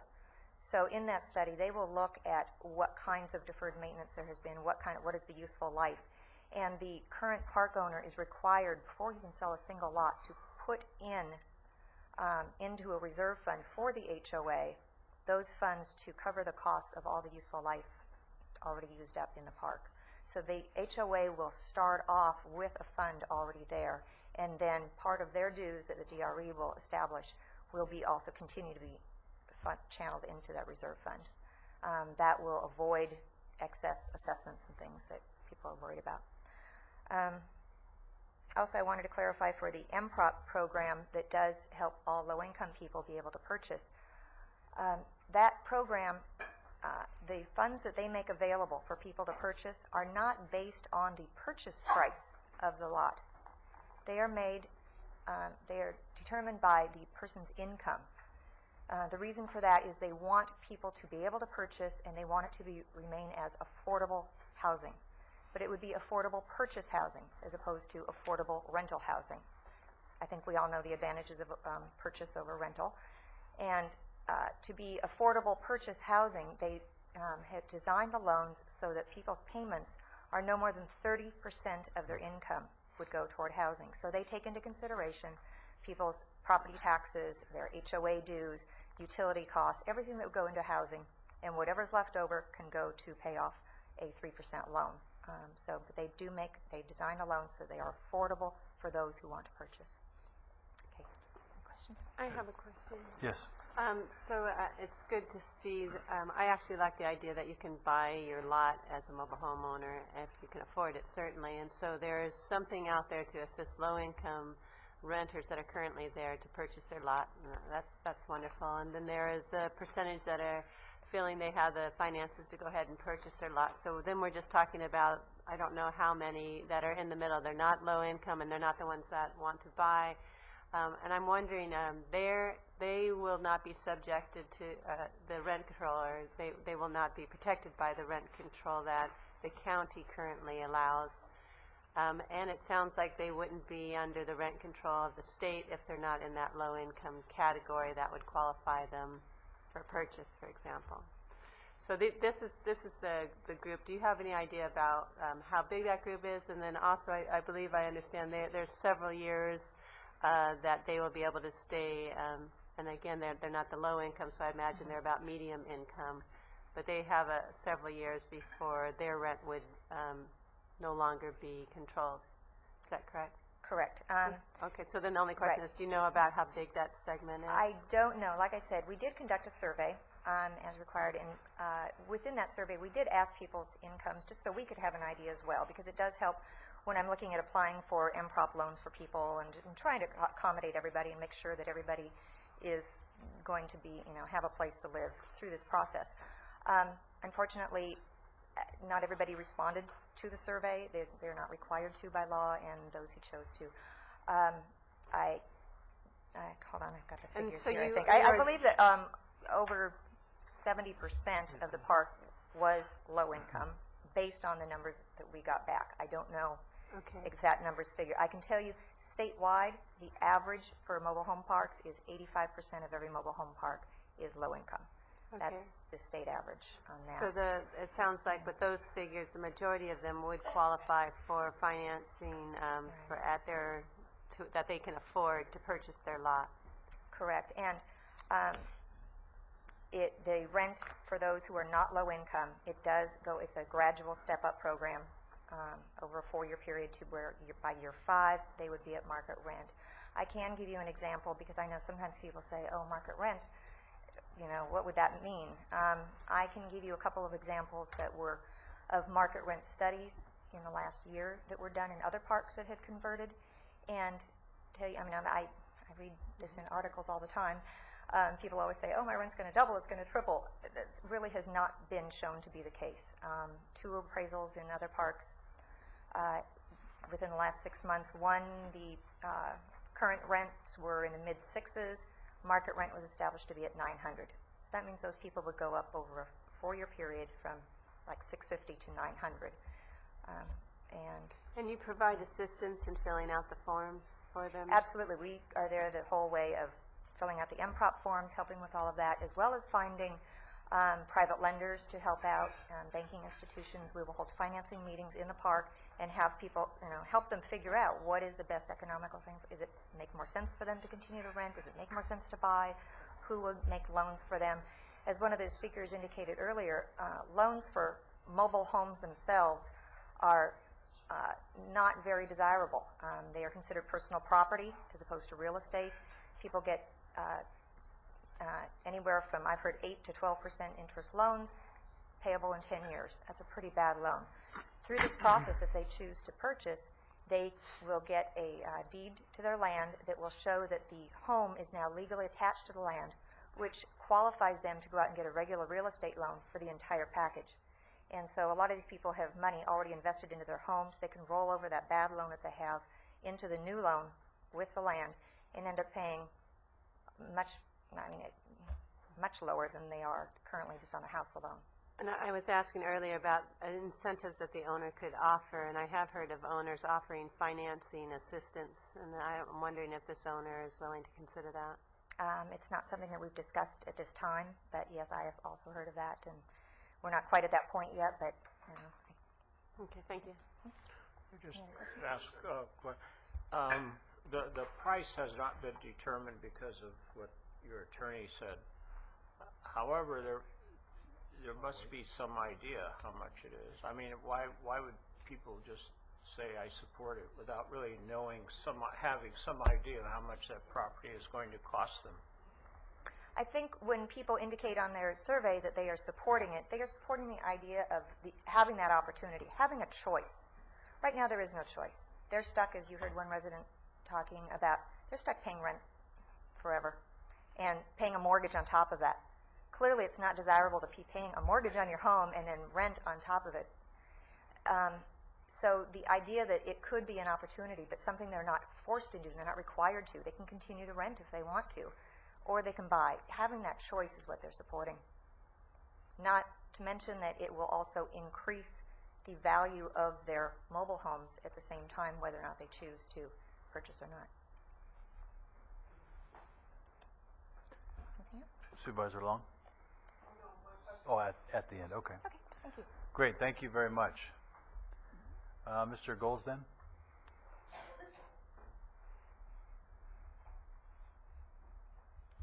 Thank you, Chairman Foy, members of the board. My name is Sid Goldstein. I'm a civil engineer who prepared the vesting tentative map. And fortunately for me, most of the questions have already been answered. Most of the details of the project have been put before you. But I would like to just reiterate a few of the key points. First of all, this is a vesting tentative map that strictly allows conversion of the existing mobile home park as a condominium park. So there are no physical changes to the park. What is there today is what will be there years from now. And there is no proposed development, new development in the park. Once the tentative map is approved, there is, as a number of the speakers indicated, a fairly intensive review process through the Department of Real Estate. The Department of Real Estate is ultimately responsible for approving what's called the Department of Real Estate Report, or White Report.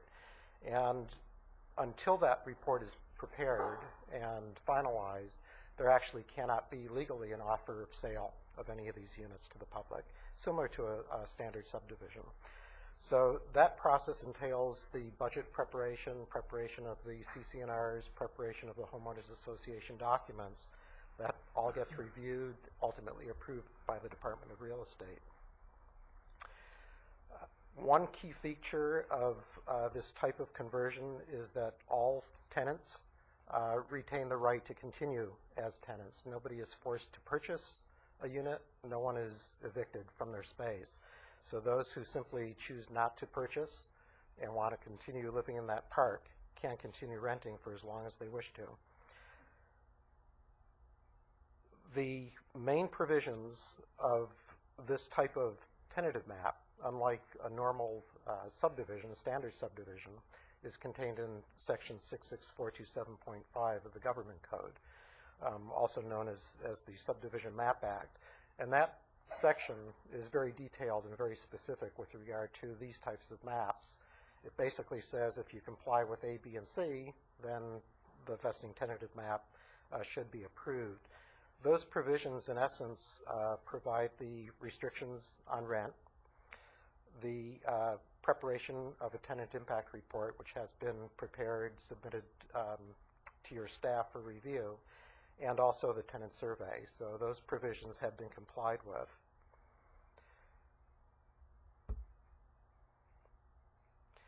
The other aspect as well, which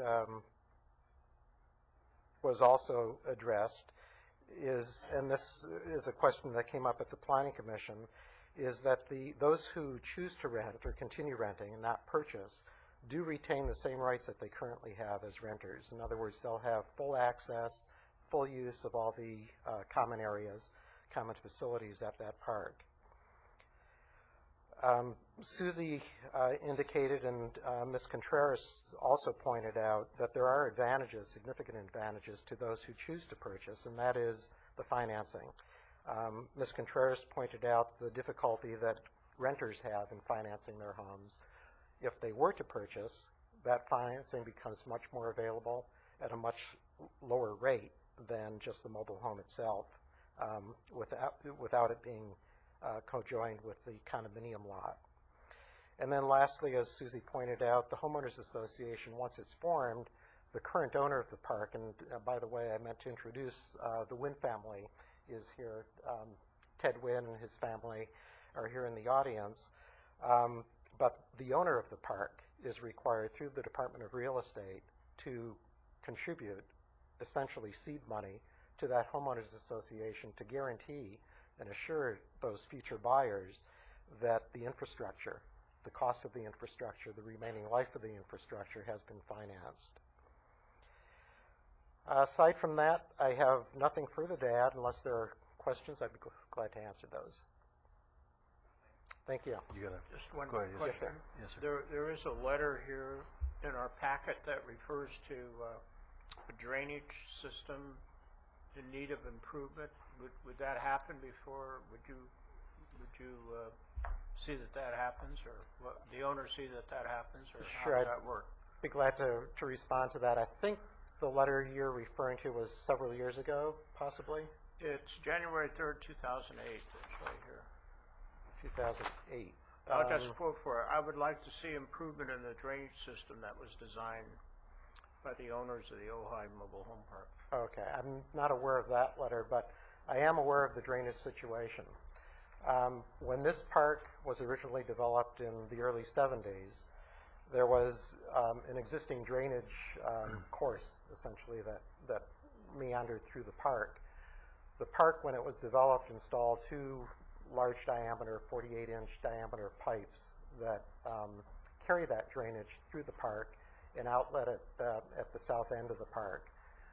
The county then maintains the open channel to the south of the park. There's also an open channel along the east side of the park between Highway 33 and the park boundary. And a portion of that open channel the park also maintains. So I think the letter you're referring to may be associated with those improvements.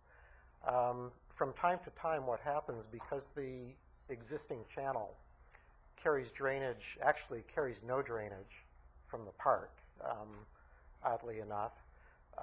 It carries drainage from the north side of Woodland Avenue, drainage that crosses under Woodland Avenue, and also carries drainage that crosses Highway 33 from the east side to west side. That's an open earth ditch, which is subject to erosion and also subject to other debris being carried from upstream down through that channel. The park has a routine, regular maintenance program. In fact, Mike Cirillo, who spoke earlier, could address this in more detail, but in essence, the management firm who's responsible for maintaining that drainage channel, at least twice yearly, inspects, cleans out that channel. The pipes themselves have never been an issue. Pipes generally have always been clean. But that channel from time to time does get filled with mud and debris. The mud itself is being carried from Highway 33 and the trail area along the west side of Highway 33. So in January, this recent rainstorm event that we had, there was a significant amount of rain, and in that first major storm, my understanding is there was a backup in the condominium drainage system. The condominiums immediately to the north of the park, right along Woodland Avenue. And I went out there after that rain just to see for myself what might be going on there. And the condominiums, if you've been out there, the condominiums were actually developed at an elevation lower than the mobile home park. So this channel, this open channel, runs along the east side of the condominiums as well as the mobile home park. And some of the drainage outlets into that channel from the condominium project were actually at an elevation low enough that if that channel filled, it would back water up into the condominium drainage system. I think that's what happened. The park, after that last big rain, went out, cleaned the channel again, as they normally do, and then we had another big rain event after that. And there was no problem at all. In fact, the letter I thought you were referring to, there was a letter that Mr. Wynn received from one of the owners in the condominium project thanking the park for being diligent about their maintenance and pointing out that there were no drainage issues in that last rain event. So I'm not aware of anything at this point in time that's an issue or that's a problem. The park is doing what it's supposed to be doing. In my opinion, that open channel should really be maintained by a governmental agency, whether it's the county or the state. Like I say, it is not carrying drainage from the park, it's carrying drainage from elsewhere. Great, thank you. I have a question specifically for the gentleman. Two questions, actually. Number one, at some point in time, when you go to the Department of Real Estate, there's going to be an analysis of the infrastructure. Do you have a rough ballpark figure in terms of where that analysis is going, in terms of some magnitude of number in terms of what is the diminished infrastructure at this point in time? And then could you also explain what your understanding is in terms of what the owner would have to do once that figure is determined? Sure. First of all, the first part of your question, we have no idea at this point. You haven't done an analysis yet? Have not done an analysis yet. Typically, what happens in these maps is the first thing to do is get the tentative map approved, and then we would proceed with the budget analyses and the Department of Real Estate process. The final map itself is still another process that we need to go through yet to record the final map and preparation of the condominium plan. So short answer to your first question is no. We have no idea. They're shaking their heads.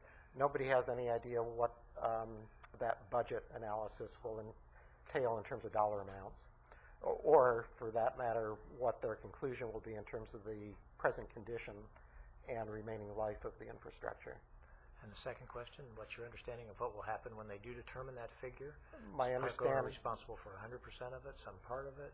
My understanding is, and correct me if I'm wrong, somebody, but once the budget analysis is completed and a determination has been made with regard to remaining life, the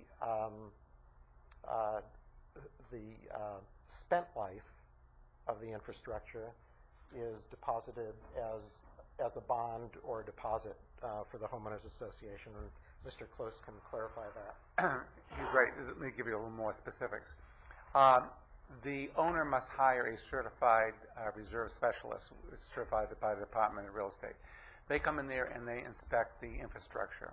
To use a simple example, like a roof of the clubhouse. If they determine that the useful life of the roof is about 50% expended, they will also determine the cost of a new roof, let's say $30,000.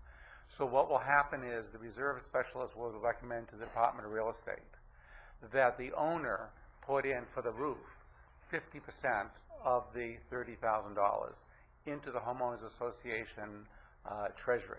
Great, thank you very much. Thank you. Supervisor Long? Thank you. Is that the end of the public comments? Because my question's for legal counsel. Okay. I don't think we have no more, we'll close that public comment. Yes, go ahead. Thank you, sir. The staff report talks on page 3 of the board giving direction to staff to prepare some changes that we're recommending to the subdivision ordinance, and that will be coming to us on the 18th. So we're in a position here, if I understand this correct, Mr. Counsel, that we haven't adopted any changes or local rules to our ordinance, so we have to work within what is currently law. Is that correct? That's correct. This is a vesting tentative map proposal, and so the state of the law at the time of the application is what applies. Thank you. Supervisor Flynn? Let me just ask, this is the first time we've done this. This is number one time that we've done this. Have we, I'm sure we have, but I'll raise the question, have we done everything to check to see that we're going to protect those who are going to remain as renters and also protect those who are going to choose to purchase the lot? Have we covered every base that we can think of here? Well, we certainly have tried, and it is, as has been discussed, fairly narrow as to what we can do. But we are helped specifically by the law 66427 as regards those people who wish to continue to rent. It's pretty straightforward as to what provisions are available for them. And then we certainly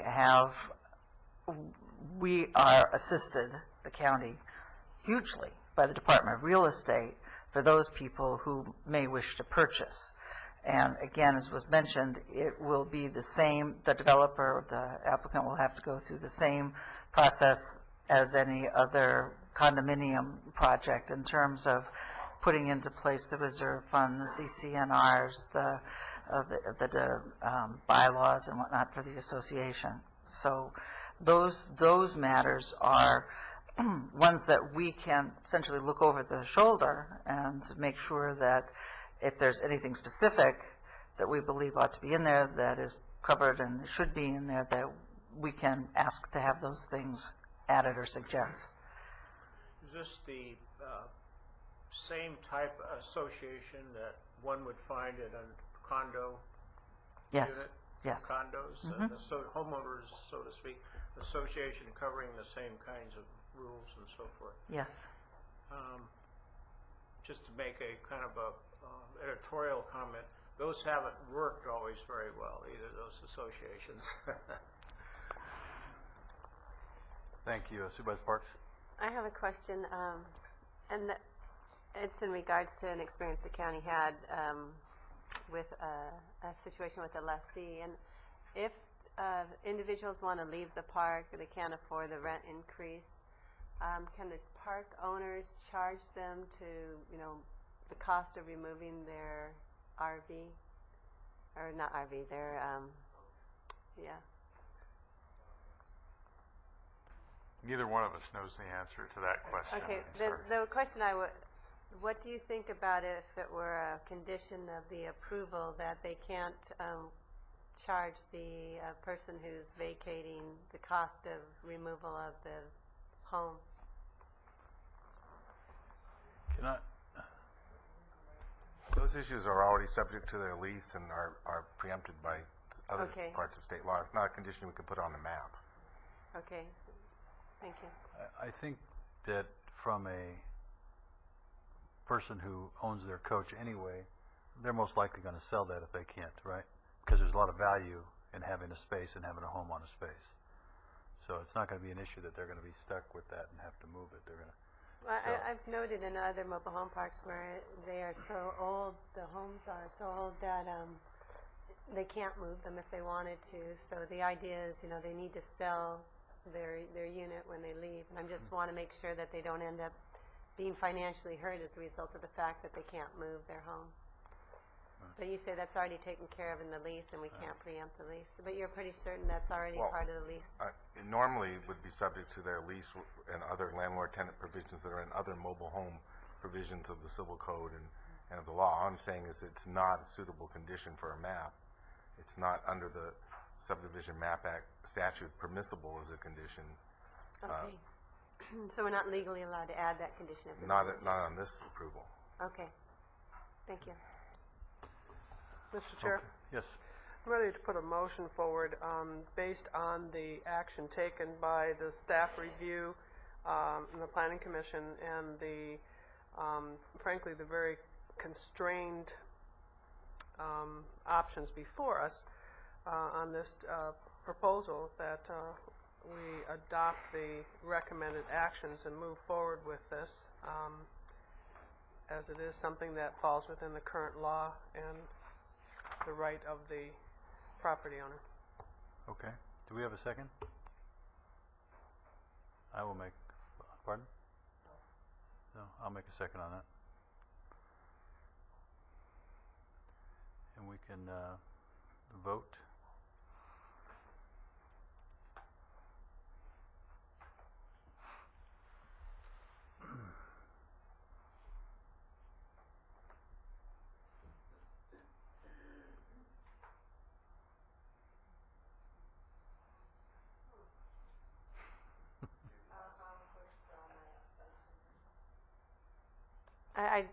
I abstain because I have concerns about the people who aren't the low income and that area right there. But my concerns aren't such that I would want to prevent the ability of people to buy their lots. So I'll support the motion.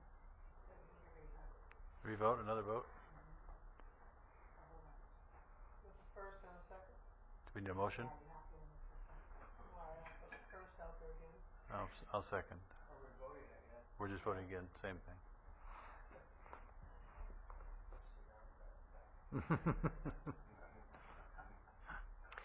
We will be watching this one because it is the first time that we've been able to see where the people can buy their own lots, and I think it is a positive. And it's also something that the county, I think, with our desire to make sure that people stay in their homes and to end homelessness and avoid the risk of homelessness, that this is something that we can support. We have supported funds for mobile home parks in the past, and I see this as a possible opportunity for that too. Thank you. If I could make a... Ms. Morissette, Ms. Brents, thank you very much. Appreciate that. If I could kind of Yes, defend yes. my vote, I voted no, mainly because there are too many unanswered questions. That's number one. Number two, the rent control ordinance that we have here in Ventura has worked well for, 25 years, I think, and worked in a way that satisfies the people who are on very low income, many of them, in mobile home parks throughout the county I'm talking about now. This is the first one here, so it's probably going to set some precedent. So those are the reasons for my no vote. Thank you. Okay. We can get back to our regular agenda. Item 46. And we're going to try to...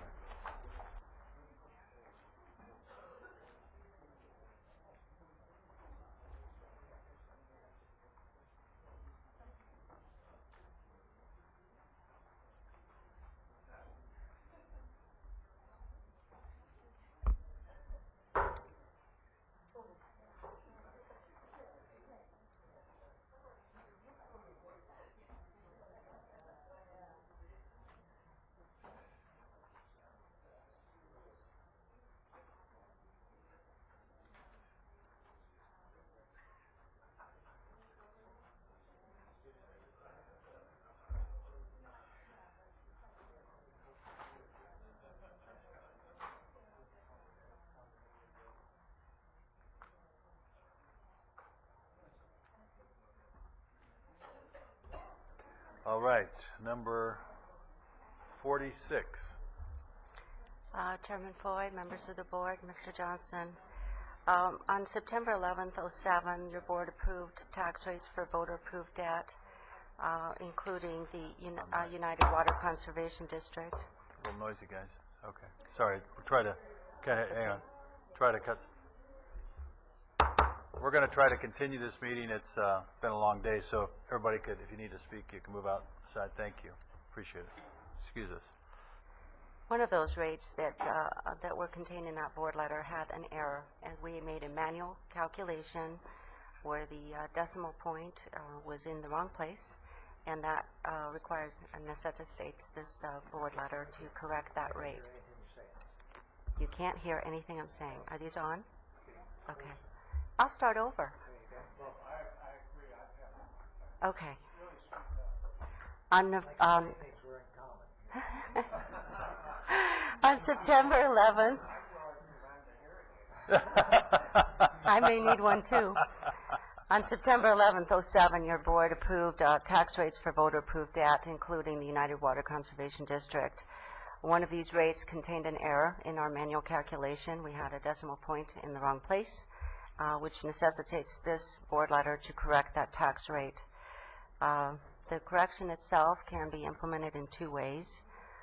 First, the most appropriate approach from an accounting point of view is when you have a bill that's not corrected, you correct it with a new corrected tax bill. The budgetary cost for that is approximately $20,000 to correct that. A second, more pragmatic approach would be to extend a cash loan to the district for the amount that we shorted them on their bond rate, and for them to then repay that in the next year. The second approach would avoid a potential revenue loss of canceled penalties to the county, actually to the teeter fund.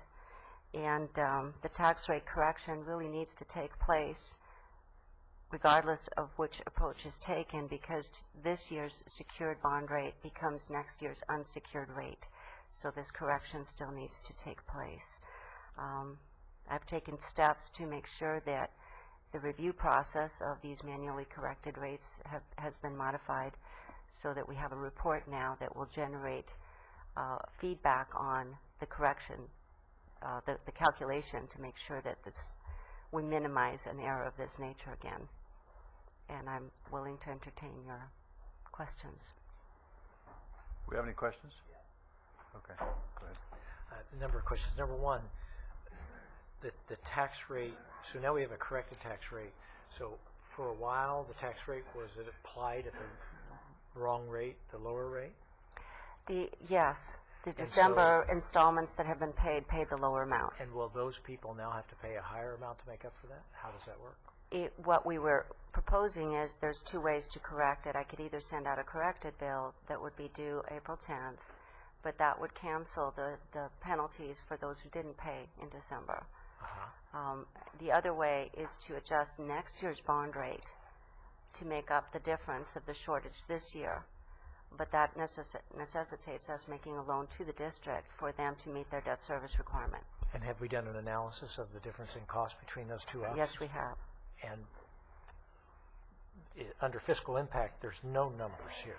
There isn't. How can we help make a decision if we don't have those numbers? The numbers were going to be, the original approach was to correct the tax bills, and that would have a $20,000 impact on reprinting those tax bills and mailing them out, and I was going to absorb the tax collector's cost in my budget, so I wouldn't need a budget modification. And what would happen to, how much would we lose in the people that had penalties now no longer having to pay the penalties? That's more difficult to estimate. The tax collector came out with figures in the area somewhere between $200,000 to $350,000. So we'd lose $20,000 on the reprinting. Correct. And $250,000 to $300,000. Potentially. Between $200,000 and $300,000 on lost late fees. Yes. All right. Okay. All right. That's if we go the one way. Correct. And what's the cost if we go the other way? Interest loss on $250,000 loan, which amounts to approximately $9,700. Okay. You don't have... I didn't hear that number. $9,700 approximately in interest loss. You don't have a recommendation. I don't. I tried to reach people to make a second recommendation, and I have supplied to Mr. Foy a potential amendment to the recommendation. If you allow me to extend the loan, that would be a modification to this recommendation. If not, I would come back next week or the week after with a board letter to authorize that loan. No budget modifications would be required for that loan. Okay. So that's my first question, because the fiscal impact on here, it was like... Well, the intent of this letter was only to correct the tax. Okay, so right now you're asking us to just correct the tax thing. Correct. And then we're going to have another board hearing there's two ways where to we're going to correct determine it. what the cost is going to be in terms of that. Well, you can either put that off or make an amended motion today if you desire. You cannot? To modify a recommended action. Okay, so I will come back with a loan then. Okay, so we'll have another board letter that'll give us the fiscal impact of the two options in terms of how we fix this. Well, yes, I can. Okay, great. All right, second question is, people make human errors. I've moved a decimal point more than once, balancing my checkbook. I think we all have. But because this is a lot of money, $200,000 to $300,000 if we had to do it, the one way or whatever. What do we have? Do we have a trail in terms of how this happened and how we're going to make sure it doesn't happen in the future, or not make sure, but what kind of safeguards will we have for the future? So, how it happened and what's going to happen in the future? We are minimizing the risk of this happening again by using a report that will allow us to enter the potential bond rates and see if it will yield the correct amount that they are looking for in the debt service. That wasn't done in this situation? That was not done in this situation. So somebody just put in the figure into the board letter? It wasn't actually putting it in the board letter. It was the calculation to come up with that figure. Is that reviewed by somebody else, that calculation? Yes, it was missed. So two people reviewed it? Yes. All right, so the accounting double thing was already taking place. I mean, I just know two, Correct. but two people missed that. Okay. And then how about with United? What kind of reaction have we gotten from United Water Conservation District? We've been in contact with United. Sandy, would you like to explain if there's been any issues there? They are fine as far as making it till May on their first installment of their bond payment. Obviously, they've been shorted half the amount that they need to make the second payment. Okay. So any other issues from United? No, they're fine with either method. Okay. Again, they just want to make sure that they have enough cash to make their debt service in May. Thank you. They had enough reserve to make their first debt service payment in early January, and they've been fine and very willing to work with us on this. Okay, great, thank you. And then for the CEO's office, based on the questions that I've asked here, do you have anything to add in terms of what this is? We kind of have a two-step process here. We have one, fix the tax rate, and the other is determine how we're going to make United whole. Right? Yeah, that's what I would recommend, that you correct the tax rate, which you'll have to do one way or the other, and have my office work with the treasurer and the auditor to come up with the most economic solution to implement the correction. Okay, thank you. And you're saying we have to do it that way, right? Yes, the Brown Act notice is insufficient to include the kind of thing that you're talking about doing here. That action is not reasonably covered. Great. In the Thank you. notice. Okay, Mr. Chair. Supervisor Long. And I don't, there is human error. I guess I'm not understanding how a decimal point, when you've got the difference of the numerical number, is what made the difference. You're going, the tax rate. It's not from rate to rate. It's the calculation coming up to that rate that had the error in it. Thank you. Okay. Now, did I hear that originally you thought the fiscal impact was $20,000 to correct the tax bill? Originally, we were working on correcting the tax bill, and it would cost approximately $20,000 for the postage and the paper and the folding and the stuffing to get the corrected tax bills out. And the $9,700 interest loss is based on what figure? On the? It's not included in this board letter. That would be to float a $250,000 loan to the district. Okay, that's where that number goes. Okay. There were numbers flying around there, and I was trying to follow them. Okay, and the impact to the treasurer at this point will be whatever decision the board decides to take to fix this, and the treasurer will incur some cost also? I would normally do the fix, and I wouldn't need board approval to do the fix. I need board approval to float a loan if that's the approach that is chosen, which would lessen the impact on the county. How many parcels are we talking? Approximately 25,000. Okay, that's my questions. Supervisor Parks? Yes. My understanding then is they will not, customers will not be charged more in any of the scenarios you're going to present to us than what they would have normally been charged? Okay, so then it's not going to affect like Prop 218 or something like that? No. Okay. So either, as long as the customers don't suffer from this, it looks like the county might a bit, and we'll determine how much when you bring it back to us. Correct. Thank you. Okay. I'd like to make the motion with one, to fix this rate and also direct the CEO to work with the auditor to come back with a report on then what do we do about it in terms of how to do this. But the one thing I want to add to that motion is I want to be 100% certain that this idea that we just increase the rates higher a year from now and do a loan, and that's what we're basically saying, that's all legal, because I mean, something in my gut tells me, can we do that and all that. So I just want to make sure the CO's office has worked carefully with county council to make sure that the two options are legal in terms of what we're trying Supervisor Bennett, I can share with you that we are not unique in making an error of this nature. That it has happened in several other counties, and it has happened in our county before. The last time an error was made, it only affected 300 parcels in our county. The manual correction to those 300 parcels took 3 months to fix. With our technology improvements, it doesn't take 3 months anymore. But they have been corrected either way in other counties. So there's some precedent, and it's been For found both ways. legal Yes. both ways, right? So anyway, I just want to make sure that we're on legal ground. Supervisor Parks has it. I'm not sure if I understood what you said correctly. Are you saying that in a future year we may increase rates to pay for this area? That's what I think I'm understanding, is that we're The going to bond lend the rate, money yes. to United. The bond rate. And then we're going to have a rate be a little higher next year to pay us back for the loan that we make to United. Okay, but not the rate to customers, the bond rate. The customers would have had a higher rate. So we're making up for that error next Okay. year. Okay. So the And total amount they pay is going to be the same. The same. Okay, thank But they're you. going to pay a little bit less this year, a little bit more Next year, and then it will flip back.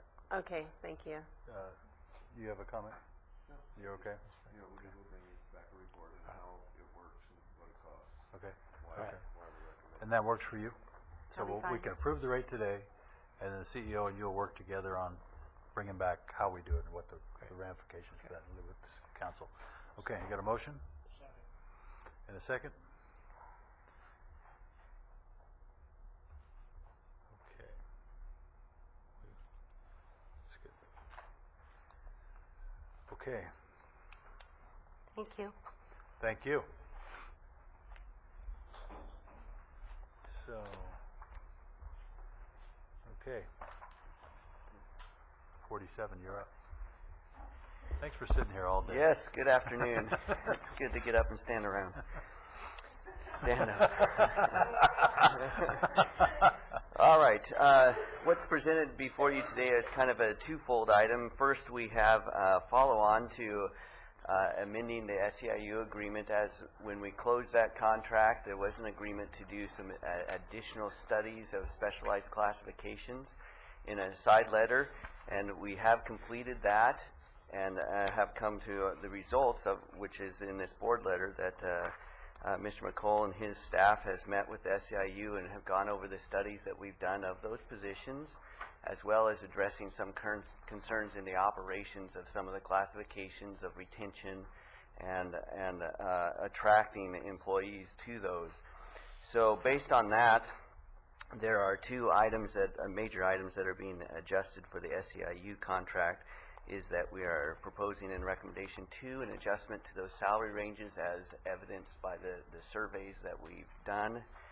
And then in item number 3, an appendix to the SEIU memorandum of agreement, will be establishing some assignment pay, additional pays based on assignment in order for retention and to attract individuals into those classifications to improve the operations. So those have been agreed to by the union and by management. In addition to that, an additional classification structure will be reviewed and put into place for the paralegal series in order to create greater longevity as well as a greater career path associated with their occupational field. Yes. Oh. All right. I So guess that. Go ahead. I thought you were Are you done? You want Well, to? that's with SEIU, and then the second half of the letter is the management studies. As we indicated when we went with management, that from time to time we would come back with specialized studies of classifications, and that's what we have done. Some of these are very unique positions that sometimes are hard to broadly cover in a general salary approach. And so we have looked at those. We have looked at various options associated with these management positions. Some of them are based on, and the descriptions in there clarify that, based on a market study, some based on internal parities due to other movement that has occurred within the organization with represented staff and needed to be adjusted. A few of them are internal parities within the county as well as within their own structure to align those most appropriately.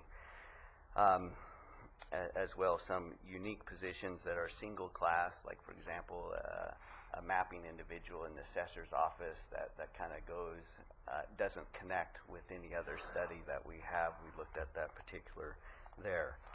We have, I did provide a modified board letter, revised board letter to change recommendation 7, that all the activities for the management salaries is proposed to move their salary range, but any movement for an employee will be based on the performance evaluation that is provided for any adjustment there. Okay. And if I could ask this question. Yes, then, go ahead.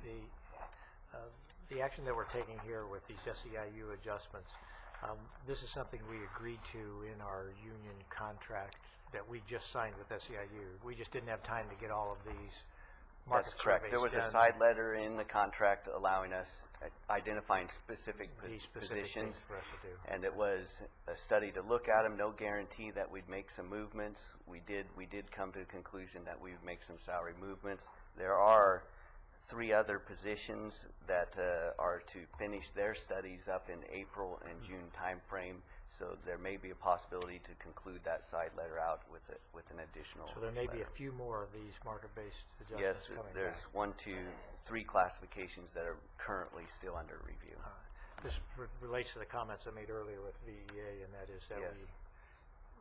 I see us as coming to the end of these market-based adjustments at this point in time and stuff. Absolutely. All right. Great, thank you. Okay. Okay. That end of your comments? Yes. Any other comments up here? No? Then we have a motion to. We have a second? I'd like to speak to it if I might. Okay. I think that has been said, and it is, this is kind of the final wrap-up of the cycle of both our union and our management and special categories. What we clearly have said in this is that these are not new funds. These are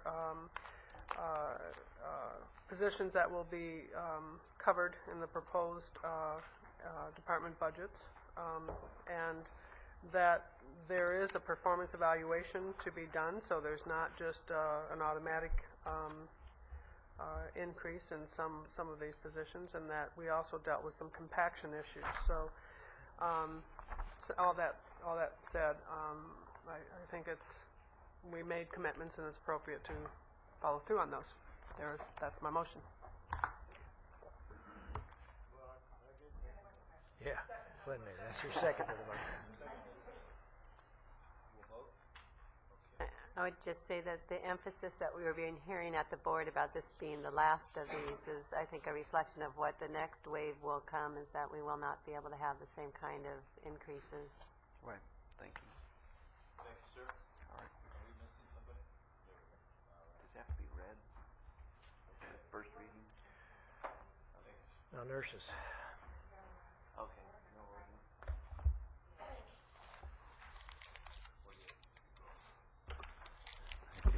Go ahead, Item sir. 48. Mr. Chairman, members of the board, we're pleased to bring to you the first reading for the memorandum of agreement, the 2-year agreement with California Nurses Association. You're familiar with the contents of this 2-year agreement. It provides for nurse wage increases over the 2-year period, along with increases in benefits and in certain premium pays and in retention incentive pays. As a base, it provides for a 5% increase for nurses across the board in the first year, a recognition of the certificate for public health nurses at a value of 3.5%.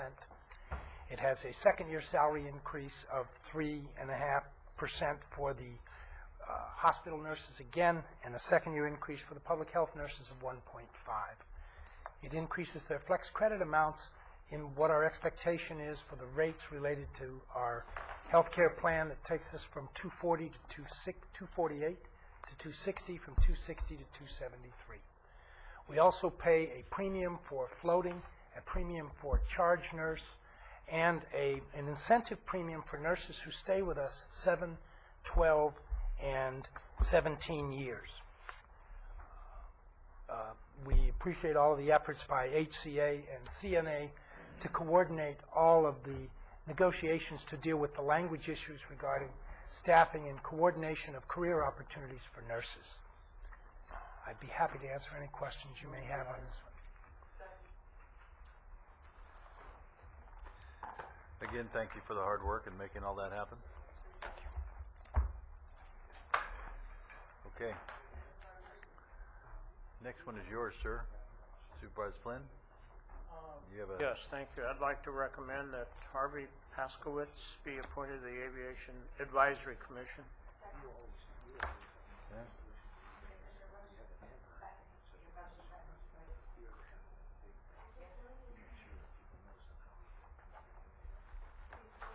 Please vote. We're ready to go. Okay. You got a vote on that, Steve? Did you vote? I did. You did. You didn't. I pushed that. I'm gray right now. I'm not allowed to vote.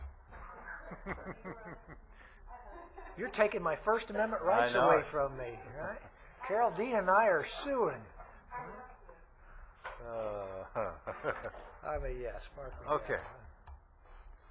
50. Mr. Brett. Item 50 and 51 are pretty much the same. They're both consultant contracts. We are awarding in advance of the construction contract for Lewis Road improvements. One's for resident engineer services. The second one is for design services during construction. Be happy to answer any questions if your board has any. Does anybody have any questions? Is this the same project that the Transportation Commission's having trouble with financing on?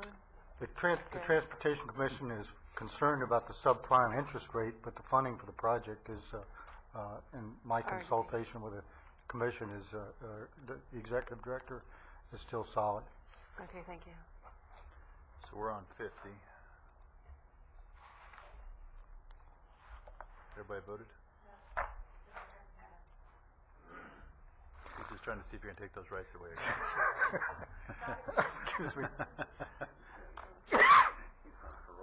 He doesn't get them back in. Okay, then we'll go to 51. So I tried to discuss them both at the same time. Okay. You got a motion Any for questions? 51? I'll be glad. Second. Let's get those votes in.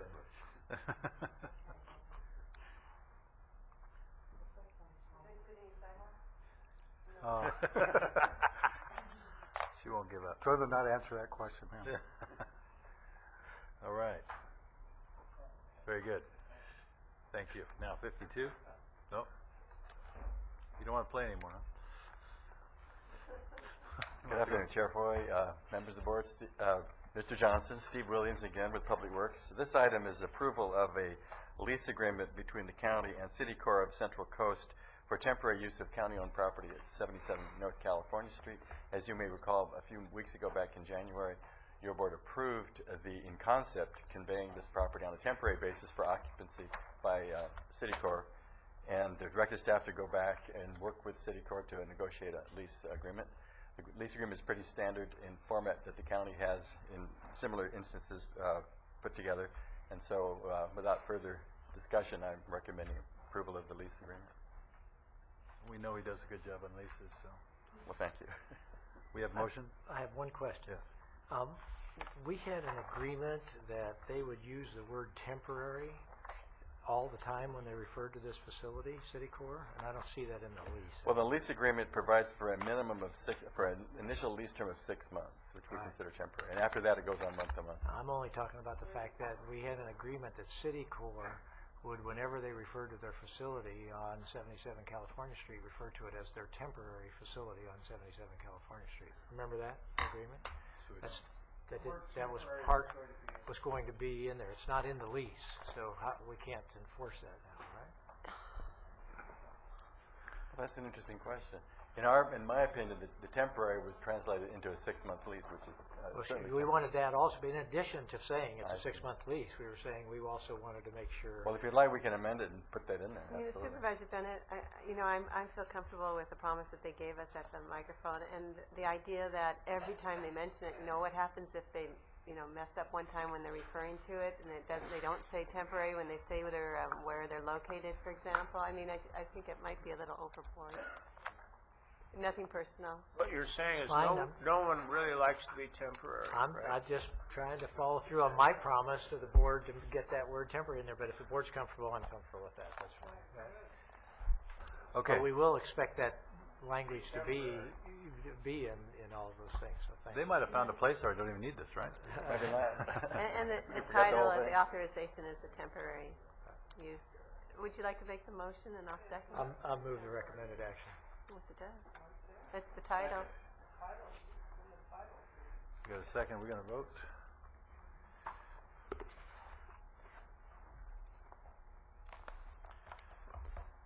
Okay, very good. Thank you, sir. Thank you. Enjoy your temporary space. I know. That's why I appreciate your making those comments. Okay. So we have a correspondence agenda. Motion to receive and file. We need a second. Second. And I have something, Supervisor Foy, before you go. We have one more thing. Okay. Also, we need a vote, and before. Now, do we have a vote on the correspondence, John? And then our county council has an announcement.